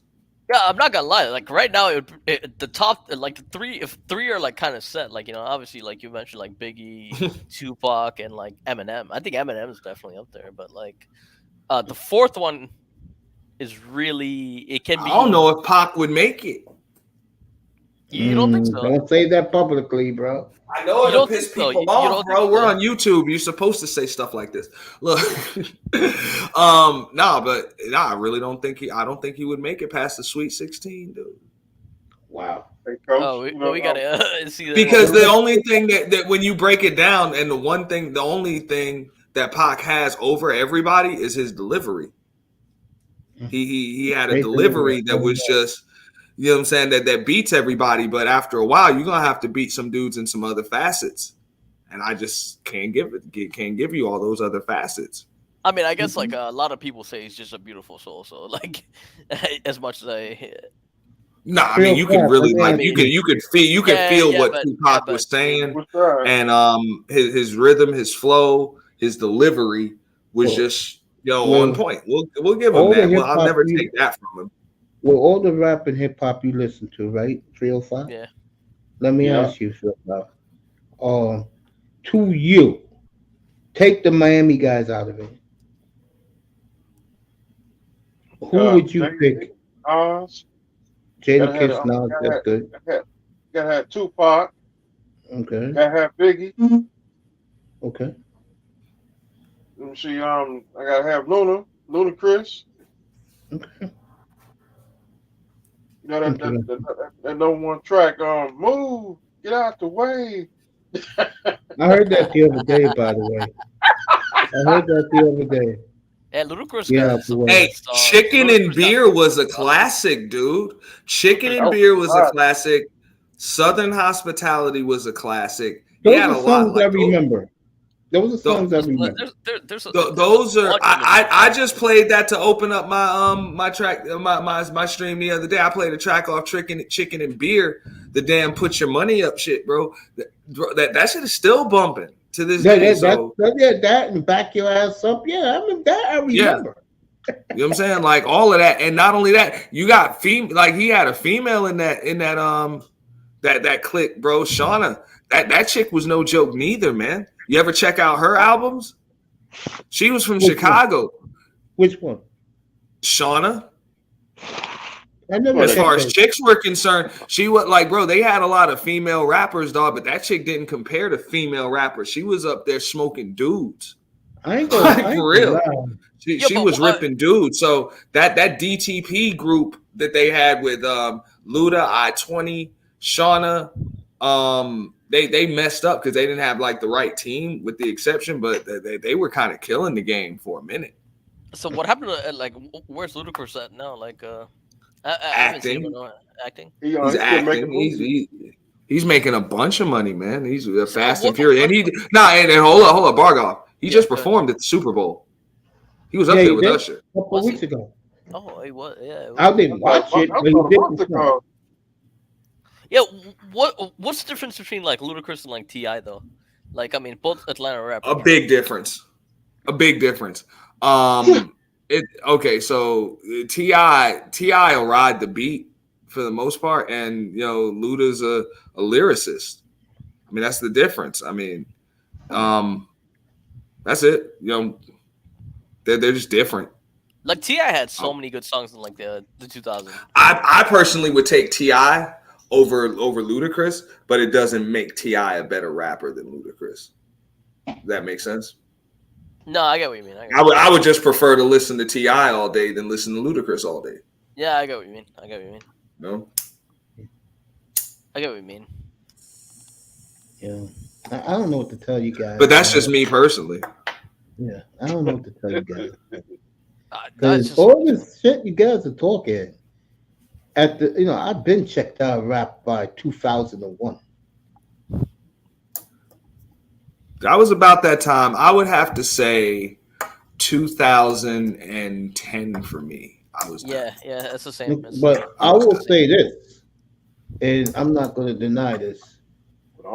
This guy's first 4 albums, Slim Shady's first 4 albums were fucking ridiculous. Yeah. But Mace, do you think anything ever topped Marshall Mathers LP? That's the No, one. I mean, Curtain Call was a good one too, by the way. Like with him. Okay, so you think Curtain Call was better than Relapse? There's some creativity that he had, man. Like because I would have. Matter of fact, you know what? I would have to agree with you though. Curtain Call, because I was thinking about Encore for a second. So Encore you're right. is Curtain another Call one. was Encore's way another better one, than yeah. On. But Curtain Call was better than Encore. Like way better. Yeah, I mean, yeah. I've had these I thought- albums we're talking about. No, his creativity was like something else. Like Eminem's was like. I mean, even like listening to the lyrics, like I mean, you're like, wow. Like That's what was cool about the G Unit radio mixtapes and shit. Because you never knew when Eminem would just pop up on the track or Busta Rhymes or some shit like that. Or you know what I'm saying? One of Aftermath's affiliates would just pop up on there to help him diss somebody. That shit would be funny as hell, man. I never listened to that back then. I was long gone. But even then, But it's I like, knew You don't remember the Hail Mary remix? Nah, I checked out hip hop by then. you know, Bro, like, when they all went in Ja Rule, it sounded like a regular. At first, it sounded like a regular G Unit radio diss, and then you heard Slim Shady go at Ja Rule, and then Busta Rhymes went at Ja Rule, and it was like, damn, y'all got smoke with him too. it's like D12, by the way. You like the D12, like The like 50 Eminem. Cent had for everybody. D12. Oh yeah, D12 50 had Cent some is classic underground shit. 305, bro. Yeah, it wasn't nothing like that, bro. Hell no. And I had all that shit back then. That's why I said that. 99. Hey, Yeah. that's why I say that shit killed hip hop. That gave birth to the 360 deals. That gave birth to the 360 deals. This dude literally went damn near platinum off of mixtapes, gave them away, and that's when it was like, yo, I'm not buying music anymore. Like, it was already getting to that point where we were just downloading our music, but we would still go to the store and get albums. Once the G Unit mixtape started dropping like every couple of days, it made no sense to go buy your music. Like, this is way better. Like, this is way better. You know what I'm saying? Like, I was driving down the street bumping that. When I would drive, I would bump that.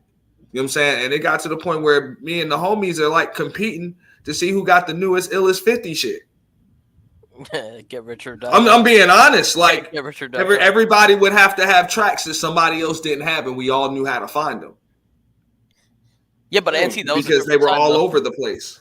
NT, those just like Mace said, because we were finding stuff from years ago, and we were finding other stuff that like didn't come out because he was just rapping over other shit, like other beats.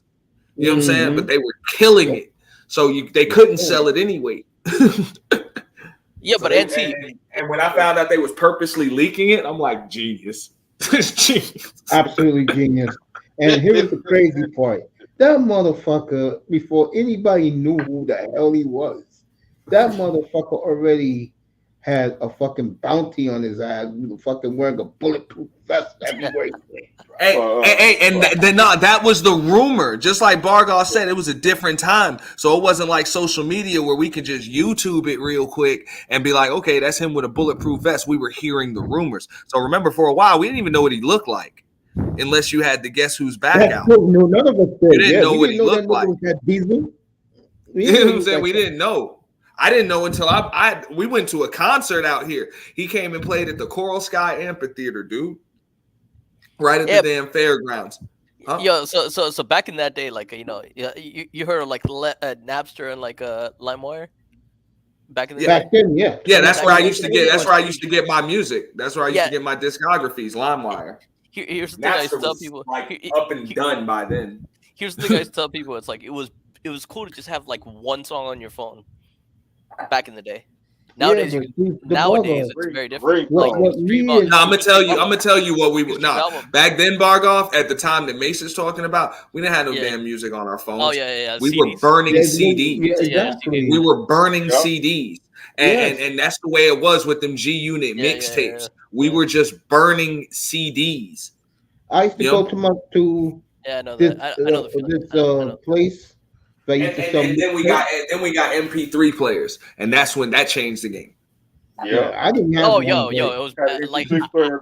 iPod was an actual thing back in the day. Like I mean, like the But before that, iPod it was the was like that, MP3 player, and when you just stick in the flash drive, whatever, yeah. and then good. Once you got that, and then the iPod did change the game. That Yeah, changed. but I yeah, the will say iPod changed everything. I remember like burning CDs like with like Usher like whatever. You know, he burn And, CDs. and listen to, that was the coolest thing. I had like the whole like CD. 305. You burn CDs, bro? Oh yeah.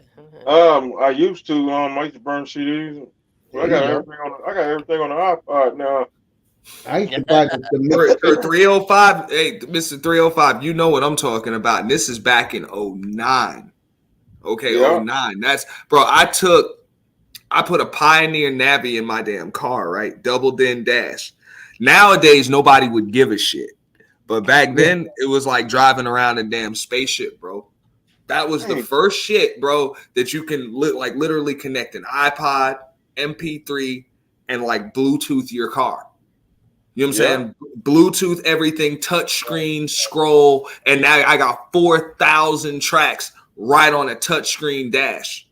Hey, car old as shit. Car's like 12 years old, and I got some futuristic shit on the dash with a custom kit, dude. You know what I'm saying? I paid like $3,000 for that shit, bro. Before the speakers.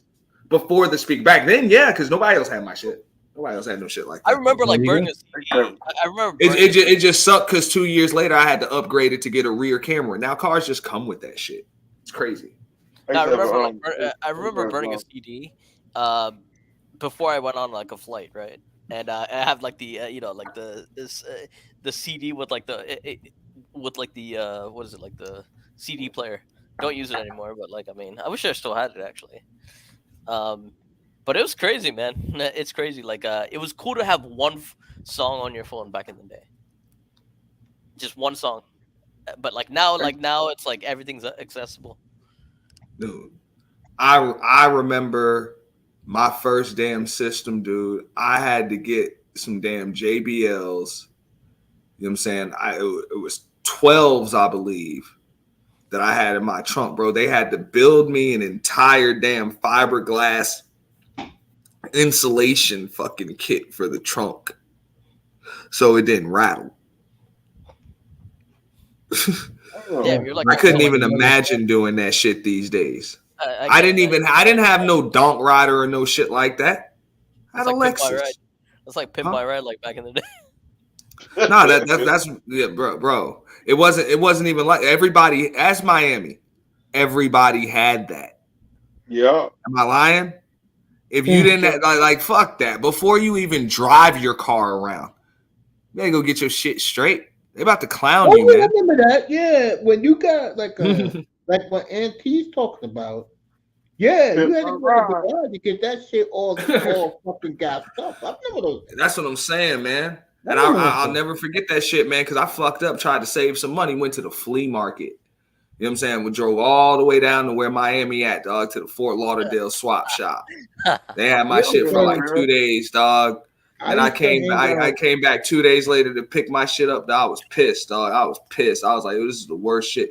And then I ended up having to spend more money, man, just to get that shit. But they caught me at the right time. They caught me at the right time because at that point I spared no expense. Okay, no expense. I was like, get it right. That's how I learned what to put in your shit and what not to put in your shit. Yeah. By putting the wrong shit in there. Because your speakers will go out. Yeah, and I'm gonna tell you why. The same reason why I was pissed. I'm like, I'm driving and I hear zzz. I'm like, what the fuck? You don't know? You hitting my ground wire? Not only will them speakers go out, they'll blow out your head and tail lights too. Yeah. That's what I'm saying. Because these people don't set up, man. I'll never take my car to a flea market again. You always take your shit to a professional. Always. There ain't no saving money when it comes to shit like that. Yeah. I learned that shit. True. Well, I would say I learned it the hard way. I learned it the expensive way because that shit literally stayed in my car 24 hours. If One that. thing in life, bro. If that. Especially us brothers, you can't cut corners, bro. and that's it. And I learned that lesson. Whenever you go and you're like you're upgrading your shit that's already there, you go in there and you ask, even if you don't plan on buying it, always ask them what's the best shit you got. Make them show you the best. You know what I'm saying? First and foremost, don't tell them how much you're trying to spend. Don't ask what nothing costs. Just tell them I want the best shit you got and make them show it to you. And then, if anything, compare some other shit you got to that. But always start with that. Yeah, no, Auntie's right. Like, and also, like, don't just like go in there and be like, yeah, I'm just gonna have it. For real, make them sell you some shit. If you're gonna not buy the best shit they got in the store, make them sell you that shit. No, like, for real. Like give yourself like 3 weeks. Give yourself like 3 weeks, whatever you like. Like, I mean, and be like negotiate. One thing I'm very proud of in my life, I never buy anything bootleggy, bro. If I want a mixtape, I'll go to the place that makes the real ones that are licensed, and I buy it. I don't buy, and this was big back in New York, back in the 90s and the early 2000s. I don't be buying those burned DVDs either, bro. Burned DVDs. See, now I'll be real. I used to have to get Mace. I used to have to get them, dude, and I'm gonna tell you why. Because when I got that right around that time, because that shit doubled as a DVD player too. So it was a DVD navigation system and touchscreen connected to the iPod and all that shit in the armrest. You know what I'm saying? It was sick. So you can just go to whatever. But either way, it's a DVD player. So what the fuck are you gonna watch in your car while you driving? Videos. No, that's all you can do. Videos. Music videos. So I would go to the flea market and shit, and all of the ill underground videos, the ones that can never be on MTV, they got like walls of them. You know, walls of them. So I feel where Mace is coming from. You want to support the artist, but I was bumping some exclusive shit. Here's the thing. I feel like all right. So Blu-ray like definitely changed things. Like Xbox, PlayStation, because they had that like DVD access. They changed it. Mm-hmm. But people say that about like porn back in the day, I guess. About what? Yeah, I mean that's what got revolutionized. It wasn't even just music, like that industry right there, bro. The way that's accessible like as DVDs, that is, like selling DVDs. Oh my god, they're about to regulate the hell out of that industry. I heard it was like massive back in the day, but no, it's no, it's worse now. It's as worse as it's ever been now. It's just too easy for anybody. Well, the problem is it's just too easy for anybody to get it. Is that many losers out here who have to watch? No, children are going to get it. Everybody, it's not that many losers. I can honestly say this on a stack of Bible. I have never watched a porn movie in my life. Thank God. Hey, and you're one of like 20% of people on Earth. I'm just being honest, though. That's what the numbers are. You're like one of 20% of people on Earth because most people have. I mean, I've never picked up a magazine. See, that's another one, like magazine, like pics. Like, look, I mean, it's gonna keep it's gonna keep getting bigger as long as people keep getting lonelier. Yeah, I totally agree with that one. Absolutely spot on, like right there, because so I guess like when you read CNN, and it's like loneliness is an epidemic, right? What's that going to encourage? Well, the thing is, everybody is living through that damn smartphone. All interaction, everything. So that pretty soon, I mean, it's only natural that people start having sex through it. Yeah, it's crazy, you're right. Man. Right. This disgusting. and it's Imagine crazy. if like Mace like went on OnlyFans. And then that's an oxymoron in itself, right? I just said it's only natural. There's nothing natural about it, but it's just the natural progression of things. What I'm saying is like OnlyFans, all that stuff. Like I mean, for the new generation, that's like the norm. Yeah. So let me get this straight. Let me get this straight. Fools actually pay hundreds to thousands of dollars to see some dumb broad do whatever they want them to do. No, with OnlyFans, they pay to interact with them chicks too. That's what I'm talking about. Yeah. Yeah. Bro, they get personal pics sent to them every day. They get good morning. Some of them spend even more money and they get even more stuff. Bro, you got chicks right on here, right on YouTube. I ain't even gonna put none of them out that literally got armies of simps. Yep. Like armies. I can name names right now. Some of these. You know what I'm saying? Hey, there's some of them been over here, bro. Them been over here to talk to you. You ain't gonna know about that. You ain't gonna know about that. I don't even know if I want to call them their client base because these dudes are like a cult. These dudes are like a cult, bro. I'm gonna make that a topic. I wish I could explain what the situation is. I don't know what kind of power these chicks have over these dudes, but it's deep. It's deep. It's like a pimp with a hoe, man. It's something that you'll never understand unless you're in the game. Mace, what else? Remember when I told you, like, the younger generation has networks we don't really get sometimes. Their networks are like very different compared to like ours. Like people in their 20s right now, like I mean, they're looking at like different stuff. I don't know what to say about that. I mean, people are extremely lonely, man. Yeah, and they have the world at their fingertips. They have the world at their fingertips, Mace, and they're surfing it. Yeah, I have never been lonely because I had hobbies since I was 13 years old. It makes you know what Discord is? Yeah, I know what that is. That's the underground network it's that like, you guys get together. Discord, Twitch, like stuff like that. Like that's like that's like the new generation stuff. Bro, but they use you understand? They use it really well. They use it really well, by the way, too. Bro, yeah, I could go on a couple of websites. Like right now, what is it like midnight? Whatever. I can go on midnight in the East Coast websites, whatever. A couple of chat rooms, and I said I could throw a party tomorrow night. It's a little later now, or I could find one going on tonight. Mr. Miami know what's up. I'll be there in 45 minutes. Yeah, ain't nothing, bro. Like right from the phone. Ain't nothing, bro. There ain't a thing you can't do from it. So it's only natural that that's just going to progress. It's safer than sad, but there's a lot of lonely people. People are getting, man. People are risking their damn lives for human interaction. It's bad. It's crazy. Yeah, that's the You part. You really need human communication that bad.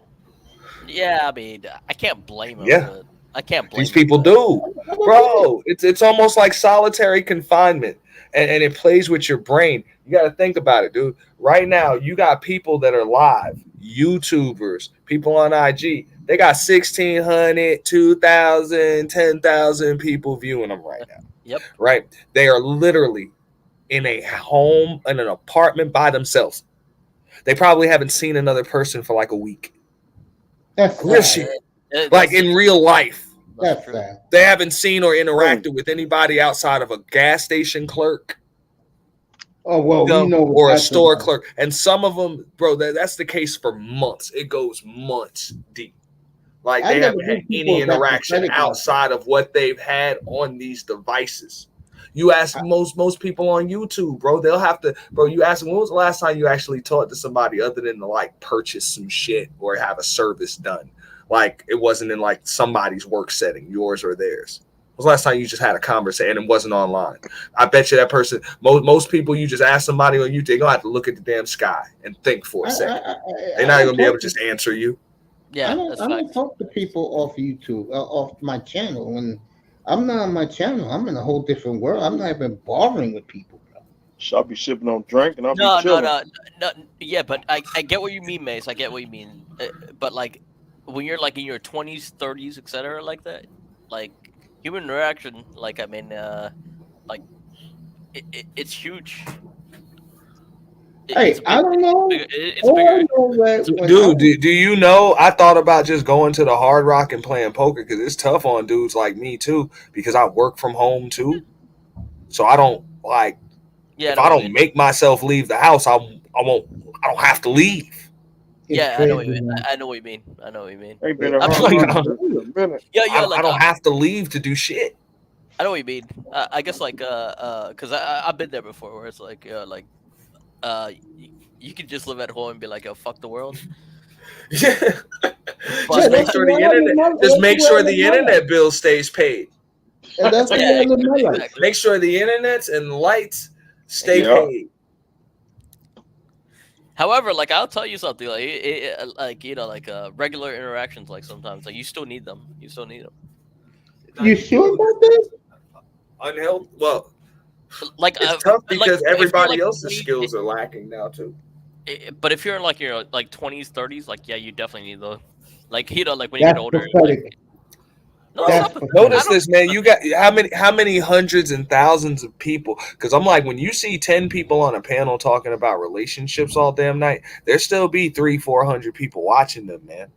Yeah, Those that's people why are I fine. doubt that. That's I the doubt people people are are chilling with their boo watching the damn panel. You people are usually by their damn self. Yep. Okay, Yeah, watching yeah, a panel, going yeah, back and yeah. forth in a chat box, trolling a chat box. Yeah, because that's No. fools for you. Yeah, But but this me, is on why I the other never get. hand, me, Yeah, on you the just other hit on the hand, head. I You don't just hit go on the into head. those rooms. You never see me in those rooms, thank the Lord.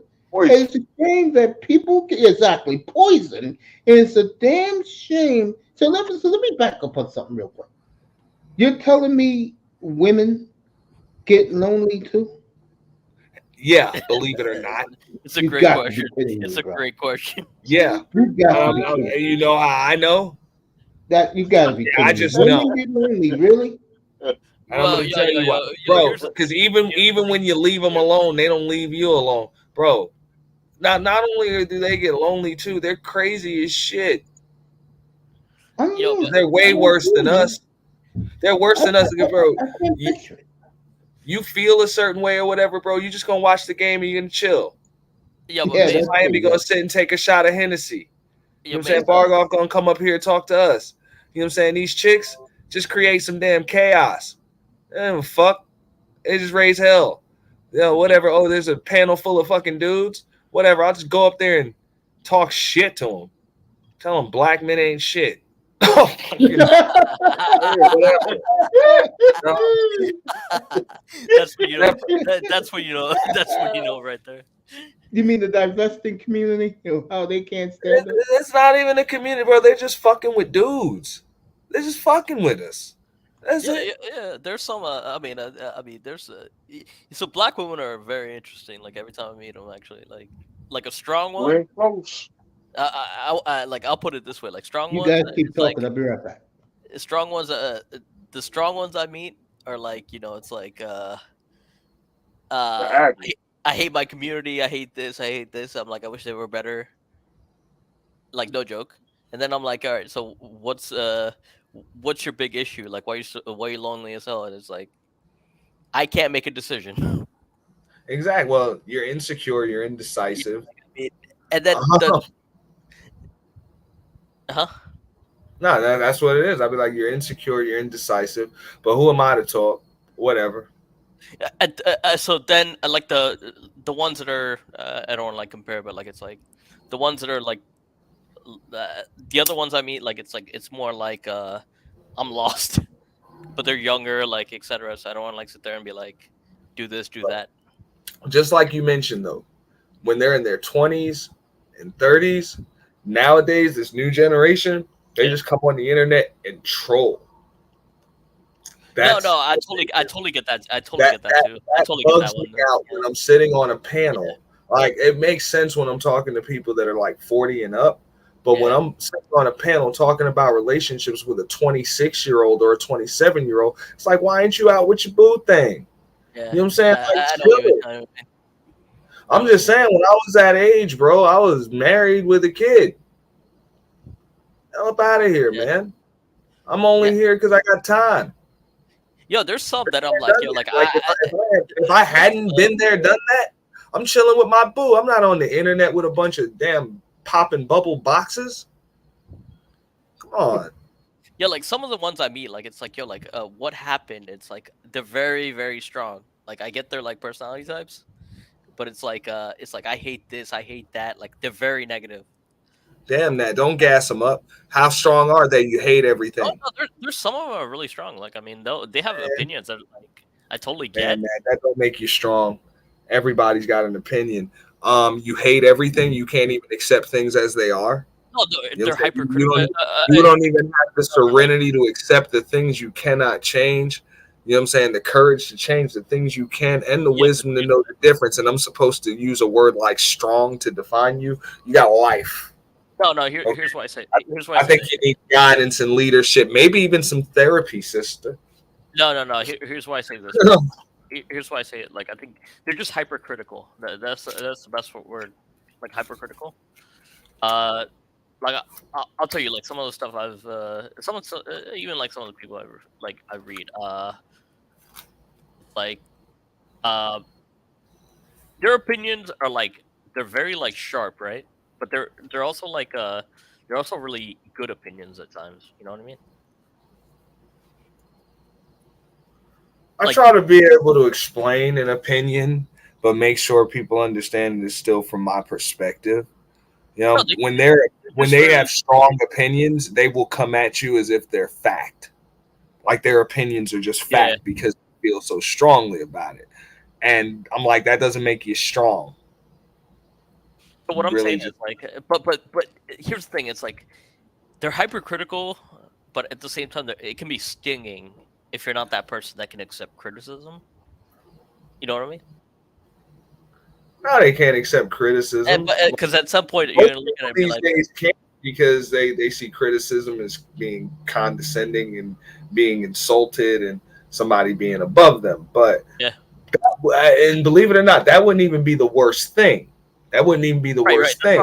If a lot of these women weren't so quick to, if they weren't so quick to criticize, just like you said, they hate everything. They got an opinion about every damn thing, this, that. But then as soon as you point something out about them that you don't like, now you're the worst piece of garbage in the world. You're abusive. All you do is put down women, blah, blah, blah. Exactly.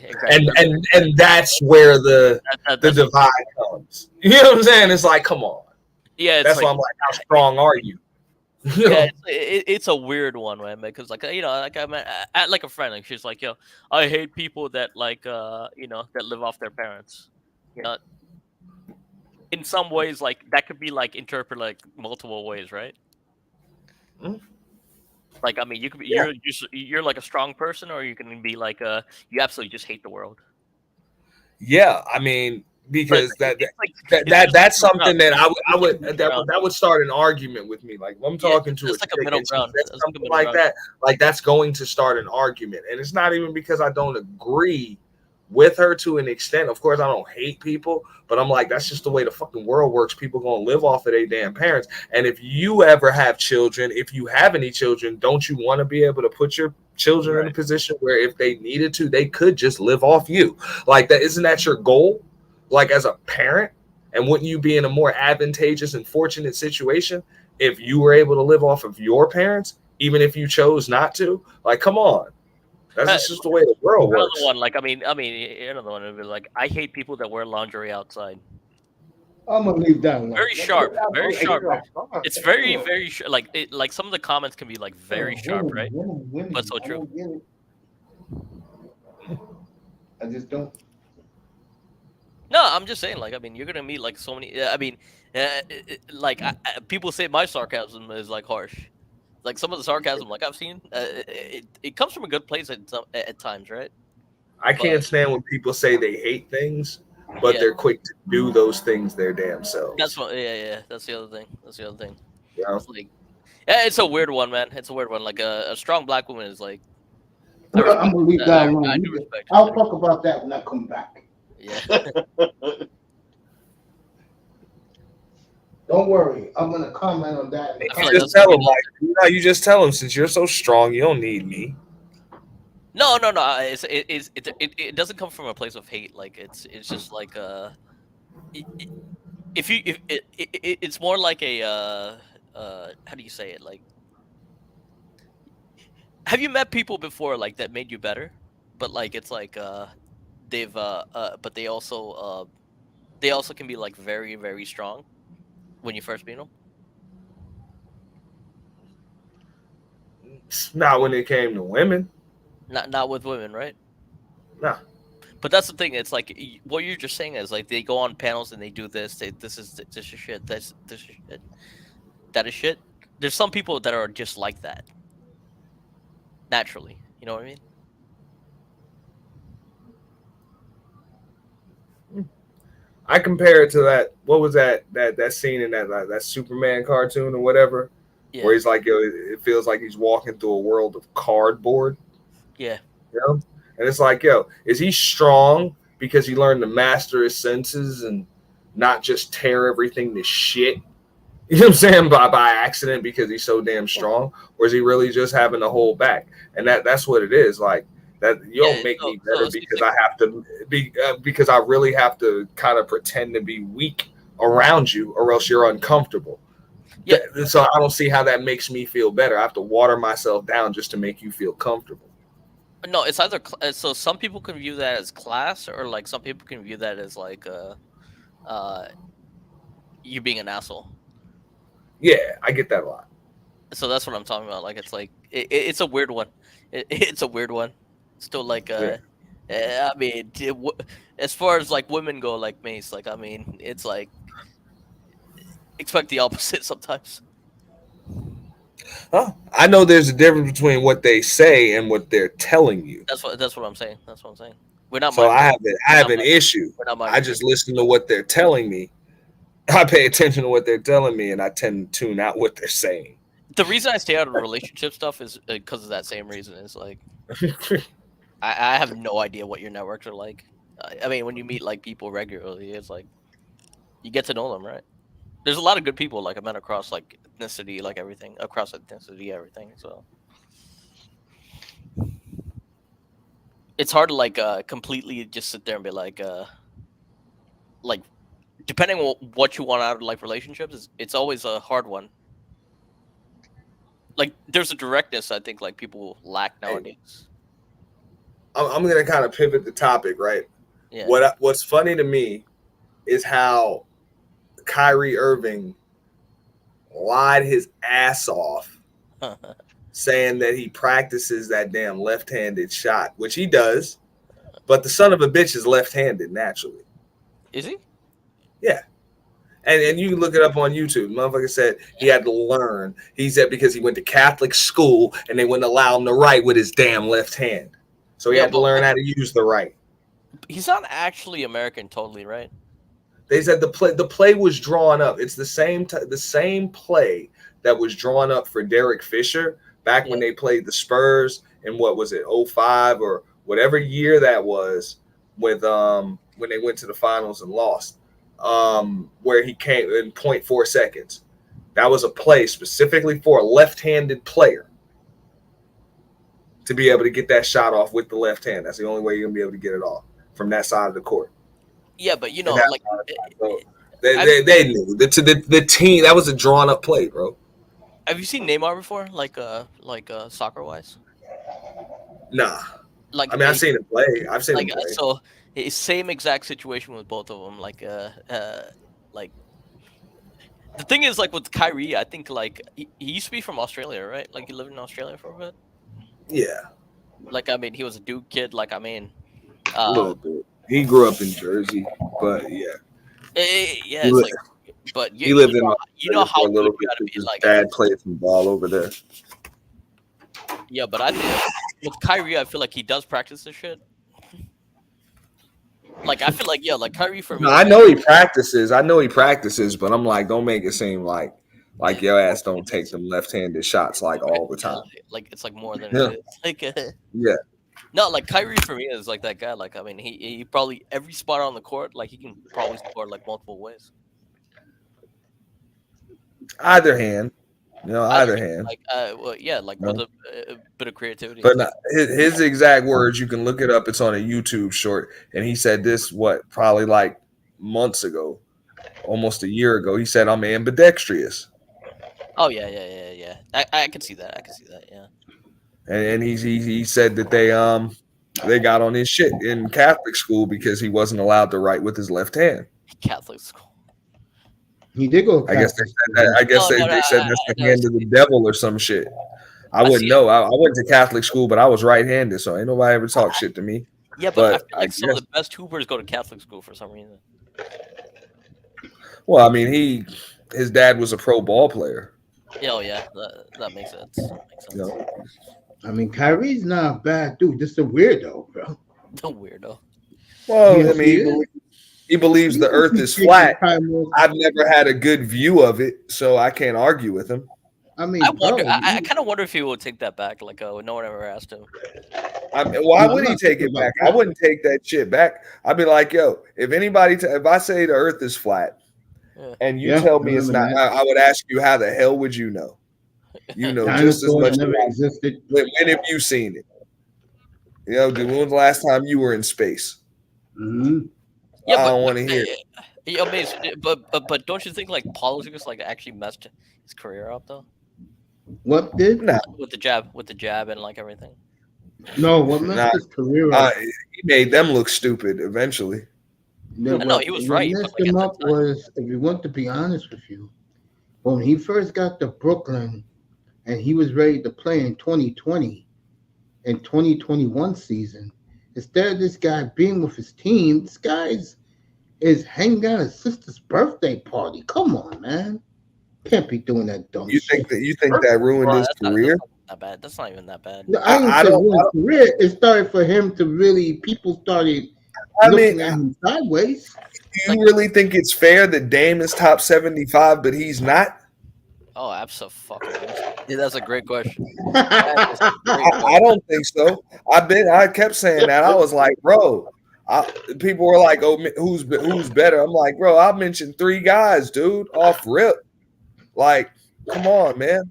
Well, you do know many years ago, Kyrie, Clay, Ginobili. Like, come on.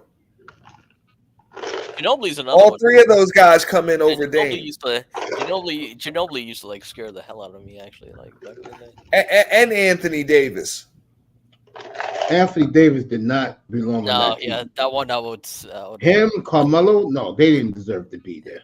I mean, you can't keep Carmelo off. It sucks, but you can't keep him off because he's the most decorated Olympic basketball player ever. That's sad, but he's known more for the Olympics than he is for the N.B.A. Hey, it's the Basketball Hall of Fame. Is he in yet? Huh? Is he no. in yet? No. Who's that? He'll get in next year then. He'll get in next year. Who you talking about? Yeah, because they lowered the He'll get in next year. Well, Dwayne Wade gets a statue next year. That's another one. Like, yo, so Dwayne Wade used to be LeBron, like, so 1-on-1. And I thought Dwayne Wade was nice. Wade. And I have mad respect for Dwayne Wade. Like, I mean, he was nice. What happened to Dwayne Wade was something I predicted, because I'll say it again, we have big arguments about it. If I had to pick, if I had the number 1 pick in the 2003 draft, I would take Wade all day and every day on Sundays. No, like Wade is so. If you could do it again, you would have took D Wade over LeBron James. Yes, sir. I don't know, bro. Remember, hold up, something Bargov said a couple hours ago. Hold up, something Bargov said a couple hours ago. He had to go to Wade to learn how to win. Because Wade didn't go to him. Yeah, but Mace, you don't know that. Then you're drafting dudes, dog. You don't know. Let me ask you a question, and I'm dead ass. I will admit, him getting old former stars and the referees helped him to win his first title. I will definitely admit that. But in reality, against Dallas, yeah, that's what I'm talking about.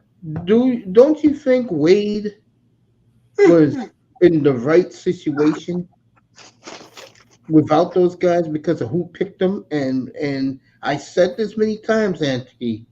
What Pat Riley, by the way, I wanted to say this all night.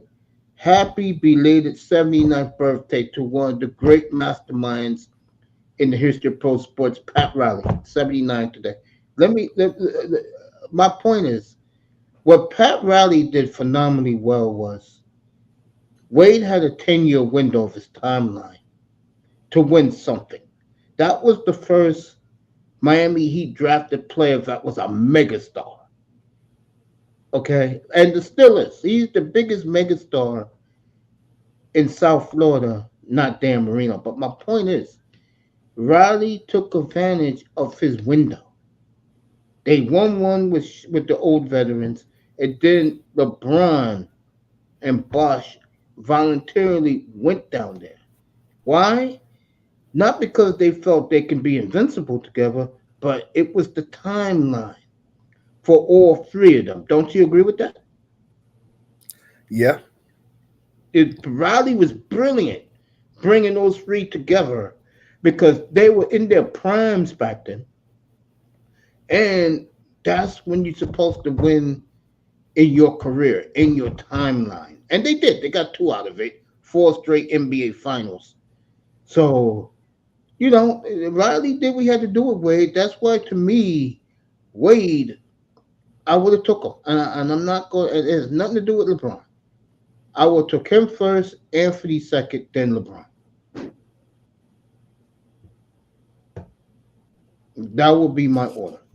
Even though LeBron ended up being an all-time great. I'm just saying. I ain't saying Anthony was better or Wade was better. All I'm saying is to fit my timeline to win. Wade was the player to take. He proved me right. You know what I'm saying? And it's nothing against LeBron at all. I mean, look at LeBron now. He's broken the records, but unfortunately for him, unlike Wade, it was greatness anointed with him. And he had all this shit on him. You know what I mean by shit on him? People calling him the greatest. Who's better, him or MJ? Miami's forever like Dwayne Wade County. Like, I mean, I'll tell you that much. Yeah, it is. Yeah, I know that. The one thing about D Wade, man, like I've seen that guy like do some incredible stuff. Like, I mean, all right, so 2006, like with the, all right, when he beat Dirk, that was one, right? Like he beat Dallas in 06. 06. Lost to Dallas in 11. The thing is, but he was still like the best player. He was still the best. He was still the best player of the trio in 11, though. There you go. And then this study. There you go. And then the other thing is with D Wade that I think like people recognize and people really respect. The guy really played through injury. Like it doesn't matter. Like he was fearless. Like I mean, that's why like D Wade he lived on the ground. Yeah, but D Wade, right? He did. Dude, but like I don't know, Anti 305 Bogo. I don't know who lived underground more, him or AI. Him, dude, without a doubt. He was taking shots just to like make those finals games.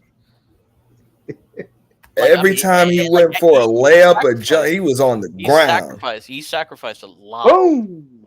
So that's why, like, I think people like respect like D Wade like incredibly. He sacrificed. A lot. You know why I fell in love with Wade? Because I saw him at Marquette. That's why. That's what I used to watch college basketball back then. Yeah. So when I saw him play at Marquette, I said, "Yo, this guy reminds me." And his personality is like, like he's such a unique guy, like likable. I like D Wade. Yeah, there's only one D Wade. Like, I mean, I feel like Dwight Howard should have had like the similar stuff, like in Orlando. Yeah, but Dwight Howard like to play Call of Duty. No. But Dwight Howard in like 09, like 08, like. Oh, but Dwight Howard said of his own mouth he likes to play Call of Duty. He never made himself better. Is that bad? Like, I mean. Yes, it is. I don't know. That's like a new thing. That's like a new thing. Like you gotta be in the damn gym taking free throws. I think D Wade, Dwight Howard. The thing that killed him was like I think he was made for like a small market. He thought he could be like he could go to a big market. Like I think he couldn't hide. He didn't realize the pressure of it. Like in Where did he Orlando, for go from example, Orlando? like we got Bankero right now. Like we got Bankero as a star, right? Where did Orlando trade him to? Los Angeles. So he was traded to the Lakers. Yeah, and then he went to Houston after that because like he couldn't deal with Kobe. Yeah, because Kobe punked him. Absolutely. Like I mean, it was a different. I wonder what Kobe Bryant said before Oh, he he didn't like passed him. away. He didn't like him. He didn't like him. God bless his soul. When the rumors started spreading about Dwight Howard, which sadly were true. But that's what I said. Like if the Chris Paul trade happened and they got Dwight, that's another. They would have had that 3-peat. Interesting. Like Lamar Odom was a good player. Don't get me wrong. Andrew Bynum was a good player with like Los I don't know Angeles. about Bynum, but I know Lamar Odom was a good player. You don't think Bynum was a good player? No. For another guy that should have been better than what he was. So like, you see that those Los Angeles teams, I don't know. Like looking back at it, like because I've seen them play, right? Like, but the Magic were like something else. But with D Wade, getting back to like the topic, like D Wade, the amount of stuff that he sacrificed, like there's a reason everybody like loves him. I think I have like an old D Wade jersey somewhere. Like now, mine is in storage, but I had one. Yeah, he was a good player. Like he was incredible. He's an all-time great. Yeah. I had a Shaq jersey from Anyway, 305, I love you. Right. With real No, you know the story. Let me tell these people this story. Shout out to people in IG, Instagram, Twitch, X, LinkedIn. I'm everywhere these days. When I always, you can check me. I'm the Dolphins. I'm the Hurricanes. I always wanted to jump on the Heat bandwagon. I fell in love with that team Wade's rookie year with Caron Butler and Lamar Odom and Brian Grant. So I come home one afternoon from work, bro, and I click on I think it was N.B.A. TV, and a goddamn diesel is coming out of the freeway. I said, what the fuck is this? When I found out that Shaquille O'Neal went to the Heat, oh God! I'm like, you better come on, ride this train. I said, hell no, hell no. I said, nope, I'm not gonna be on this ship. Better come on, ride your train. No, thank you. No, thank you. Hey, Mason, have you seen like what Shaq's up to these days? Shaq? Yeah. I know he's making mad. He's making millions everything he touches. That's what I know. So he's on TNT. Yeah, He'll be on tomorrow night. Yeah, like I mean, but entrepreneur-wise, man, what stuff he's done is incredible. Making millions. Like, yeah, everything he touches turns to gold, bro. I mean, so like it's funny because he has a new podcast on. He was talking about like the struggles of it, right? And he's like, "Yo, I lost my family and everything." I don't know if you saw. I saw that part when he said that. Yeah. And lost like his sister about a couple years ago. Oh yeah, he ripped. Who's our girl again? Auntie, the comedian. Hold up, what? He ripped what's her name about 2 or 3 weeks ago, man. The comedian everybody hates, the black chick. Oh, Leslie Jones? No, the one, that ugly bitch. Oh, Monique. Monique. Yeah, that's it.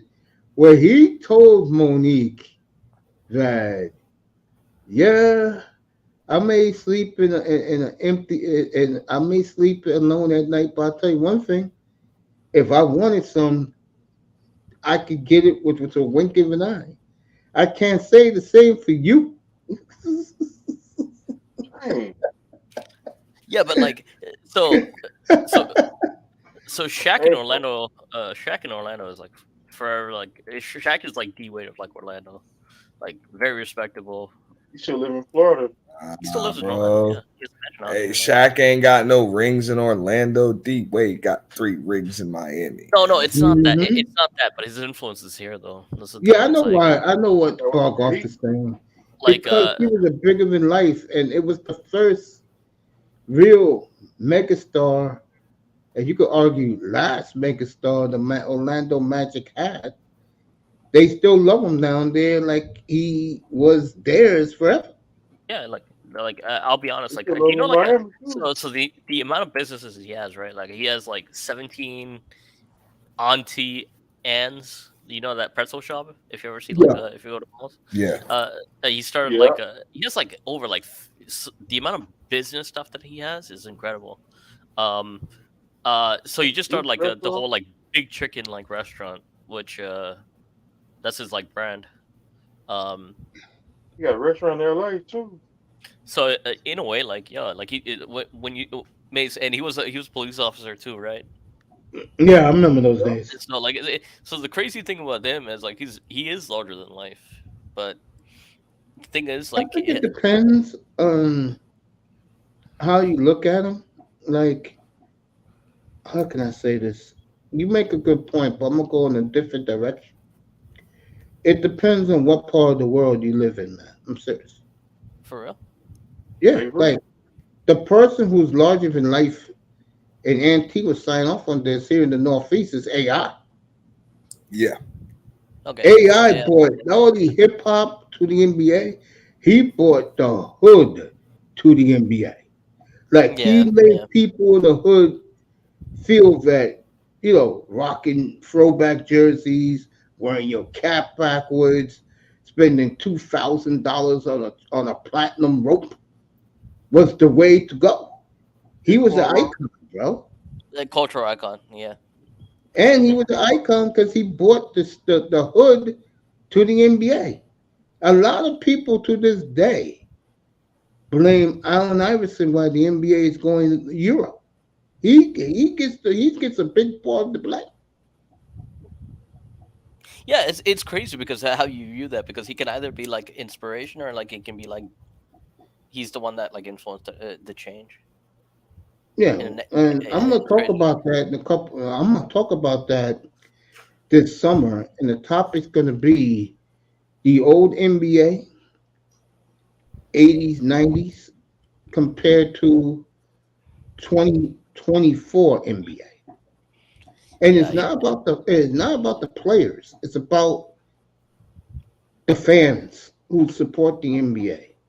Like I'll give a what they perfect matter. example of a dark secret of the NBA, and it always happens to this guy. When you have fans getting bold to go one-on-one in a fist fight with Westbrook, what do Yeah. that tell you? I saw that recently. Yeah, Did you see did you see the Miami fan that got kicked out of like the Pelicans game? what did he do? I don't know if you saw like the popcorn throwing like New Orleans wise. Like, Oh, No, I didn't see that. it's the same with like Isaiah Stewart, like another guy. Like, Yeah, and I'm gonna talk about that. Don't forget, folks. I'm getting ready to get out of here. Don't forget, folks. Next Saturday night, March 30th. Why is Michael Jordan considered the GOAT? We will do that show next Saturday night. next Saturday, yeah. That's gonna be a fun one. No, I test you in the clouds. I see that seed in. All right, but you already know what my argument is. That thumbnail will be up on Monday. I gotta hear this one. That thumbnail will be up. That Hey, thumbnail will be up Monday repeat, morning. three-peat. Get Yeah. you 6. Sorry. We'll talk about that next Saturday night. They're gonna say that's the only argument I got, and I'm gonna say that's the only argument I need. Let's I see. hit Auntie up the other night. And no, yesterday morning I hit him up and I said to him, bro, that was great. That was a great show you did last night, bro. And 2 nights ago, and I agree with Auntie with a lot he said. Because Jordan, see, I test was a kid, bro. He doesn't understand. Jordan and the Bulls were the 1990s, bro. They were better than any sitcom that was on regular television, any drama on regular television. The Bulls used to pull 40s in the ratings, and you knew the lineup. Orlando at 12. Orlando or the Knicks at 12:30. The Lakers at 3:00, and the Bulls at 5:30. That was NBC. Yeah. Do. Hey, Dennis Rodman was still like big. I feel like Dennis Rodman is another one like that's underrated, brother. But Well, we talked about this the other night up here. Like Rod Strickland, Dennis Yeah, Rod Rodman was Strickland, yeah. anti-establishment, and the NBA muted him. You think the NBA was happy this man was dressing in drag? I still find it funny he went to North Korea. Did you? Like, I'm not gonna lie to you. Oh, Like, because Soo Young Kim, that's his favorite basketball player. no, but like that guy, like he bought like Yeah, peas because in Rodman Subway. doesn't care. He actually he actually did some like politically, right? Like I mean, like Yeah, I prison told and stuff him. like that. What Like I was, mean, what so was Rodman that at? guy, you wanted like a unique person. That's a unique person. Yeah. What was Rodman at a couple of weeks ago? I saw. Oh, he was at Chris Chelios's retirement ceremony. He was sitting in the box. Rodman's got loads, Detroit like man. Red Wings defender. And Blackhawks, yeah. Look, He got, okay, so Bargov. All right, I'm gonna say this on my way out. Yeah. The whole other people might be better than Jordan. That was a good argument to make in like 1994. And then his jersey got retired. He retired. His jersey got retired. They built a statue, and then he came back and three-peated again. Yeah. he was the whole. Like he proved it. Like he's already proved it. Yeah. And that's what I'm saying. So if you weren't there, you don't understand the way we remember when it was a question, and then we remember when he just answered it. Yep. Facts. Yeah, but then you know They said that, Shaq was- and they would even say that like he no longer has to prove his point. He just adds to it at this point. You gotta Yeah, understand something, Paul Goff. I'll go a step further. yeah. I'm gonna say it. White America was the suburbanites were the ones buying the Jordans. White America adored Michael Jordan. You hear me? Adored him. Yeah. They worshiped the ground he walked on, bro. Bro, he didn't just come out of retirement and win a championship. He won 3 in a row. And to me, Utah Jazz In a was row.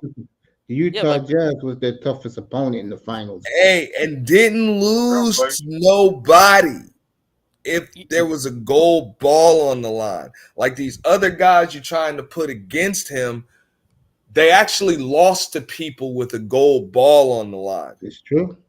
Kobe lost. I mean, we got LeBron to is not even a we got to look at this conversation. game though. More than once. Yeah, Some LeBron of not even a conversation. LeBron, if you're talking championships, he's the biggest failure, bro. I think Kobe and Shaq should be up there. Like I'm like, and but bro, at the end No of the day, way. you had chances to win as many, if not more, than Michael.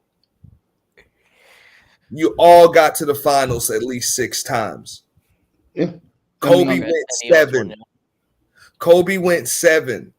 Yep. All right, so yeah, Shaq went what? 5 out of 3 6. with the Lakers, 4 Like with the 6. Lakers. He went 4 with the 4 Lakers. No, Yeah. 3 with the Lakers, and then 1 with Four. Miami. 4. They lost to Detroit. 4. They They lost to the Pistons. That's Oh, right. like 5. finals, He finals, lost to finals, Houston. finals, yeah. He lost to Houston, and he lost to he lost They to beat one more. I Dallas. think. Yeah. So yeah, he went 6 times. Yeah, he lost to Houston. He lost to Detroit. Same with Tim Duncan. You went 6 times. That's 5-1. We don't. That's- We're not that's going an to get The into Warriors, they went 6 times, but they don't have 6 rings. Nope, they only got 4. LeBron went 10 times, but he ain't got 6. Yep, They all not even had close. chances. Yeah. And LeBron his has championships 4 were out of 10 very for questionable. 4 out of 10 for LeBron. Yeah, very questionable. At the same time, though, like going. That's going all there I'm 10 saying, times is man. still- Going there 10 times is still like You but had just as many chances, if not more, and you still don't have as many rings as him. Yeah, and these people talk about him and Jordan. Give me a damn break. Now, let me say this for my argument. When it comes to greatness, I always measure him against Kareem because Kareem, for his era, he was the best player. It wasn't even close. So Kareem versus like Hakeem, like that's not even an argument. No, it's not. No, it's not. Are you kidding me? Like skills wise, like You got to keep in Different mind, players. Kareem Abdul-Jabbar used to be Luau Cinder. Okay, yeah. The And most they were pretty unstoppable damn shot good. Yeah, in and then he also history went to like of and we the also like NBA. counting UCLA and like everything, yeah. No. Well, I'm gonna say this because I saw this with my own eyes. Daddy, Yeah. I always love you up in the sky, bro, for letting me watch Bucks Lakers 71. When he totally destroyed Wilt Chamberlain, bro, that ruined Chamberlain's career. Because the media hated Chamberlain anyway. Because they looked at him as a bum. He couldn't beat Bill Russell. Then he lost to a one-legged Willis Reed. But then, yeah, I and he wish I loved would have that. seen that. Hopefully, I get to Right. see something like that in my lifetime. Yeah. It My wasn't mother the process. loved that. 'Cause my It mother's a wasn't like huge the Knicks fan. it wasn't But like in this. 71, I told my father, I said, Dad, I've never please, seen the Knicks win a title. I said, Dad, please let me watch this. And my father said, okay, go to bed early. Because back then, when LA played Milwaukee on back then ABC, those games started at 11:30 out in LA. So, You were on tape delay, weren't you? Yeah.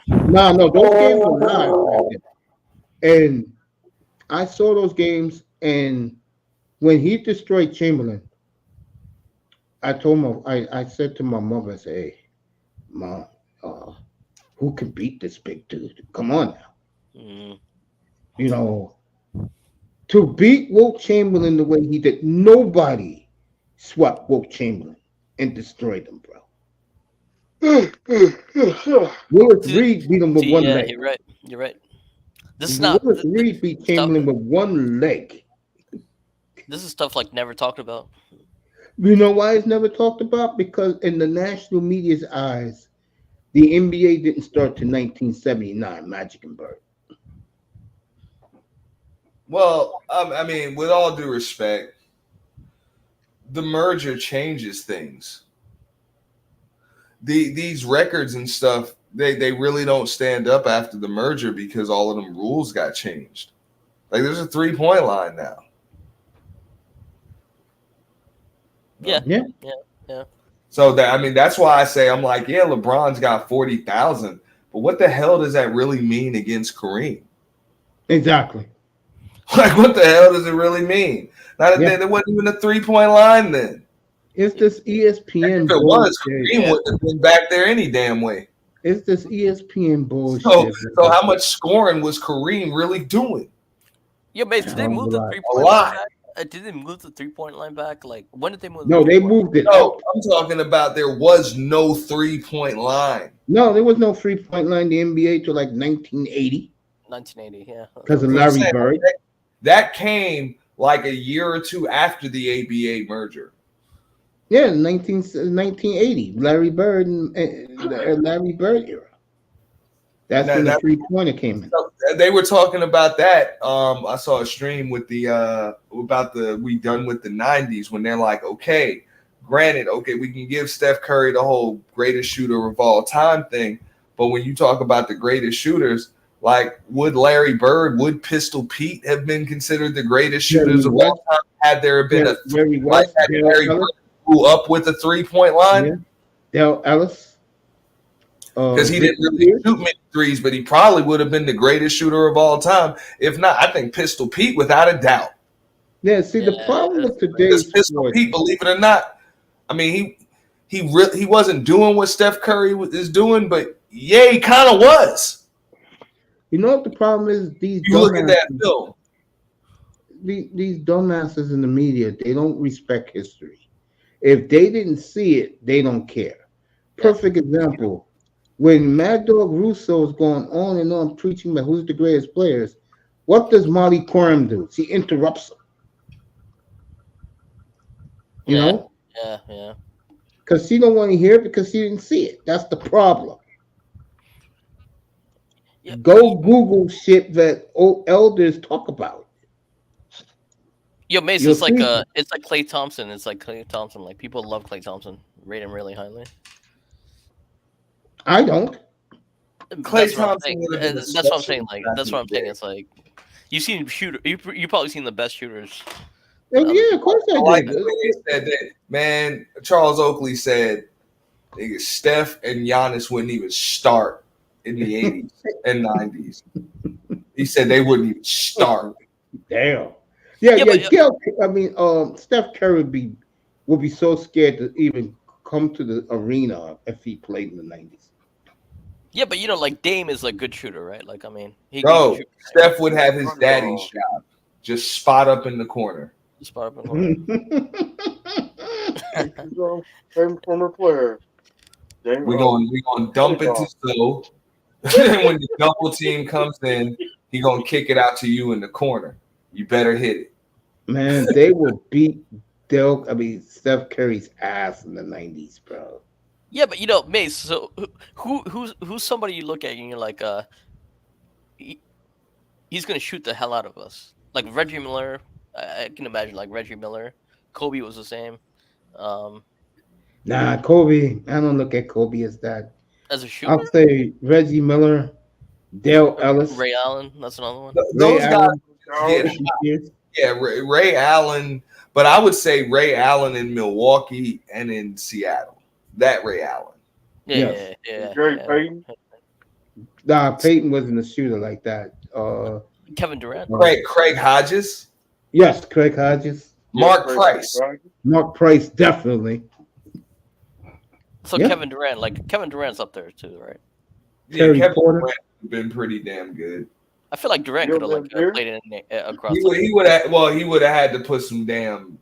He would have had to put some. He would be in the weight room with Tim Grover. He would be able to survive.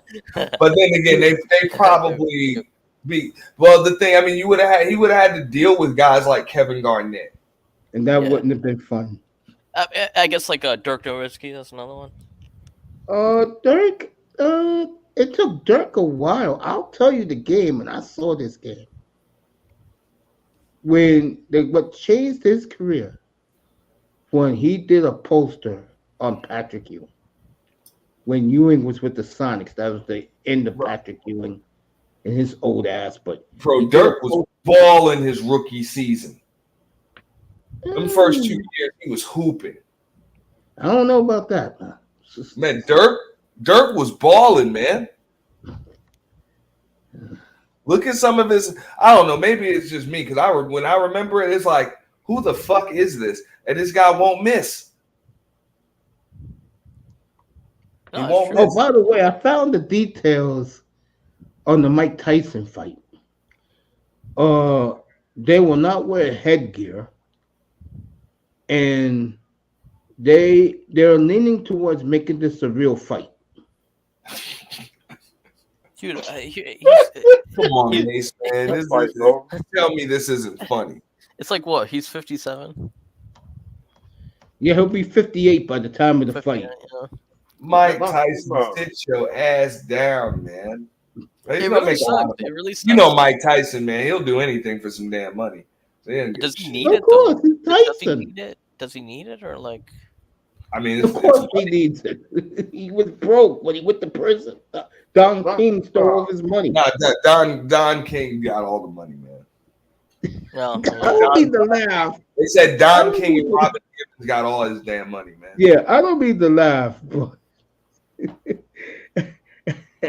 I'm laughing because how the fuck can you be that stupid to trust Don King? Because he's a great promoter. He promoted the fights. Hey, where does he live? I mean, Where does he live? because you're with Don King, you've seen more money than you could even imagine in your life already. Yeah, where does Tyson live these days? You know, at that point too, Mike just did what Customato told him to.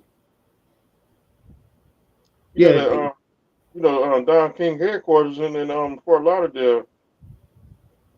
Yeah, I see it all the time.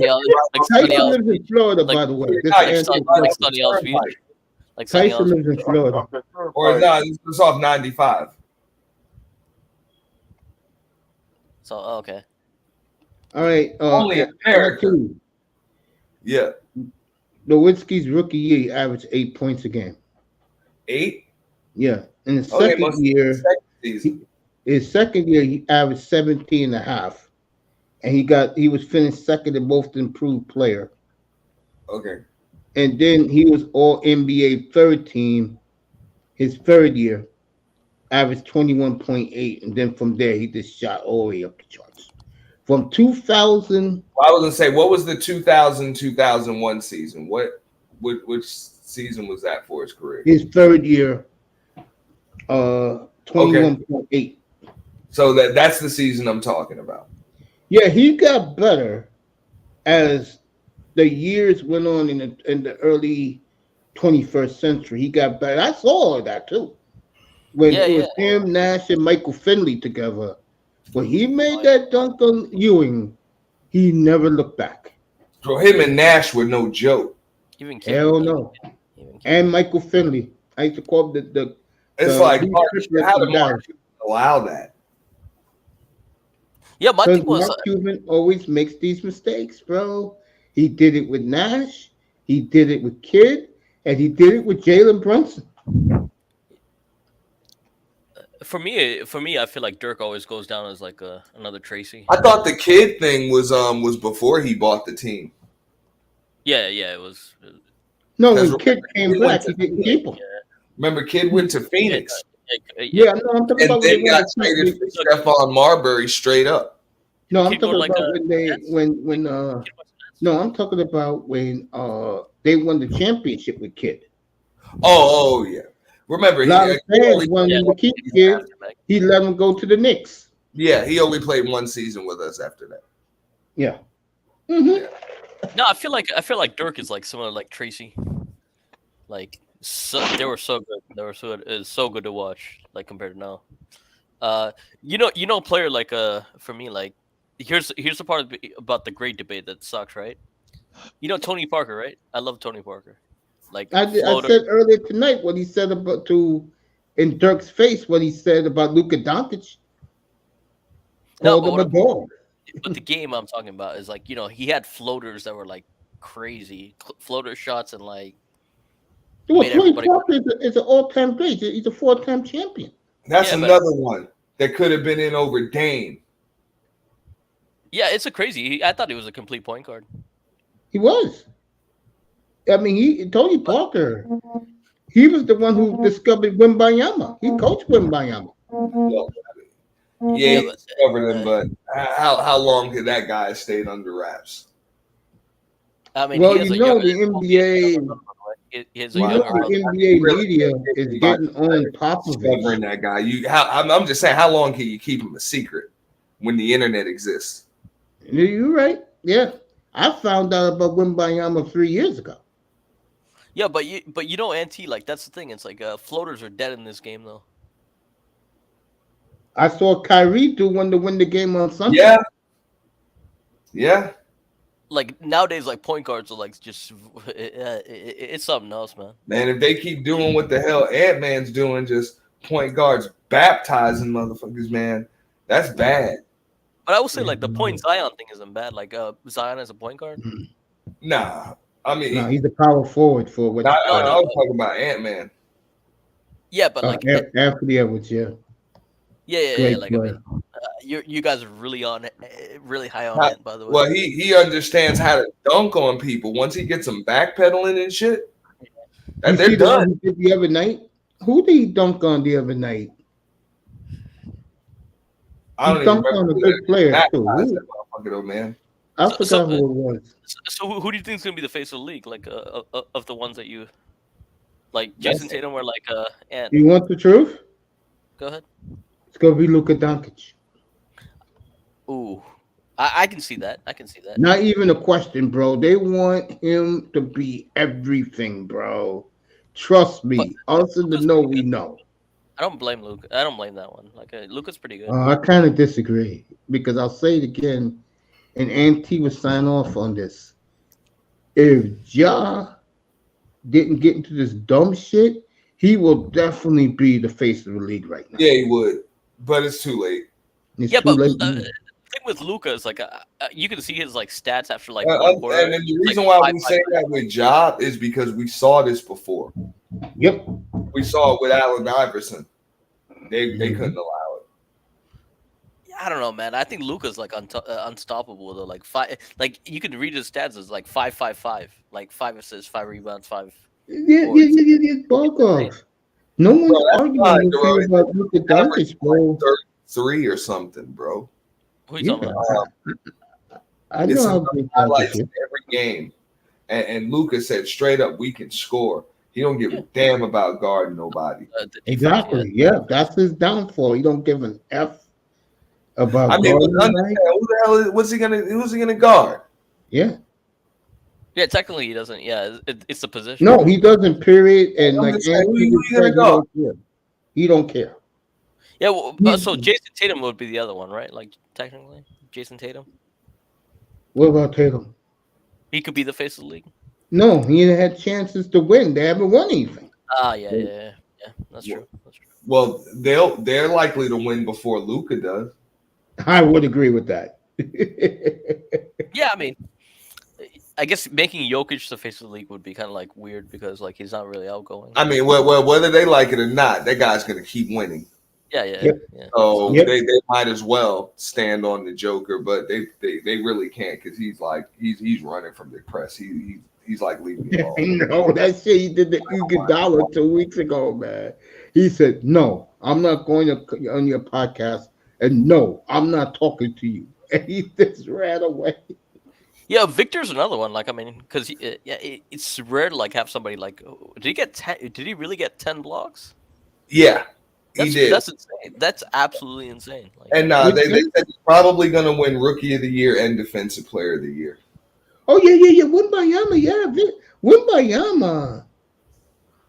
I take that back. It could be Wimbayama. But San Antonio got to get the shit together. Like, he's going to this might be the first ever, like, 10-time consecutive Defensive Player of the Year guy. I can see that. He might win it like 10 years. That's insane. If you can get like 10 rebounds, if you can get 10. No, I'm just saying legit. Yeah, I was talking about him up here a year ago. People thought I was nuts. Remember, Dwight Howard won it how many times? A lot. Yeah. Like 5 times or something, right? Yeah. A Defensive Player of the Year? I think it was like. I keep forgetting about Wimbayama. Ben Wallace won it like 4 times or some shit. Yo, that's that guy. That's another guy. That's him and like Rasheed Wallace, like so underrated. And Ben Wallace same is thing in with the like Hall of Tayshaun Fame. Prince. That He Detroit team. Why this Wemby kid can't win it 10 times? That Detroit team. Tayshaun Prince. I mean, goddamn. Outstanding player. Hey, let me ask you this, Auntie, both of you. Let me ask you this. I'm gonna go back to Wimbayama, and I apologize to him because you forget about him because the team ain't doing anything. Yeah. But when I see his highlights, man, I say this is exactly who I said will be the next wonder of the world, and he's gonna win big once Popovich puts some players around him. You know, but I think it's going to be either Doncic or what's his face, Wembayama is the next face of the league. And I'm gonna tell you right now, if it's one of those two, the media is gonna be hating on it, bro. But how can you hate on it? They're better than everybody. You know who's gonna be their fight? Like the guy who uh, is gonna be their fighting point, even though they don't want to do it. It's gonna be Ant-Man. It's gonna be their fighting point. I don't know how we forget about Ja, man. He's falling off, bro. And Zion, bro. If you, man, those guys are pretty good. Zion, his problem is it took him 5 years to finally play a season. He has a lot of controversies, though. That's the Yes, issue. his baby mamas, the strippers he been with, all that goddamn fried chicken he used to eat and be a fucking blimp. Yeah, but dude, everybody forgives a winner. Gotta win. All the kids got to do is win. All I know is this: Zion is rehabilitating his image. I think it's gonna take a while for John Morant to rehabilitate his image. Because I keep saying it, bro. The only reason why we're talking about Shea and we're talking about Anthony Edwards is because they're winning. Exactly. That's what I tried to tell Barkov 2 nights ago. Hey, Joel Embiid. Embiid. So Joel Embiid should be up there too, and Giannis too. No. Really? Everybody knows he's a loser. Yeah. All that guy cares about. He's You looking heard the for latest one they're dogging with, Auntie? Giannis The already has a latest chip. of what they're dogging Embiid about. Giannis already has a chip though. I've been dogging him about crying after every damn. Oh, you're gonna love this one, Auntie. Man, He always is going to crying. play. Get this, in the Olympics this summer, he is playing for Team USA. Oh, he got his citizenship. I knew it was coming. Everybody says I mean, how can you be mad? Olajuwon did the same thing. I never knew Olajuwon played for USA. Olajuwon did it. He just didn't do it in the Olympics. Yeah, this clown. This is an But, interesting but topic. he did it. He did it in the World Championship. Yeah, everybody is now saying, bro, the only reason why he went to Team USA because it's an easy gold medal for him. So where else would he go? Like, what's the other nation then? Well, I think the league wanted him to do it too. No, what's the other nation he could have represented? Wherever the hell he's from. Cameroon, Nigeria. Yeah. It's probably Cameroon. But they don't have like. Well, no, their national team Where's is he from? Like, because he went to because he went to Kansas, didn't he? No, hold up. He wasn't able to play for France. It was some other country he was going to play for. There's no way. Like, so that guy went to like Montverde. That's around here. Well, remember Serge Ibaka? Serge Ibaka suited up for Spain. No, Yeah. so Montverde is the big like basketball academy around where I'm at, like school wise. Like He'll be playing for Team USA. They're saying that LeBron and Steph Curry are going to play. I don't think they're going to. I think they're going to back out. yeah, because he went to Kansas and then like I think he sat out, and then like he came in like the league with like an injury, but so he could have like been like Cameroon versus like US. Bro, you got a bunch of dudes on these damn national teams that have been playing with and against each other since they were like 12 and 13 years old. Okay? And they know how to play basketball. They're better than Team Canada could be a threat. I can tell you that right now. So and I don't even like the way the US is like we need to bring in guys that are damn roided up and super shooters and stuff to be. Come on, you shouldn't have to do that. Oh, we need Kevin Durant and we need Steph Curry and we need LeBron James. Like, come on, dude. That's but my issue with this is right. Like, it should be a privilege. It should be a privilege, like basketball. It should be a privilege, like representing your country, though, right? If you're like from here, like so. Without a doubt. So some of those teams, like so Kevin Durant's playing this summer, and I think like every once in a while, like you have to go there and win it, like especially gold medal wise. Did they win the last one? No, No, they ain't even medal. that like we lost what? We lost what? We I lost know you can bronze. throw that We lost bronze last year, like at the games, right? Like, Well, now if you talk about the Olympics, I think they might have medaled, but yeah, I don't. It Olympics. wasn't gold. But I mean, we got to get it. I mean, Man. it's huge. Everything Though. gotta be gold, man. God damn. It got to be. I mean, it's the 'cause United States. we have to show up like at basketball. Like, I mean, in France. I mean, So it's huge. come on, man.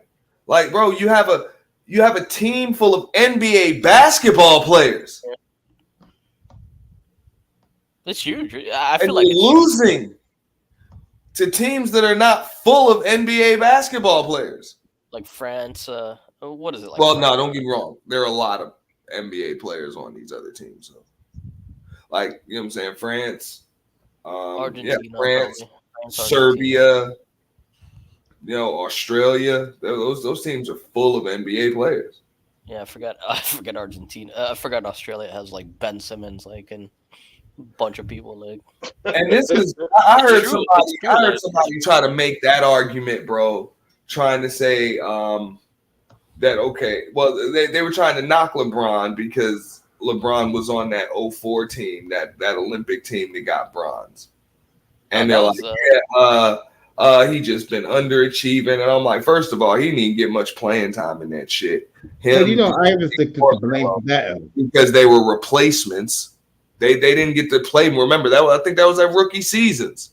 That was like the summer of their rookie season, so they didn't get much playing time. And on top of that, they're like Argentina didn't have NBA players. I'm like, yes, it did.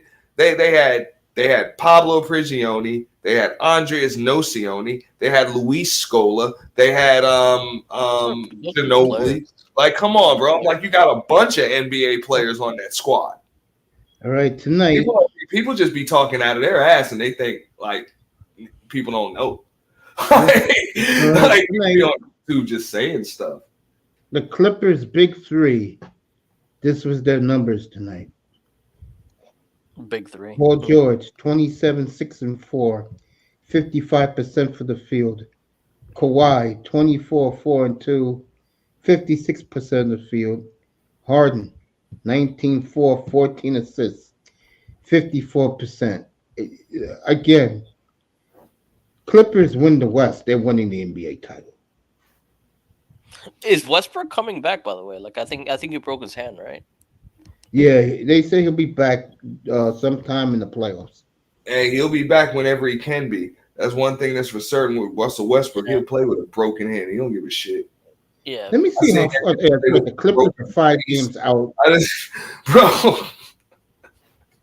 Like the men's. Yo, where are they in like the rankings? Actually, are they in like the playing game or? Nah, hell no. The Clippers are like what, like number 3 or number 4? 4 in the West. 4. Oh yeah, I mean they're good. They're situated well. They're better than Phoenix. No, Phoenix is. You're gonna love this, and this is gonna make your night. Phoenix is 8 now. Yeah, and the Warriors and Lakers are like 9 and 10. 9 and 10. Yeah. Sacramento's up to 6 now, making a charge. I told you guys about the game. Where's New Orleans? Did New Orleans get to 5? New Orleans 5. Yeah. So do you expect like I feel like Mavericks are gonna get like 6, but like I mean, nah, I don't think the Mavericks are gonna. Bro, I think that the Warriors are gonna do what Dallas did last year and just pull the plug.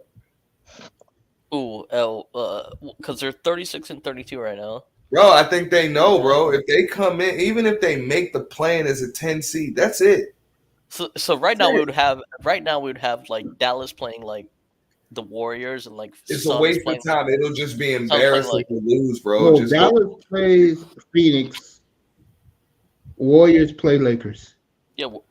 Yeah, that's it. And it will be like a 1-game playoff, right? Yeah. Wait. How? I thought it was like 7-10. No, 7-8 is 7-8, 9-10.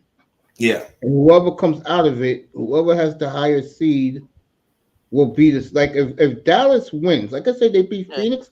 Dallas is 7. All right, so bar golf. I had to figure out how this works, right? Okay, so Yeah. 9 plays 10, Yeah. 1 game playoff. All right, Yeah. 7 plays 8. The winner of that just automatically seed. the 7th seed. Yeah. That's what I just said. I get that. So Yeah. 7-8 Automatically gets the 7th seed, and then though you know what I'm saying, the winner of the 9 and 10 and the loser of the 7 and 8 have to play a 2 out of 3 for the 8th seed. Yeah, 2 out of 3. 2 out of 3. That's right. Yeah. It's boring basketball. You know, I'm not covering it. No, but those are good teams, though. It might get interesting when you're like, that's a cool scenario to get in. But I could care less about the old ass Lakers and the old ass Warriors. Bro, that's what I said, bro. The Warriors are gonna pull the plug, bro. I don't think they're even gonna bother. So is Chris Paul not coming back this year? Who? Chris Paul. He's healthy now. He got hurt again? Yeah, No, yeah, I mean, so like the Warriors were like depending on that guy, right? Yeah, I saw him the other night. He was playing good off the bench. You know what the problem with the Warriors is? Lack of size. They never needed size though, like what they're like shooting at. That was then. This is now. They used to have it. Who's the had new balance when they had Azili, they had Festus, they had of course Kevon Looney, and they had Andrew Bogut. And the same is going to happen to Boston when they play the West for the championship. Because if you really think old ass, I'm always on the disabled list, Porzingis is going to win you a championship against our good boy in Denver, you got another thing coming. Well, no, I mean they're depending on some other guys, but I think they're depending on Porzingis to spread the floor. But I agree. I'm like, I don't know, bro. Yeah, but you know the crazy thing with like Memphis, right? Like you're right. Like if Ja was healthy like the entire year, that team would have been in the playoffs. If Ja never did what he did, they would probably be. They would be with Oklahoma City and Minnesota. Also, yeah, I was gonna say they probably have a number 1 seed in the West. Also, if they didn't trade, what's his name? Who's the Canada guy? Bro, if Ja was there for the first 25 games, yeah, and healthy, yeah, because that was the thing. Like, and right now, you see the number 1 seed. Well, Denver's the number 1 seed now, right? Yeah, Denver and Oklahoma City are top. So I'm not gonna say they have the number 1 seed, but wherever Minnesota is, I think that would be Memphis. I'm gonna play it right now, and I disagree with you. I think the one thing in the NBA that has happened, and I've been saying this, the emergence of Chet Holmgren with Hilligus Alexander has lifted Oklahoma City to status of what they would be. But the number 1 thing, and none of us saw this shit coming, how much of a monster Anthony Edwards is now. He has made the biggest difference, in my opinion, in the Western Conference. Yeah, so I still have OKC. Hey, Minnesota said it though, bro. When they worked him and they worked Wiseman, they bro, he's the best player, and it's not even close. Yeah, I still have OKC winning it. I still have OKC winning it, like the West, but personally, it's not going to be easy to come out of the West. I'll tell you that right now. If you have that faith in them, okay, but yeah, when it's like that, you got to go with the Nuggets because they have a mismatch. You see my brother right here, number 27. With the mismatch, him and Jokic ain't going down easy. The dude with the green shirt on, he going down. Yes, he is. So like on the East, I mean, I've seen this story like so many times where like Milwaukee last year, like look at Milwaukee, like it's they focus on the regular season. They were the only team I believe that can give the Nuggets some problems is the Clippers. Well, they have 4. If they get 4 superstars, that's like it's hard. That's gonna be hard. That's why I said the Clippers win the West. They win the NBA. I think any team that comes out of the West is going to win the NBA title. And the Mavericks, I think, is like the reason I say it is like you have 2 really good players. So what you're saying is you think Kawhi Leonard and Paul George would punk Jaylen Brown and Jason Tatum? Easy. Okay. Yeah. That would be fun to watch. Probably. You know why? Kawhi holds the trump card. He knows how to win championships. So what's wrong? So why is why are people like down on the Bucks? Because the last 3 years they choked. Bro, they really can't guard nobody now. Yep. Even with like Patrick Beverly. No, I mean their team is just not in a better situation than it was in last year. You know what hurt them too? I'm gonna tell you. When Like they they lost, not get better with that move. when they lost PJ Tucker, that hurt them, bro.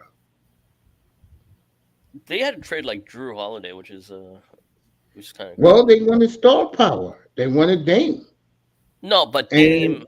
I mean, I love you, Milwaukee, for taking that $240 million off our books. yeah, but I mean, You always Portland. gonna- you always gonna- Portland you didn't always really gonna put get around Dame trailblazers. completely. Again, what we Thank got in that trade for him, all the assets we got. Yeah. Thank you for getting that $240 million off the books, Jimmy Haslam. And you got a couple of decent players out of it too.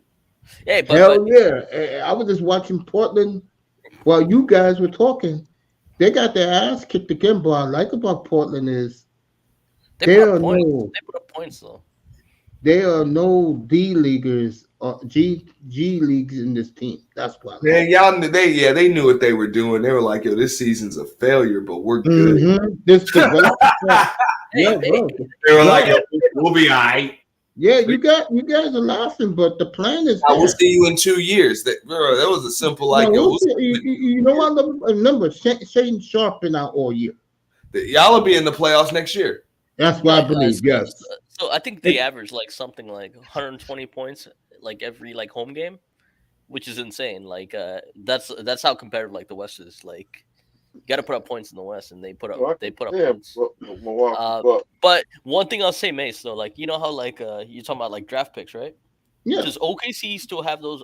Like how Hell many draft yes. picks? They got 7 in this draft right this year. This year they got 7, huh? They're gonna trade those picks. But here's the problem with Oklahoma City. And I do believe in this philosophy. Go give those picks away because your team is too goddamn talented. Oklahoma City is just fucking loaded. From Hilligus and Holmgren, Josh Giddey, they got a squad. They're deep. But my only problem with them is they could be pushed around. Yeah. And in the West, you are going to get pushed around. Hey, I had NT up 3 weeks ago up here. I'm watching Minnesota and Milwaukee. And I saw Karl Anthony Towns rough up Giannis like he was a rag doll. I was very proud of him. He looked like Bill Laimbeer out there. Okay? And like NT said, they were sending the Bucks a message. And I see golden basketball coming back this year. And Peter, the next guy, anybody big enough to play the Anthony Mason role? No, but so somebody right now. I mean, I guess we got like Josh Hart. Fuck, man, I get Julius Randle maybe. Yeah, Josh Hart can do it. Josh Hart can do it. Josh Hart, he can play the boom. Yes. You know. I don't know, bro. Mitchell Robinson. Cleveland's 3, Knicks is 4. I tell you, the Knicks are going to beat the Magic, bro. Yeah, the other one, Cleveland, like they. I hope so. Defense, that Paolo dude is pretty good. I'll give him that. Yeah, so Cleveland's defense is supposed to be really good. Hey, by the way, I said this earlier. You guys were talking. What a comeback by the Heat tonight in Cleveland. My man scored the last 9 points in the game. The point guard, who he is? He used to play for Charlotte in the Celtics. What's his name again? Rozier. He scored the last 9 points in the game, and including the game winner at the buzzer. And don't look now, Miami Boston is going to be the first round, and Oh, can't wait for that one. That is going to be good. Bro, I mean, gonna be Boston that wants score. some get back. How often does a team win 3 games in a row in a playoff series and lose the damn series? Boston should be pissed about that. Yo, That would be- I saw like the Magic play like the Celtics earlier, right? This year. Yeah. And I'm still pissed at like the play-in tourney like rules because Yeah. like Boston qualified for that because of like points scored. Mhm. And I think they gotta like erase that like next year. It's like the first year, so. I think the Magic, and I like Orlando, believe it or No, not. because I think, defensively we're good. I think next Defensively. year they're going to be real good. I like Orlando too, man. You got them Wagner boys, bro. Mm-hmm.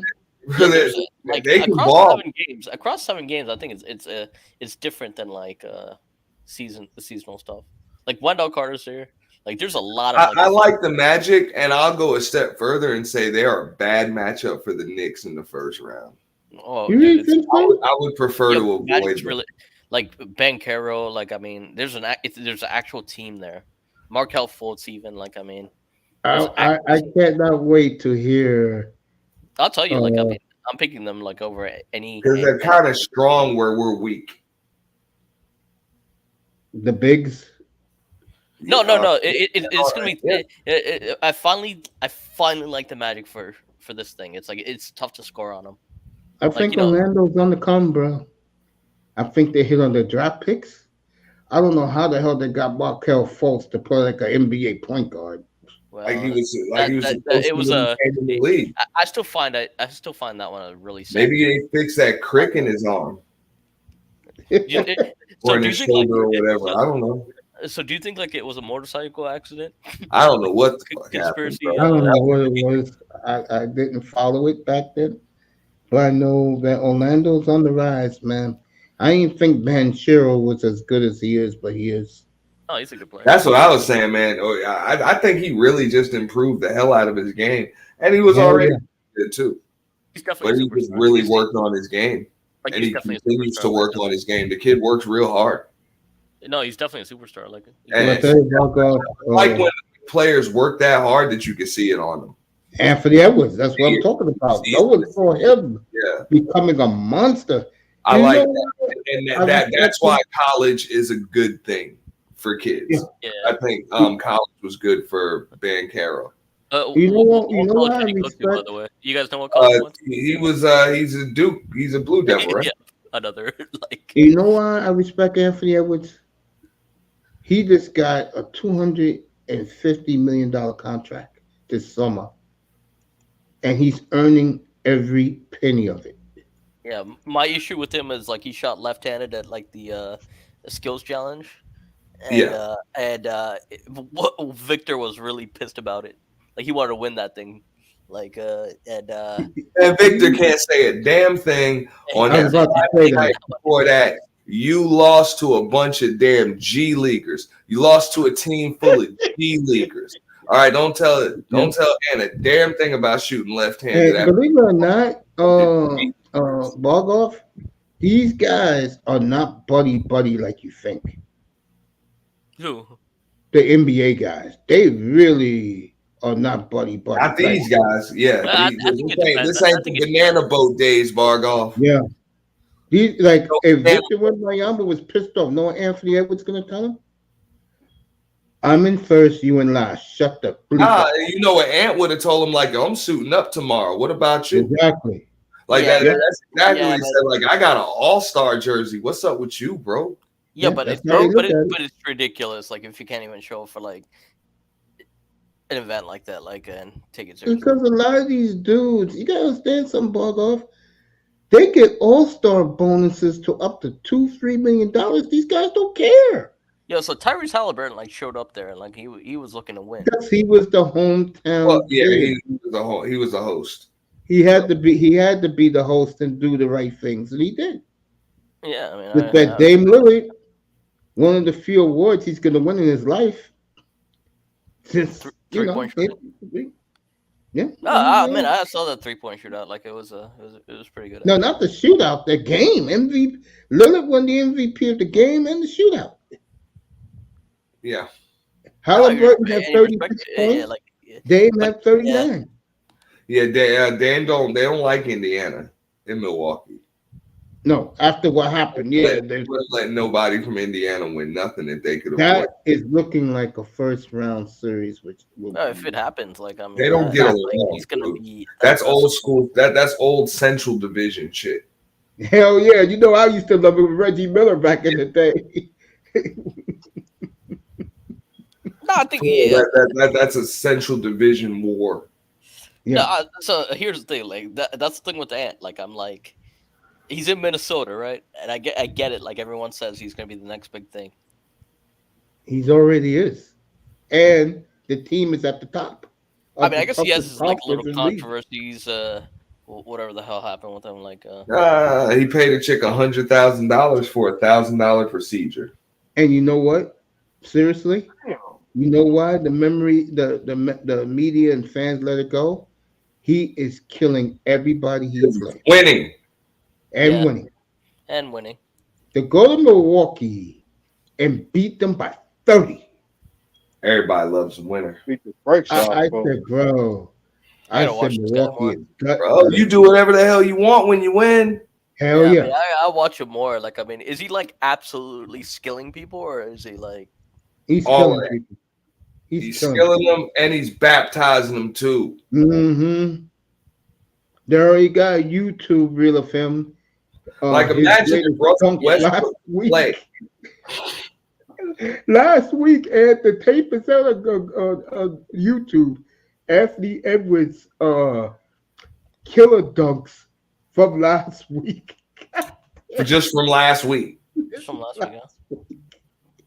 Bro, let me say something to you, Bogart. What are you doing to people, dog? I'm like, damn. When they played Memphis two years ago, and I did the games, I said this team is one of the dumbest teams I've ever seen. They don't play defense. They don't. I'm talking about Minnesota. They don't listen to the coach. Fast forward right now. They're the number one defensive team. What's the word you want to use? They're beginning to play bully ball, and I like that. Too bad Towns got hurt.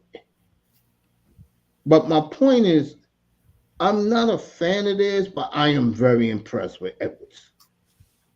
I'm very impressed with him. Yeah, and he's a winner. That's all I'm saying. Like that. He's just got some stuff you can't coach, man. He's a winner. And knowing you, Mace, like, you don't take that lightly. You got to be careful with these damn shit. So. Yeah, I'm not a Timberwolves fan. I'm not picking them to go to the finals. Yeah, you don't say that lightly about anybody. Like, it's like. Yeah, I mean, he is really. I love players like this. When you pay them the money, they deliver. Giannis, they gave him the money. First year he wins the NBA championship, carried the franchise on his back. This is what, impresses. This is what sports are all about. Yeah. I mean, Auntie, I'm going to ask you an honest question. Be honest. Did you think Edwards would blow up like this, bro? Nah.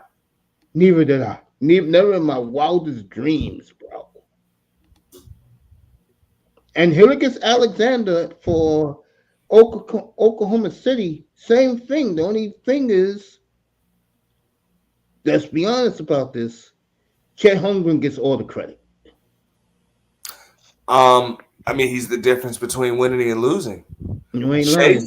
Same stuff he was doing last year. He just wasn't winning at this rate. So, Holmgren is clearly the difference between winning and not winning. And by the way, you'll catch it on Sports Channel because they love Chet. He did a windmill tonight. Yeah, but Shea's like mid-range is like something else. So. Good about, that and it's like, these guys are freaks, dude. Like, when you look at them, it's like, what the fuck? You know what player I wish Oklahoma City had? And if they had this guy, I will pick them to win the championship right now. If they had a guy like, I'm going to go back to the past with this. If they had a Charles Oakley, they win the NBA title. Yeah. I mean, they just need some tough dudes. Yeah, if they had a Charles Oakley, what if they had Draymond Green? Oh god. Yeah, if they had Draymond Green, uh, they have a potential to be a dynasty. OKC. And what about like Steven Adams? They used to have that guy. That'd be a good fit too. Steve the Bird, Miami. Shut up. Steven Adams. This team now, yeah. If they had Steven Adams, they would win the NBA title. Steven Adams, Serge Ibaka, Serge Ibaka. Artest. Yeah, Artest. You My see, old boy in Portland, Buck Williams. They win the NBA title. Damn, yeah, you give him the title. You give him Buck Williams, you give him the title. You give most of these damn teams Buck Williams, and they win a title. You start talking. That'll be the damn difference. Yeah, and you start. Matter of fact, a Buck Williams might be the answer for the Joker. That's true, but Just beat the shit out of him. yeah, but you know what though? Yeah, you're right. He would be the answer against Jokic. Yes, him or Karl Malone. Karl Malone's another one. If they have Karl Malone, I'll do the perfect. I think so might be a pretty good offset on the Joker. Yes, I agree. Here's the player who will shut Joker down. Yeah. And if Oklahoma City had this the problem with Joker is when he start doing all that shit on the perimeter. I saw that last night late in the game, man. They start getting caught up in that high screen and rolling shit, and then you end up getting your big man all stuck out there. Yep. Screwed. That's how Joker killing them. Gobert didn't even go out and yeah, but I mean, I guess when he starts playing free throw line to free throw line, that's tough. Here's the player that if they had this guy, they would be invincible. Dennis Rodman. If OKC had Dennis Rodman, they'll be invincible, bro. Them guys don't exist anymore, or they're just not allowed to play like that. They're not I'll tell you this: Portland got two of them. Portland got two of them right now. They're grooming Jabari that's Samaki Walker's son, and this kid Kamara from Belgium, and these kids can play, and they're young enforcers, bro. And I like that. But it's like Brooke Lopez though, like that the Bucks have. Jay Crowder can play that role for them, but Jay hardly gets on the court. So what are you going to do? That's Doc Rivers' dumbass decision. So what are you going to do? Oh, he's going to be on the hot seat this summer. I mean, now they stuck with Doc. And damn thing they do about it. And I'm going to tell you right now, if they get bumped in the first round, you heard it here first. Giannis will. Yeah, they might lose Giannis, but they're stuck with Doc. Yeah, no. And let me ask you this question. They fucked up, man. You just fired two coaches in within 6 months. He said Oklahoma City, Utah, Denver, Sacramento. If you're Oklahoma City, would you give up Holmgren for him straight up? Say that again? Wait, he said Utah? Yeah, that was one of Giannis' teams. Yeah, he picked Utah. Yeah. What? What a fucking idiot. Utah, give up whatever for him. Danny Ainge would do that. Give up whatever the hell, whatever they want. Give it to him. Utah would do that. They got nothing to lose. They got plenty of draft picks. If you got it, give it. Michael Porter will have to go for him in the package. I don't know what Sacramento's going to give up. Probably Murray, the young kid from Iowa who can shoot, and probably picks another player. But man, Giannis ain't going nowhere. The question, I think, if they lose the first round, Milwaukee to go to Utah, it just doesn't make sense. That's what came out of his own mouth. That's what came out. And let me say this about Giannis. We was talking about this earlier tonight. He dogged the city of Miami and LA when he was making those comments. He said only losers want to go there because of the lifestyle. He's right about it. Hey, that's cool. I'm just saying, you're in Milwaukee. Why the fuck would you leave to go to Utah? I would. Milwaukee. He said the reason why if things don't go the way he likes it, which is not right now, he said because of his young family. He said, I want to raise my family. I want to be with my lady. I don't want to go no LA or Miami. Only losers go there. I said, Man, yeah, I feel you. Yeah, I but like, feel you. look, I get it, but at the end of the day, if things ain't going the way you wanted to, you the one on the damn court. Well, the word out of What you can't Milwaukee blame is nobody else for. You the the one on word. the court. You the The, one wo- that done hung the damn banner. All of that. You kind of stuck with these guys just like they're stuck with yeah, you. and the word You know what I'm is saying? he got both those coaches fired. And trust me, I wouldn't mind Yeah. having them in New York, but it's man, fuck all that, man. Stay your ass in Milwaukee. That's you. Stay cold in that cold. It's just like Mason. You done got the coaches fired. Yeah. You signed off on Dame coming. All of that shit, bro. If you don't like the way things are going, that's on you. You can't blame nobody else. They doing what you telling them to do. They firing people. They trading for people. They doing all types of shit. They're making sure it's okay with Giannis before they do it. Exactly, because he did what I said a couple minutes ago. And He some carried like that doing franchise. Yeah, he carried that franchise on his back and won a championship by himself. Because man, these teams know damn well if these guys are unhappy, that contract don't matter. They'll just force their way out. Would you Yeah. trade Holmgren for him You know, straight up so if you're so they, Oklahoma they City? don't want that dude to just secretly end up pissed off one day. Yeah, Ant, would you trade him for Holmgren straight up if you're Oklahoma City? Yeah, if you're Oklahoma City, hell yeah. Yeah, because that's what Hell Milwaukee would no. want. that would be an insane team if they did that. That's who Milwaukee would want. They would Bro, want. if you're Milwaukee, bro, the only way you trade that son bitch, you say give me $1 billion. Billion But with a B. but thing is, they have the And I assets. don't give a fuck. I don't want no player. I want $1 billion. Yeah. Hey, coach, I'm gonna go and step down. Get ready for bed. I'm ready to bet too, man. Hey, fellas, I appreciate it tonight, man. Nah, I appreciate you, Mace, Yeah. man. Thanks for having me up, big dog. This No was a good. problem, Have you up family. You tonight, know how we coach? do. I gotta Oh, start That's blushing. my this answer. night. You have Wednesday's great like teams talk. that end up with great teams that end up in the lottery. That's why the West is so good. I totally You agree. have multiple teams with multiple number one picks on Yep. them. There you go. All right, Utah, if they hit it right, if Utah hits it right, they're gonna be the next great one because they got 1,000 picks. Yeah, but I can't. They got so many because of like the Donovan Mitchell trade, right? The Knicks said no. The Rudy Gobert trade, they got Oh, 5 picks. gotcha. Utah, yeah, Utah. I'm out, And then coach. they got 4 more with Donovan Mitchell. I'll see Good you night, guys everybody. Friday night, man. Yeah, I got you, yeah, we'll talk. 5. We'll talk All like. right, I mean, peace, hoops. Like, everybody. Peace, Mace, family. every Wednesday we talk hoops like for the rest of the season. This is good stuff. Yeah, I try to do this and nobody pops up. So, Nah, and I'll pop up every Wednesday. I mean, there you go, man. it's getting I'll that see you. time. It's getting that time. Like I mean, in 2 weeks it's my birthday. Playoffs are a month away. 2 weeks. No, the season ends on let me see, the 1st, the 7th.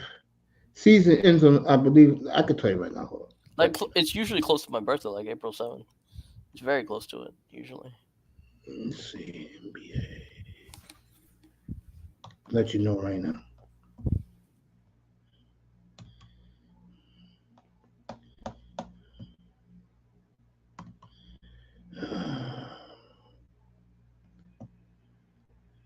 Here we go.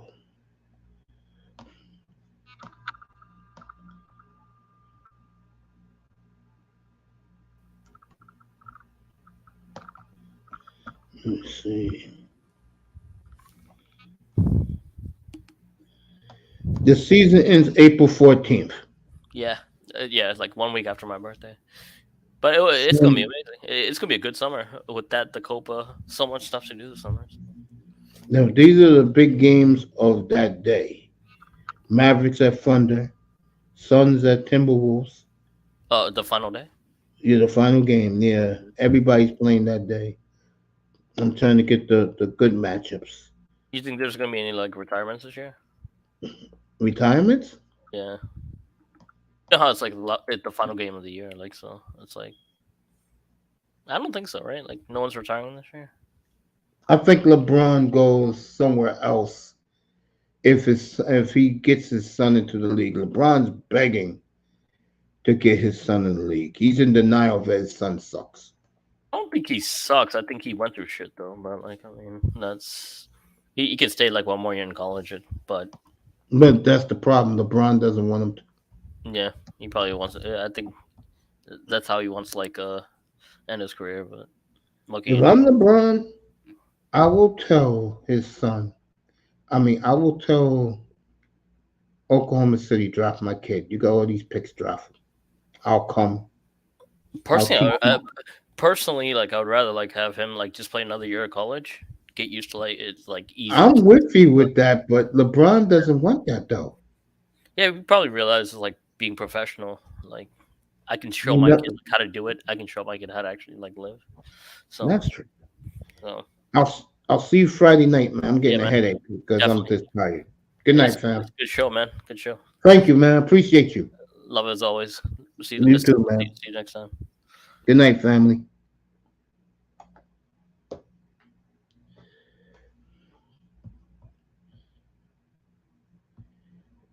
Good night to Facebook, Twitch, X,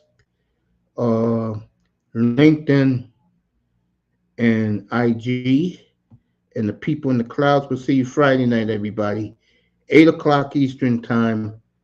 Middle America is taking over the NFL. And we'll talk about that Friday night. See you Friday night, everybody. 8 o'clock Eastern.